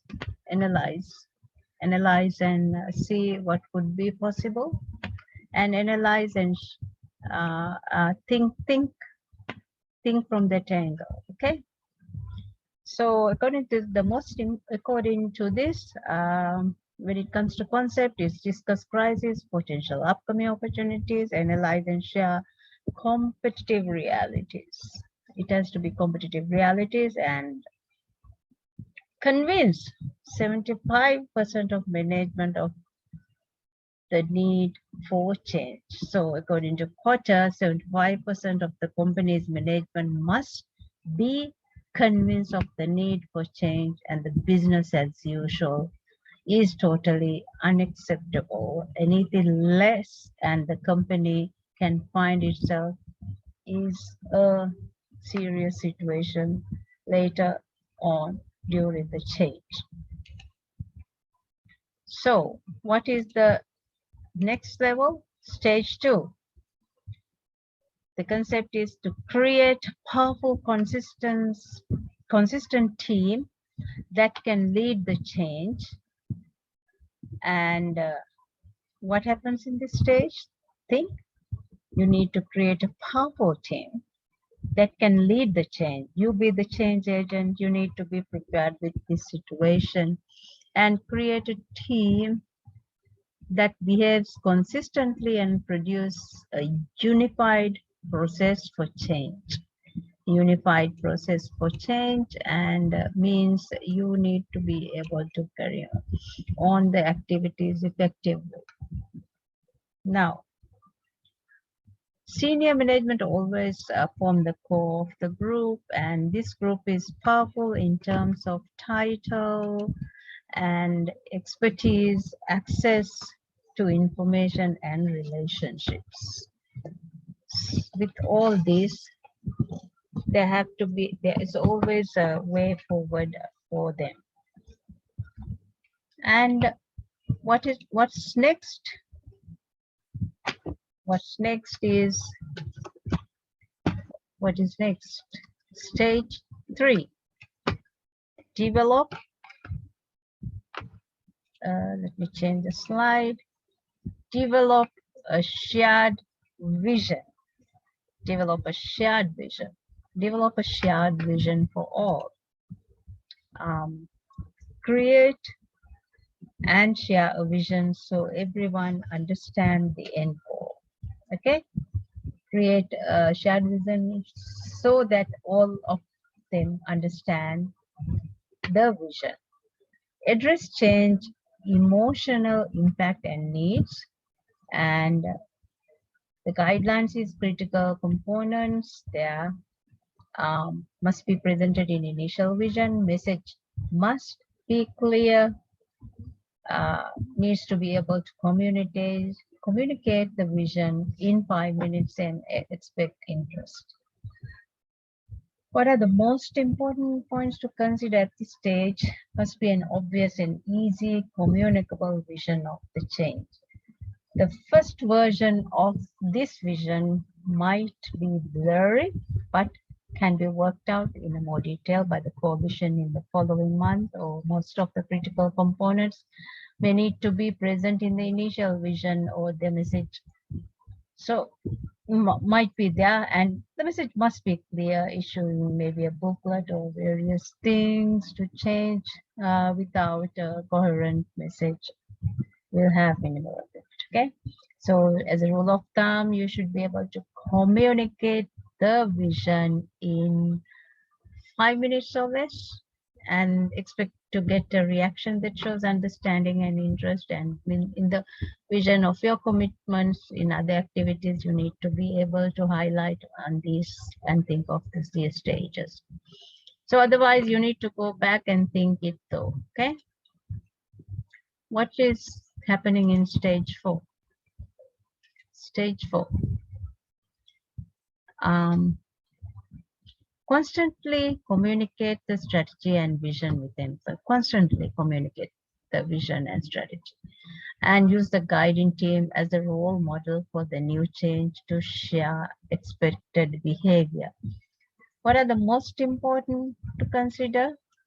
The most important to consider in this stage. If you have a strong vision but don't pass it to the staff, you will achieve nothing. The vision must be communicated effectively. It is critical to strategically and continuously inform the staff of the change in ways that they don't end up ignoring the communications. You will need to use engaging, maybe gatherings or some seminars, presentation. You use your creativity in different ways to demonstrate the new ways. Maybe put it up on the walls and let it see. However, just be aware of over-saturating the staff with message or change, so they start to ignore everything by then. Make it slow and make it effective. Communications need to be focused and targeted. Quality matters more than quantity. So the quality need to be kept properly. Let's look at the stage 5. Stage 5. Focus on this area. The encourage action. That's the stage 5.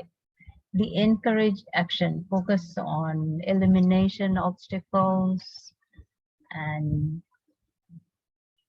sorry about the live storm. Okay. Encourage taking risk and questioning traditional ideas and processes.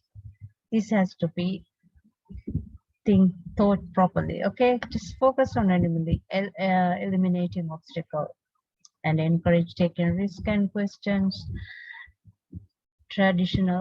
questioning traditional ideas and process. What are the most important points to consider at this stage? Most of the focus in the initial stage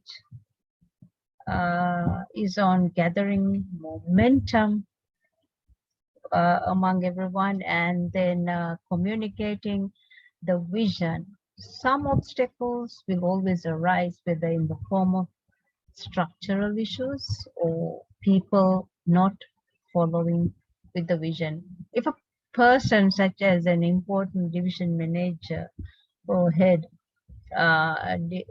division director is blocking the change, you must take action. Ignoring this problem can undermine the whole operation, the whole service delivery of the place. Some people may agree by words but disagree by action. This must be spotted well and be aware of how it is happening. And this need to be attended effectively. Now let's look at stage 6. What's happening here?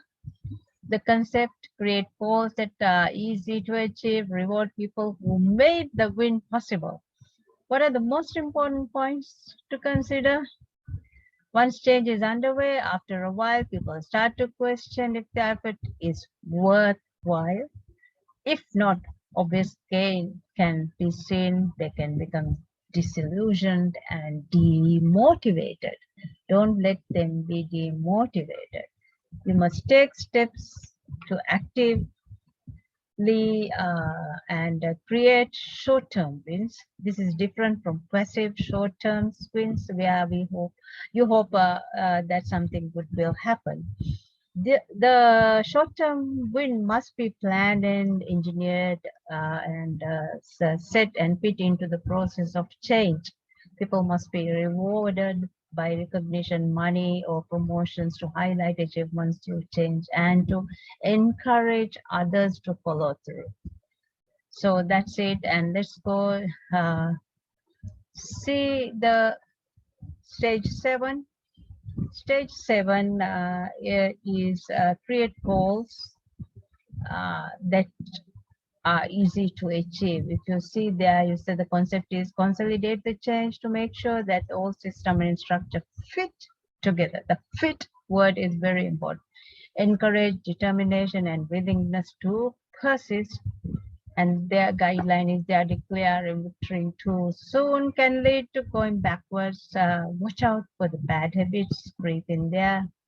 So could be the important points. Yeah, might have passed and some goals may have reached. If you declare victory before the change has sunk in, you will undermine all that have been achieved so far. So implementing change takes time. Sometimes as long as maybe 5 to 6, 7, 10 years. Now depends on the type, but this is about the existing change which is happening. You need to concentrate. So new approaches are always fragile and bad habits can return. So on the back of short-term wins, change managers must focus, you as an agent, especially the change agent, focus on more critical structural problems that exist and are in contrast with the new vision. These bigger obstacles can now be challenged with more force and credibility on the back of success. So over enthusiasm may lead to declaring victory with the danger of losing focus on change and falling back into the old habits. Let's look at the stage 8.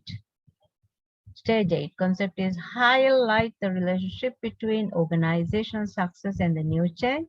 Shape the change into organizational culture guideline. They should see the connection between increased performance and change, anchor the change. They should take credit. So you need to happen here. What happens is highlights the relationship between, okay? Change must be anchored in corporation culture. You need to create that culture. People must feel that this is the way we do things around here, and firmly say the connections between increased performance and the implementation change.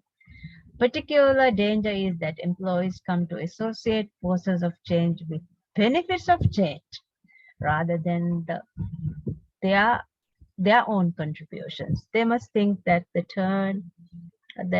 turnaround was because of charismatic, like the boss, rather than the change of their own behavior when interacting, like getting repeat to the boss, okay, rather than the change of their own behavior when interacting with clients, customers, and others.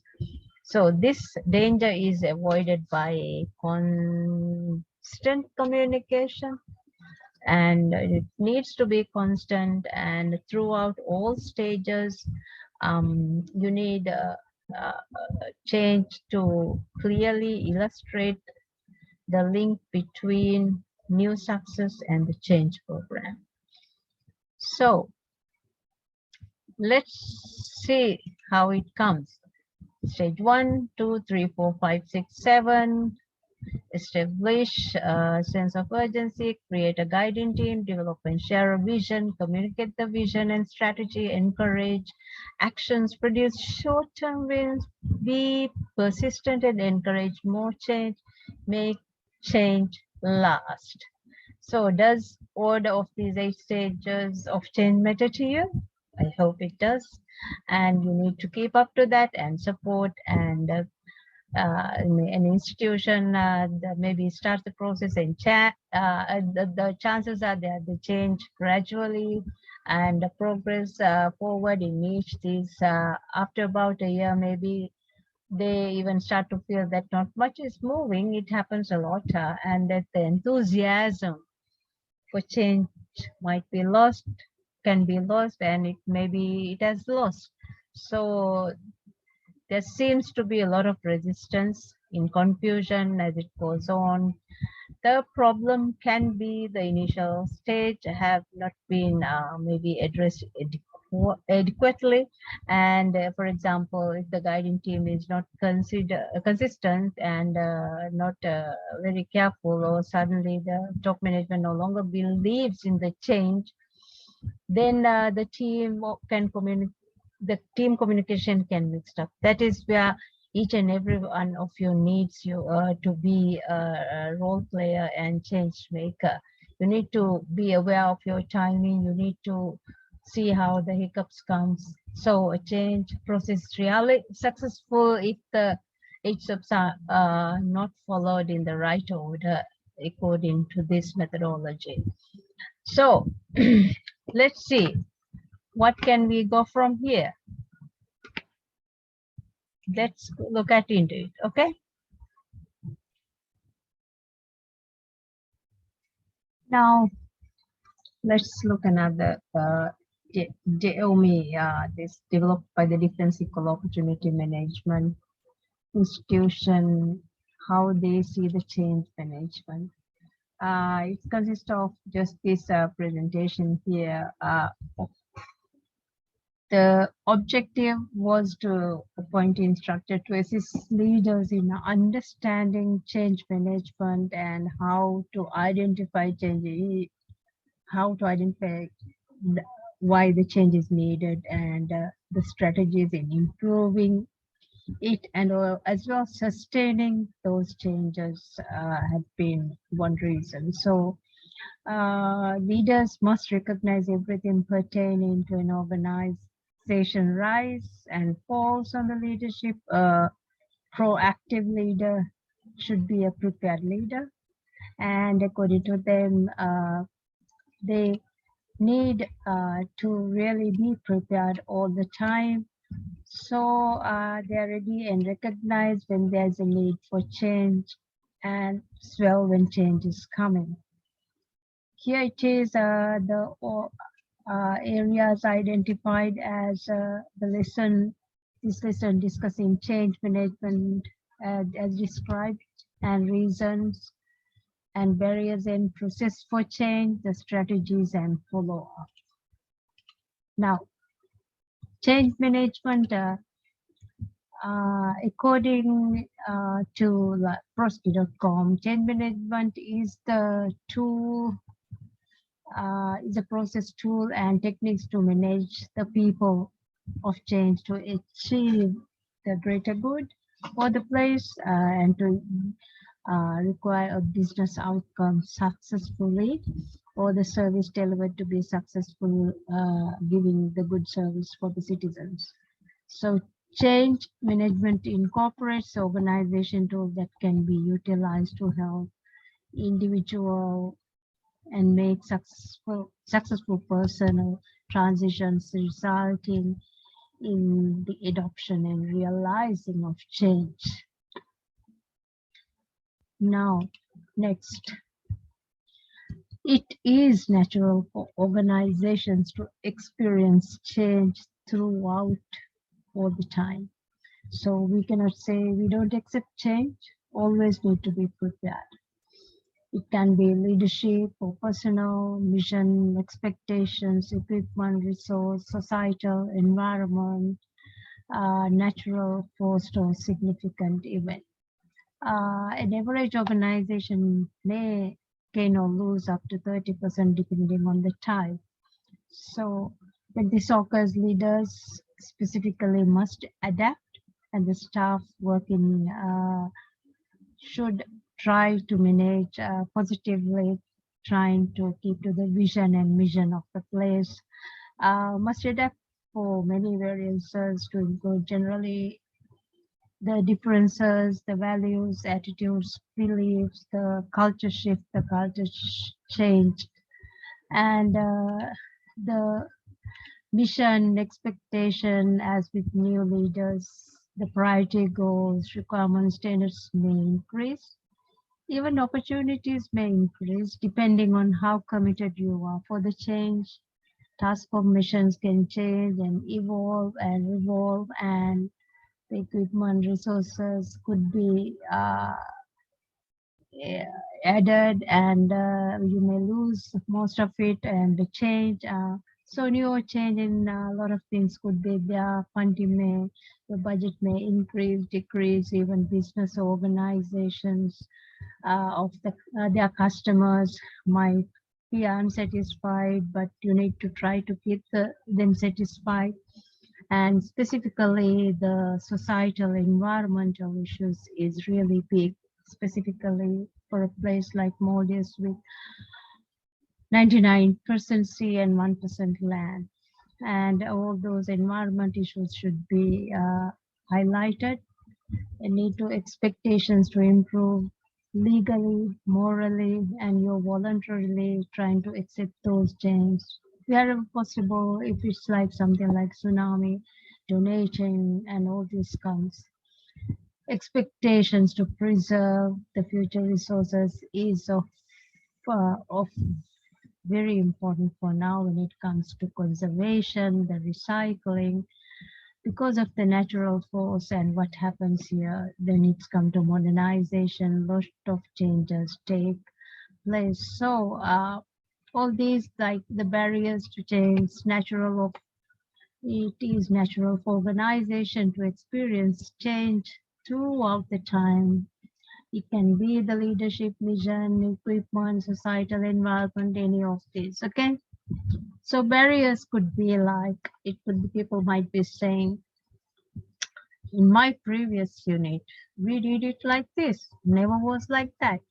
My last unit was awesome. I was happy. Or I don't want to train a new boss, the new leader thinks they know everything, the new assigned political people don't know anything, and all this might come. And this is how we do it. So they know I was to do like this. This organization now stinks, doesn't feel like working. We never had problems before. We will be uh, forced with all those things, you know, all the way. So it can be change. Observed barriers could be members showing up late to meeting, members walking away when leadership is speaking to them, members rolling their eyes during meeting, and appearance standard. All these uh, could be observed and experienced all the way through. And let's see to the process mentioned here, the change from current to the transition and for the future. So the process of change is so throughout the change management process, performance must be monitored. Leaders who know their employees will have an advantage to understand and explain and convince them to be part of it. And they have the ability to predict who may have concerns and when issue may arise, and well ahead of time, and could be an asset, in a way where they helping the staff to understand the change. So as leaders decide to transition to a different approach of the organization, can be including the resources, the products, especially the services when it comes to government, and equipment matters a lot, the location and the whole structure itself, the personnel, or anything, significant different to the organization is of important. So when implementing change and to lead a new culture, to that culture shift, start with the seniors at workplace to make them understand, because they might be there for the last 20, 30, 40 years. So continue with juniors later on. There will be more understanding people, and seniors might even listen to the juniors who are efficient and who's been doing the work well.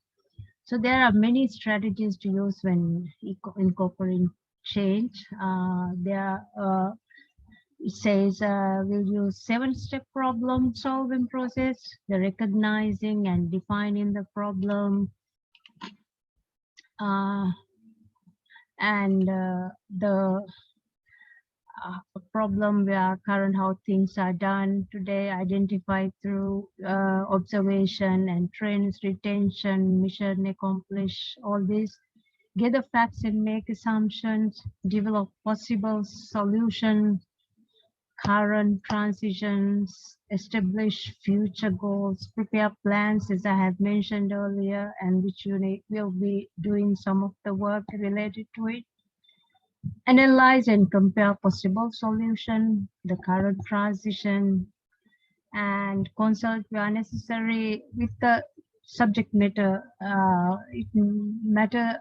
experts wherever possible, but you as the people there, as the leader, the change makers knows better. So select implement solutions doable at your level with the transition, create policies easy to follow and procedures that can be followed on according to them, and determine timelines for implementing, inform all members on changes to be implemented, and train personnel on the new standards. The training part is of great importance when you look into the whole of it, and analyze the solutions for effective future for the members, for the people, or for the political, for the new people who come and progress, supervise, be the supervisor, be the leader. Do not try to micromanage, and it will put you into more trouble. So it has to be the we instead of I, and try to finish. So how does the management get the buy-in from everyone? Prepare, the ABC, reinforcement commitment. Prepare, use the previous problem solving process to prepare a plan and ensure the plan is understood by everyone. And supervise the process to ensure the intent to the intention where it is accomplished. And the awareness, employee needs to communicate concerns to leaders, the face-to-face survey, anonymous, all these employees need to be aware of identified concern from the leadership, specifically from the highest end, and need to be aware that they will be held accountable for all type of behaviors, negative or positive. So be there to support all members, and employee must be heard by leadership. Is very important. Make sure you create that path. Leadership must be willing to hear and address the concerns, prepare leaders to be the leaders at all levels and learn something about each. Communicate the importance of change and reinforce commitment to change by ensuring that leadership is educated on the new changes. Educate training has to be an ongoing process, and remaining confident and competent in the decision making. So positive actions through the public recognitions, example, they can be small awards, giving and saying thank you, sincerity shown, all these can be attended. Now, when we continue this, the 7-step problem solving.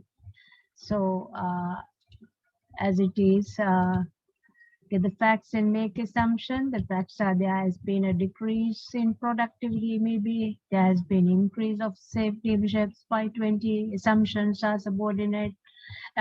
Assumptions are the subordinates are not being trained to standards mid-level, may not be monitored, and well, shortage of being so shortcuts are being done within the workplace, and the policies are not being followed properly. So all these goes along. So Define end state, establish criteria. Priority 1, eliminate all future safety bishops and eliminate the decrease in productivity if it is a place like that. If not, just develop on the good way for service effort to put in place and develop possible solutions. As a priority 1, maybe retrain all employees on safety, high risk area, and supervise handle if it is a place like what you say, you handle a lot of MPL and place like that could be done, purchase additional safety equipment, hire team to monitor employees for just safety, then and pay membership based on rather than depending on hours, salaries, extras, if it is possible, hold management accountable for not meeting production or service production and service standards, incentives for supervisors for meeting. All these need to be considered and analyze and compare possible solutions. Keep into retraining all these and select and implement on the solutions found, identifying new ways and decrease in productivity all the way through. So analyze solutions for effectiveness is of a great importance, which need to be followed on. And as I said, explain, just conduct follow-ups to ensure the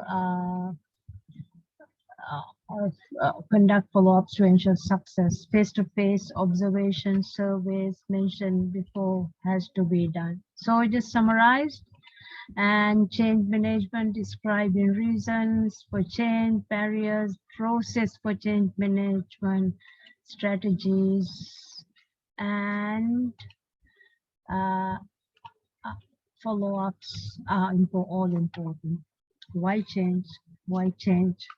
We need to change, and change always occurs, so be prepared for it all the way and keep up to that. If not, we might not be able to continue giving that service required within sector. Unless we give that special service efficiently, we will not be able to handle the citizens' concern. So attending the citizens' concern efficiently and effectively will help to bring positive change to the environment and help in the change that is required to be brought or to bring to the institutions. So always try to be the leader in taking the decision, leading the way to be a good change maker.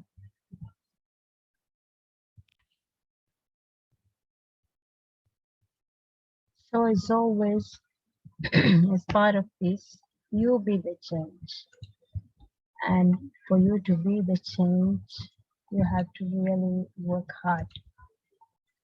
Let's look at one very important area. The mentoring, coaching, and motivating others.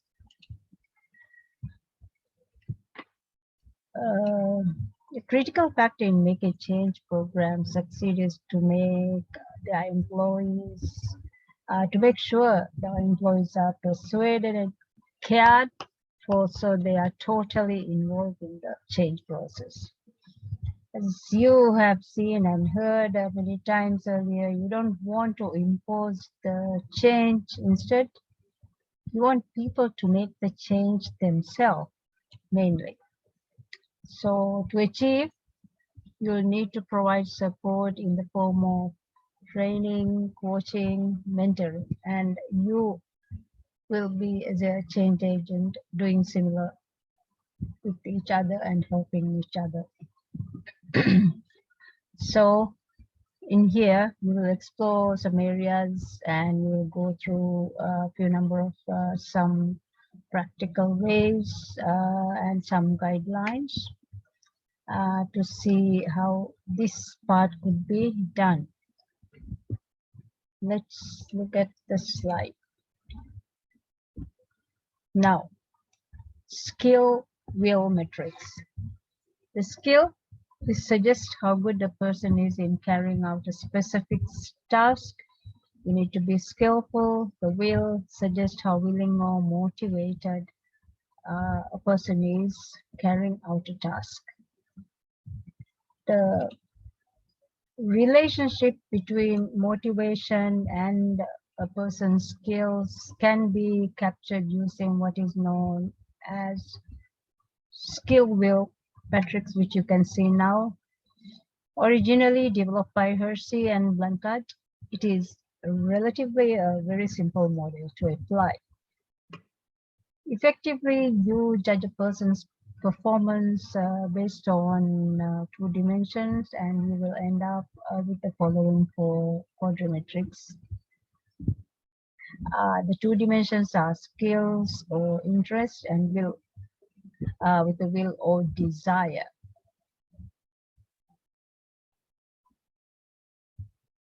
So let's see that. Now the skill will metrics, here it is. Go just look at through Q1, Q2, Q3, and Q4. This is the below is skill ability, and the desire level from low to high is next. So you need to go through it, and now I will take to the next slide so that you can see. Q1, provide guidance and training. Q2, provide autonomy and authority. And check this one, yeah. Q3, provide specific directions, and Q4, provide incentives to get them excited.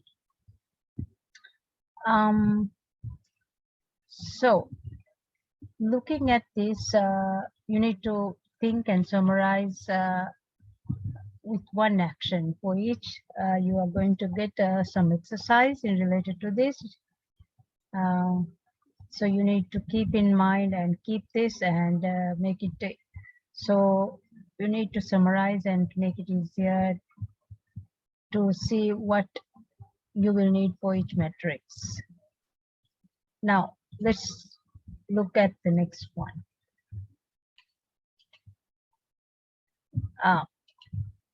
In here, let's consider each of these cases in more detail to see what you need to do in the content of coaching or when managing change. Okay, one by one, let's consider each. Let's go back to CC. The Q1 provide guidance and training, autonomy, specific Q3, Q4 incentives, and then it's the advise, the delegate, the direct, the motivate. Let's look at this. Coaching. The coaching, the will skill advice is suppose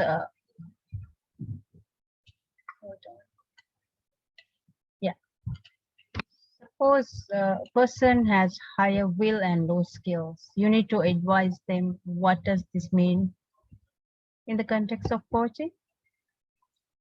Means these employees are motivated but are not highly skilled, but focus on training and education. You can help the group of employees to realize their potentials and become more productive. And when it, what does it mean in the context of change management? It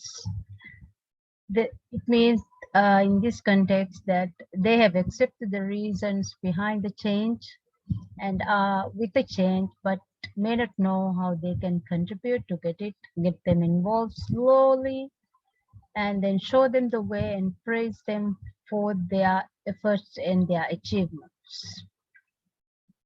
Now, let's look at next slide.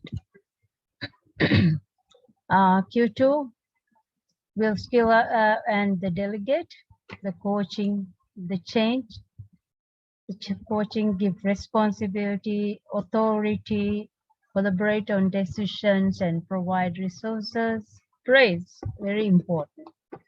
And change, they can most devoted to change, help them so they can persuade the rest, give authority, responsibility, instill a sense of ownership. Instilling a sense of ownership and responsibility plays a major role. Suppose a person has a high will and high skill, then you need to delegate to them. What does this mean? In the context of coaching, it means these employees are well motivated and highly skilled. They are the engine of the company's growth or the institution's growth and should not be neglected at the expense of those who need more support. Consider delegating to this group of employees to leverage their expertise and enthusiasm. This is not the kind of delegation that many managers do, to simply offload tasks so they can free up their own time. The idea of delegation here is to help people grow and become autonomous by giving them more complex and challenging tasks. This type of delegation requires time and effort, as delegates need to be coached, tried and supported, but it will be much more rewarding as they become more useful for the company. Next. So what does this mean in the context of change management? In the context of change management, these people could be your most devoted employees. So we take the best of them, be very careful, and just make sure you take the best of them. So they are the most devoted employees who are ready for change, and help them so they can persuade the rest. Give them authority, responsibility, and resource so they can help organize change with their own initiatives. You need to be one of them, each and every one of you.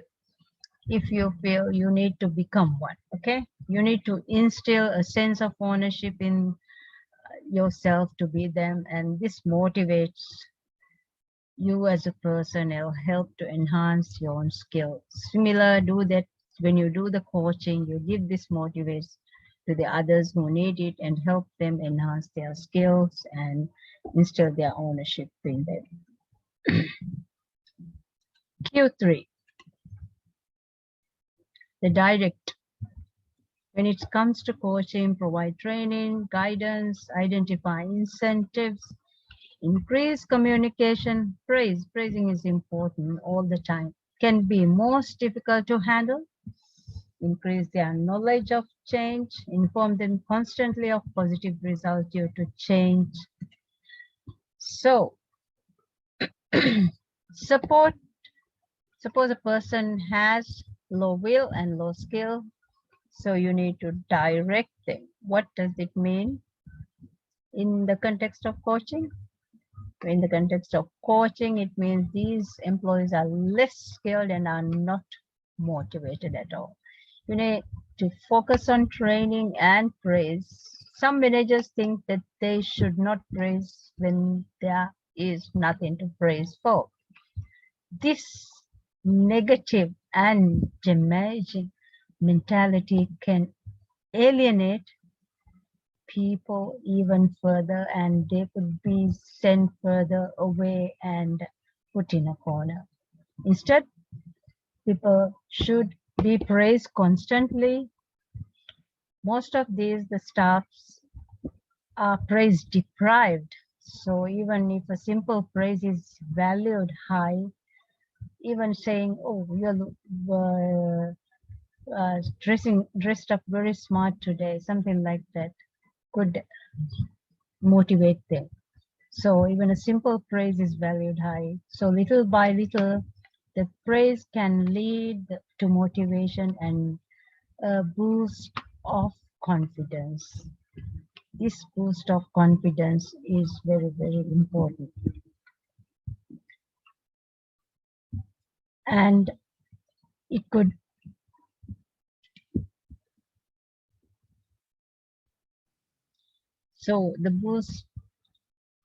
boost to confidence and self-actualization could lead to learn something new and become more skilled. The new skills can increase self-esteem and help the person to grow in a positive cycle of improvement. So let's look at what does this mean in the context of change management. In this context of change management, these employees can be most difficult to handle as they are likely to resist change. Tackle this by involving them in the change so they can better understand its process. The more they see results, the more motivated they can get. Keep this group of employees up to date of any positive result obtained as a result of change. Or next, build on this dual approach to get them more involved in the change process and less resistive to it. Now Q4. Q4 will skill motivate. Suppose a person has low will and high skill. You need to motivate them. So what does this mean in the context of coaching? Means employees have the skills and knowledge, knowledge, but are not motivated to a particular care or way. This is an untapped resource, as it is likely that these skills employees are underutilized and mostly very unhappy. The priority is to motivate them. One problem could be that they don't know how their skills relate to the organization and the current work demand. This requires praise. They might have worked hard in the past and when received no praise, no recognition for their effort, they have lost an incentive to repeat it. So that it creates the proper incentive program for them and give the praise and recognition. Another problem could be that they don't agree with some of the decisions, strategies, or the way tasks are done. This requires communication and involvement, and further, another problem could be inadequate recognition as maybe of their work, such as low salary, benefits they get, the low level of responsibility, low level of resources, or poor working environment. So you'll need to systematically analyze all of the determinants, and all of this need to be determined as critical issues and concerns. So in this context of change management, these employees can be valuable resources once they create an understanding, once they understand and join the change movement. When you become the change agent, you could be able to convince clearly. Since they are skilled, they are likely to use their own initiative and get involved more once they believe in the change. With this group of employees, focus on communicating the benefits of the change and how the change can specifically help them in their jobs. You need to identify their hot buttons. The clicky moment should be found out, to motivate them, and the showstoppers to see what the real issues are. This will allow you to clarify the misunderstandings, the unhappiness, and negotiate over their concern or persuade them with proper reason. If you reason out well, they will be ready to accept. Now, coaching and mentoring. What's the difference? The coaching read through, when it's a coaching focusing on task, focus on short-term needs, and feedback is specific.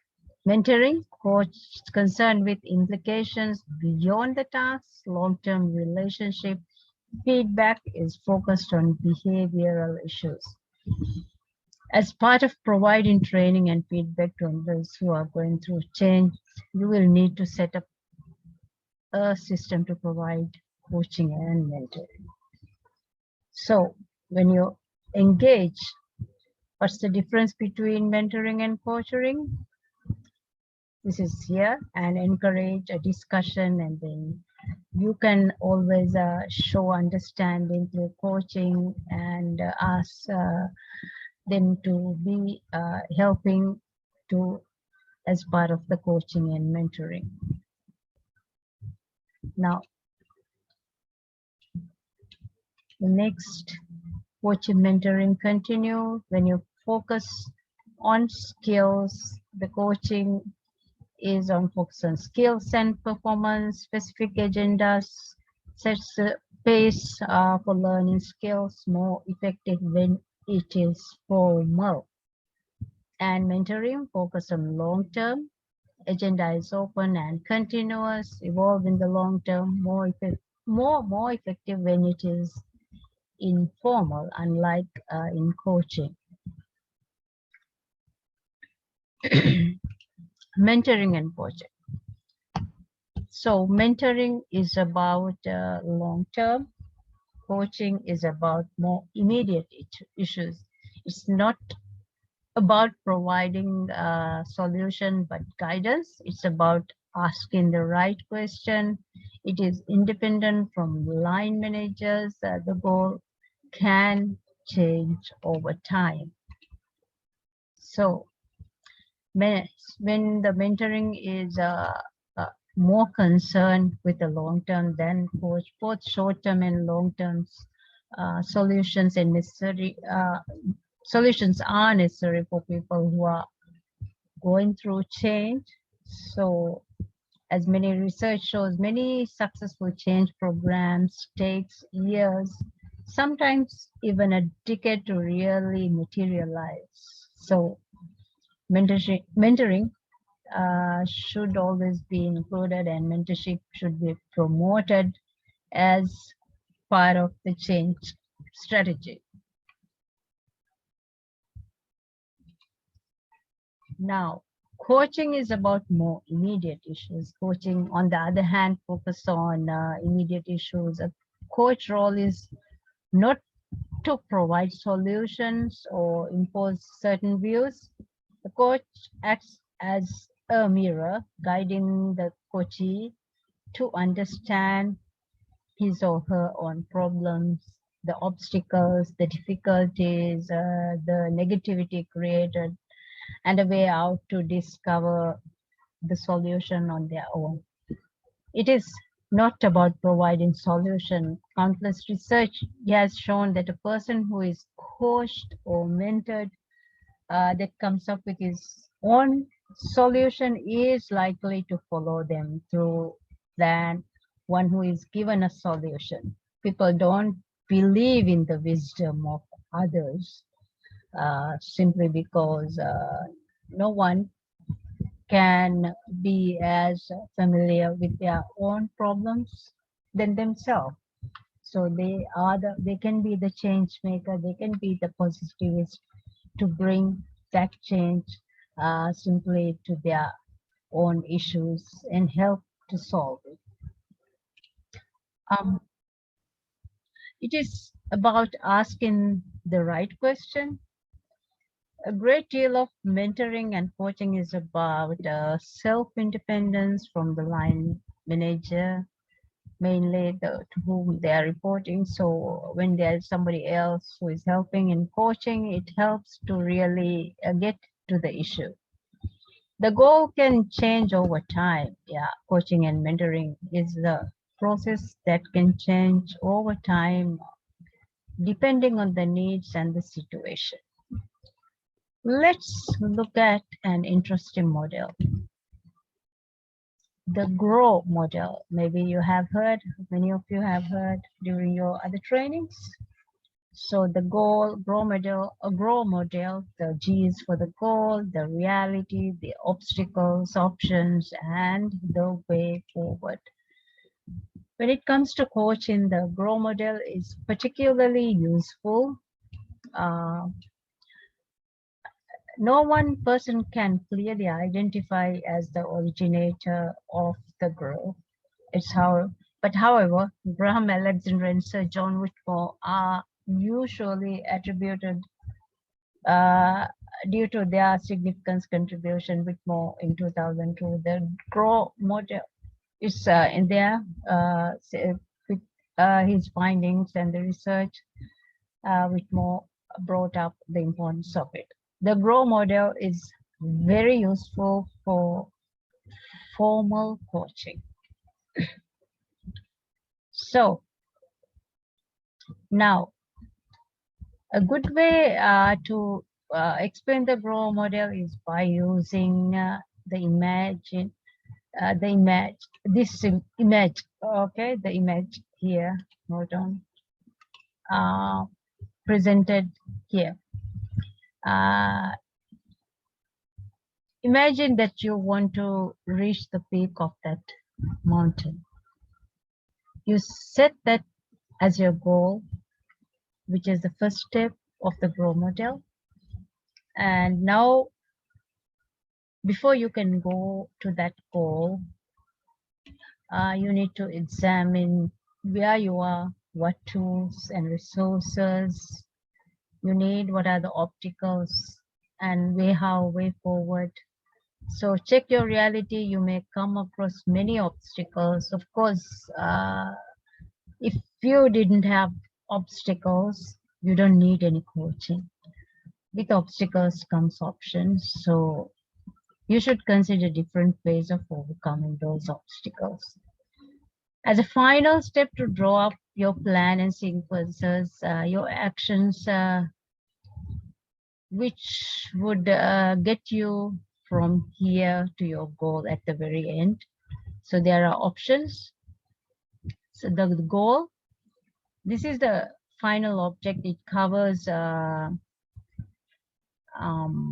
both short-term and long-term goals. The goal must be clearly defined so that the client knows when the goal is achieved. The reality, this is the current situation, indicates how far the client is from the goal. That's the reality. The reality also shows the path taken so far, where the person is now, and where you have been and where you are. So there's a lot more to be done. So with the obstacles, there must be some obstacle for sure. If you have a goal, the obstacle that has prevented the client from achieving the goal, otherwise the goal would have been achieved by now without any obstacles. So options are there. One obstacle have identified a number of options or alterations or alternate strategies that are needed for the client, so the obstacles can be avoided or be dealt with. This leads to progress. So you need to deal with the obstacles. So what's the way forward? The identification of all the obstacles, and then the identified options need to be converted into action steps which will guide the client to their target goal. This is also classified as way forward, when, whom, and will. So who should be a coach or a mentor? Who should be, and why should they? The most ideal coaches or mentors are the ones who are not directly involved in tasking the employees on a daily basis. This helps to remove any suspicion on the coach's part that the guidance given is biased and the person wants to get more out of them. So make sure that the coachee is happy with the coaching and then they don't feel biased. So in addition, it is easier for coachee to voice his concern even if they are related to the way he is managed. The same principle applies to coaching and mentoring for change. The most ideal employee candidate to coach and mentor are those who are highly motivated and highly skilled. The Q2 quadrants of the skill wheel matrix. Go through Q2. Go back. Okay. Feel skilled. So go back there, have a look, and come here. So they believe in the change and are resourceful to support others in the following. So in following through, you need to have that and keep going forward. So what's the achievement? The achievement is you to have learned something out of the whole session. You will be getting a lot of work to do after it. I hope you all have listened well. So you need to evaluate on how write about it, know what you have applied. Okay, so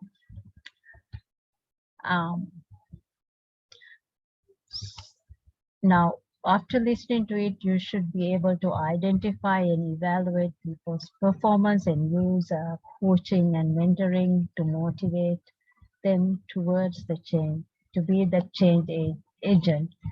And use the skill metrics and take the advantage on how to plan and coach and mentor techniques. So next, let's look at what we can do next.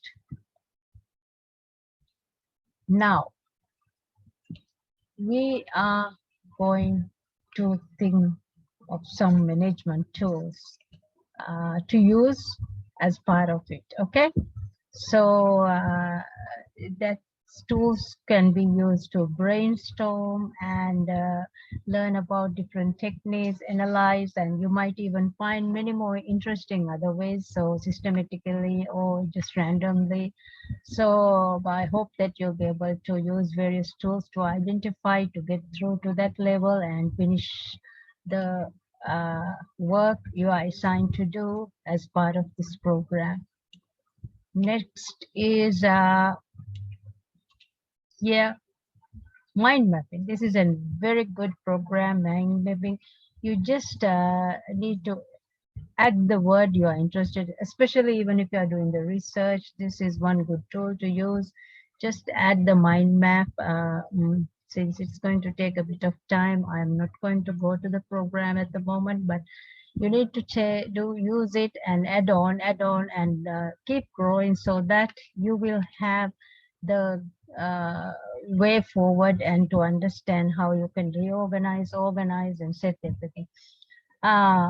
Mind map was developed, they were developed by Tony Buzan in 1960, long time back, and still it's of immense use. Mind map helps to visualize the concepts very clearly and makes it easier to generate the association between the areas, the variables you have found, and then see the changes or how you could go about it. These are known to work very similar to the way our brains work, and with the advent of modern mind mapping now, this tool has become incredibly useful for many around, especially those with an interest with researching and finding out and change management. This is one good tool to use. So we are going to give, I'm going to include an activity on this, and you are going to, let's see how it could be arranged. I don't know how much you are going to go, so you're going to get into group of uh, few members and carry on those activities. Okay. Now, another one is the flip charts, which you can use on how familiar you all are, and then use flip charts if you are doing it together and get the best result. Demonstrate, just create maps on your own. Use even tags all the way through, yellow sticky notes, and then carry on with that. That sticky notes should be at hand all the time so that you will be able to, put it on it. So it's another way. Creating mind map. Mind map is very simple. You don't have to have a program. You can just do it. Have the central idea, as in this case, change management, and put on the idea and keep working. The best way to make mind map is to use still the software, because you can the limitation, there's no limitation. You can add on and add on, and it's so interesting to play around with it. So, but still on paper, if you start in the middle, you need to get a huge, maybe you can use a wall and carry on. And in addition, you can quickly rearrange, try to have these notes, sticky notes, so that you can move around as well. This can be significantly affected the quality of mapping. Perhaps one of the strongest reasons why mind map did not take as much initially until much later, when computers became so famous, and without, we can't live without, and its advanced mind map software emerged, so it's easier. So there's other tools, like other ways like fish scale and things. So I will give it to you to just do it. And if you get the chance to do it, you can be in group of 2 3, do mapping, and 3 of you can share the same thing and put in your work as one piece. So if it is part of it, the time allocation, you can do like that. And each group can consider how the success, and 3 can work together to do it. So basically, as this technique working is introduced by Warfield et al. In 75, helps you to generate ideas systematically. So techniques involve few people, and you add 3 ideas, 6 people, but normally you can have 5 or 6, even 4, but 3 ideas, and think about them 5 minutes at a time. And it's basically started with 635, and it says name comes as 635 technique. So group of 6, they generate ideas, 3 ideas, and write down all these 3 ideas, and think it for 5 minutes and write it down. Okay. So you're going to, when you have the time to do this exercise, you would probably do this. If not, you will not be asked, but it depends on how you are and how many are there in the group. So you'll sit down, the table provided sheet will be there, and write 3 issues as there, and use 5 minutes, and you're going to allocate that 5 minutes, and to you at the end, there's no more than 5 minutes, okay, to pass the sheet, and then you do it and continue the process until everyone receives the original sheet. So get the all sheets, get everyone together, and then go through the ideas to brainstorm if required. And you can do the similar at workplace all the time. Then is the one interesting one, the force field analysis is familiar with. We will just I will just keep it here to for you to understand it. This was developed by Kurt Lewis in 40s. It's a simple yet powerful model which is specifically applicable to change management. The idea is that in order to bring change, you must first understand the pressure, the tension, the burning tensions there that are maintained in the status quo. Only then you can go ahead to initiate change and persuade the others. Okay, so this is how you use it. Use a brainstorming session to create list of stakeholders that are likely to be affected as a result of change. Divide list into and as a driving force and the resisting force. Identify the drivers and conditions that are resistant and have time on the list. You can, if you have time, think of neutral and don't contribute either way. So put them on separate lists for the time being and change, and you may find useful to consider again as you go. We will give you, the instructions will be given to you clearly on how to go about. Now, look at this. Breadth versus depth metrics. Are you familiar with breadth versus depth metrics? Often this technique is helpful to use in analysis that effect of change of various areas of the organization and also to assess its effect on various aspects of human behavior. You consider the changes that need to be implemented and place them into 4 quadrants based on 2-dimension breadth of change and depth. So breadth of change refers to the extent that the change is applied across the organization. You can use quantification such as the percentage department effect to calculate the breadth of change. Example, you could say 40% are affected or 35 are affected. The breadth low change focus on one area, project or department. High breadth high change across broader effect many system and area. And depth of change refers to extension that planned changes affect the way things are done in organization. And depth low, people can handle the change with minor adaptations. And depth high plan change moves people away from the range of stability that can be out from their comfort zone. So once you have placed the changes in the quadrant based on the breadth and depth of change, you can use the analysis. Okay. For each case, you need to do some exercises. So I will be adding all those to it, and let's see the next and see how to what we can do to be for you to be the agent of the change, and see how you can work out in your institution to accept change and be that person as the change agent.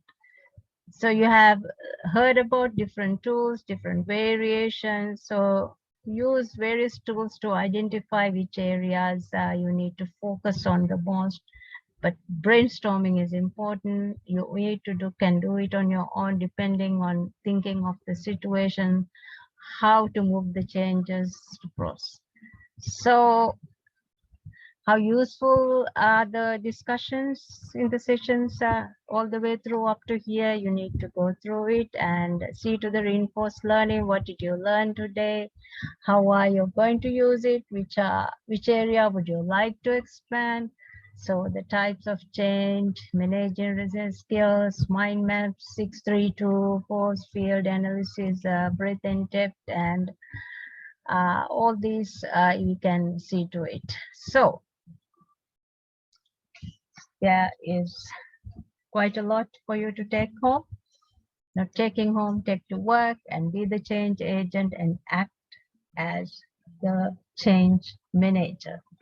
And you need to really go through everything clearly.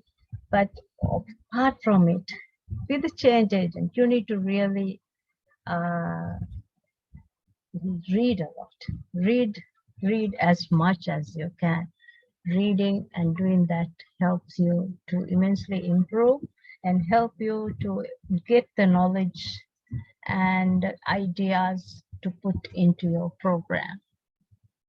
Now, when you look at the whole thing, you see that these speeches makes a difference for me. Definitely, when I read through, it helps. So whatever you have at your hand, what interests, keep reading.